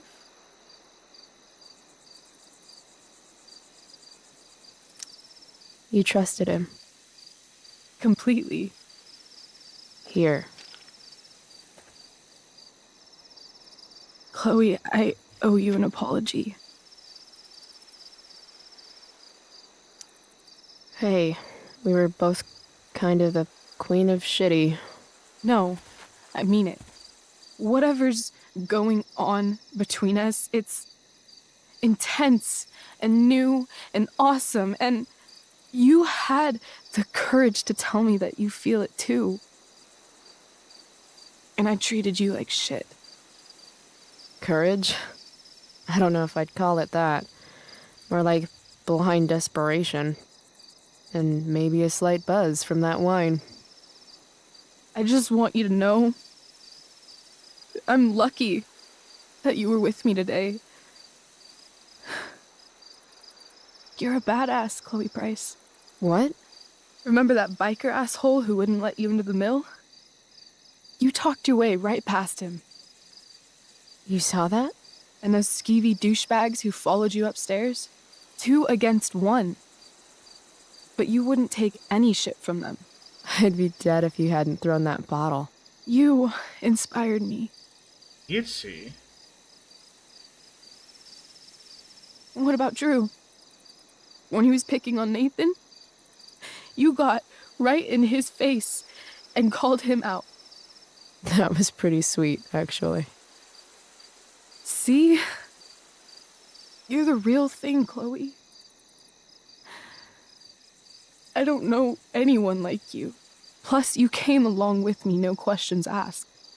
Well, I don't really need a good reason to ditch school. I guess tomorrow there'll be hell to pay. My mom might skip grounding and just go straight to the death penalty. And my dad will definitely punish me with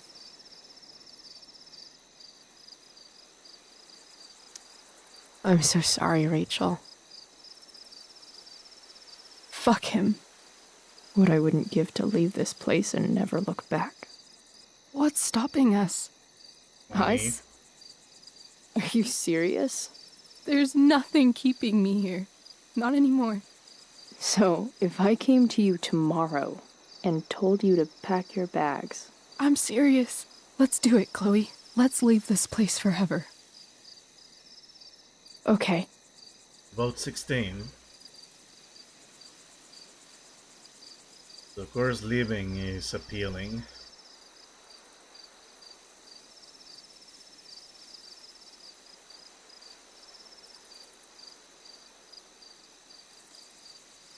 Can I borrow your lighter?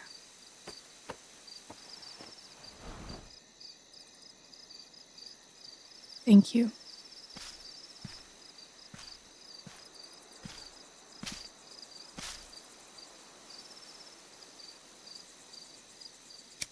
Symbolic thing, huh?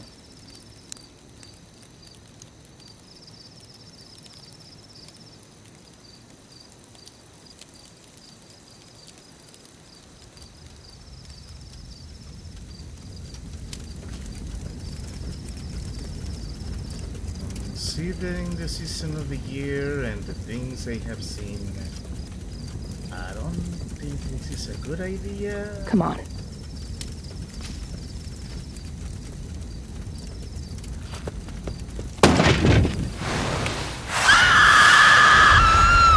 Whoa!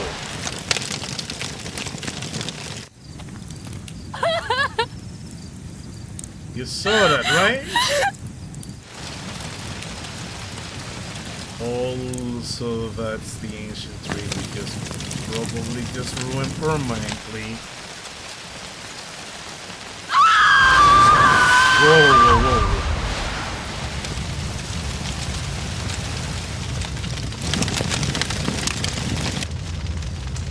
Yeah, we should probably leave it.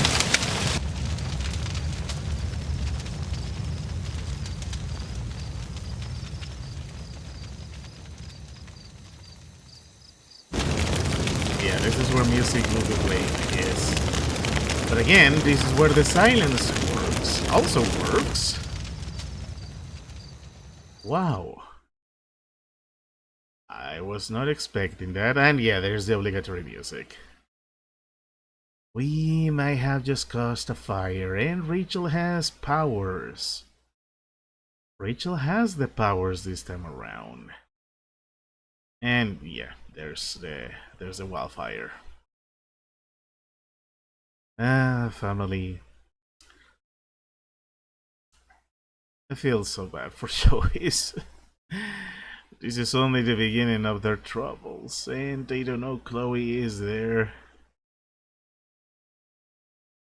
Nathan, Nathan, where do I even begin with you, Nathan?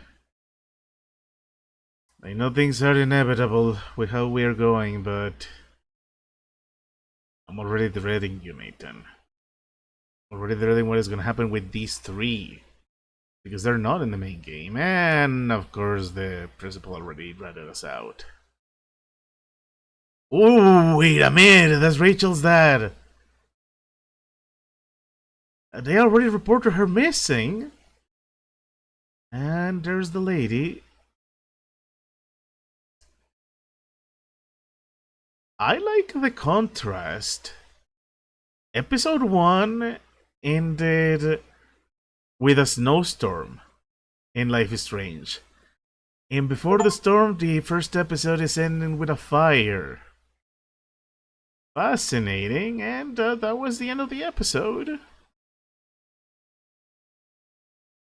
So, let's compare choices, and then I'm gonna go ahead and call it a day, because that's been a 5.5 hour stream, and I am beyond tired. I ran. I chose to run. I didn't want to risk it. Yeah, this one is divisive, but as terrible as Chloe's situation is, I don't have it in me to be mean to Joyce. I don't think, like I said, even at her worst moments, the worst thing that actually, let me put it like this. even at her worst, even when she's arguing with her mother, Chloe never attacks her mother directly. She only talks trash about the people around, about David, or talks trash about how she feels mistreated, but she never says anything horrible directly to Joyce. So of course we had to be kind to Joyce. We defended Nathan. I mean, Nathan sucks, but even a pathetic wretch like him deserves a little bit of mercy. Also doesn't help that we have what I'm fearing is gonna be the Kate of this season, encouraging us to defend him. And, I mean, this one is a given. Everyone is gonna tell Rachel that we're more than just friends. They were lovers by the time Max comes into the picture. Now, let's take a look at our side content, our side decisions. We took the money. A lot of more people were more honest. I purchased a pot from Frank, which, yeah, probably did wrong. Many didn't do it. I read Joyce's self-help book. Maybe those phrases could help. Maybe they did influence her. Did you put a photo of William on the dresser? Who wouldn't put a photo on the dresser? Come on. I know Joyce is trying to move on, but I don't think there is a reason to pretend William wasn't there, as much as it hurts. Slip money into Joyce's purse. We didn't slip money. I didn't think of slipping money into her purse. Now I feel bad. I think nobody thought about that. But again, it makes sense because I made a mistake of buying pot from Frank. I told Elliot I will go to the play. Yeah, I mean, we had no reason to be mean to Elliot. Everyone, almost more than half the people were nice to Elliot. No, to Skip. I will listen to the soundtrack tomorrow just to see all the music that I missed out on and then comment on it when we're back next week. We finished the tabletop game. Come on, it's D&D. Why not finish it? It's awesome. It's a fun thing. I didn't sabotage Victoria's homework. Of course, we're not gonna be mean to her. She's already a nasty piece of work. I don't need her as an extra enemy, although I think she is going to be an enemy. We told Rachel you believe in love. I believe in love indeed. What is love? I don't know. I just feel Rachel could have been influencing Chloe from the very start. To share earbuds with Rachel, of course.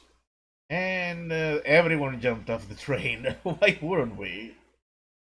We were already being rebellious. So, yeah, this was nice. I wonder, did my Steam friends do stuff? Yes, they did. And they did more choices than I did. Let's see. Oh, come on. Are you seriously? I don't think there's too many people that have this game. I didn't check on my Steam friends list. It is what it is. So, this was really nice. I am impressed considering this is not the main developer studio. And, ooh. Joey is already going through stuff. Ooh. But we're not gonna do that. My goodness, what a fun episode, and this is just a prequel, a smaller prequel. I'm impressed. I am having a hard time reading Rachel. She is as enigmatic as the main game made her out to be. I know she was manipulating people in order to figure out a way to get out of Arcadia Bay, which of course devastated poor Chloe in the main game. But I don't think I read her as entirely evil or toxic.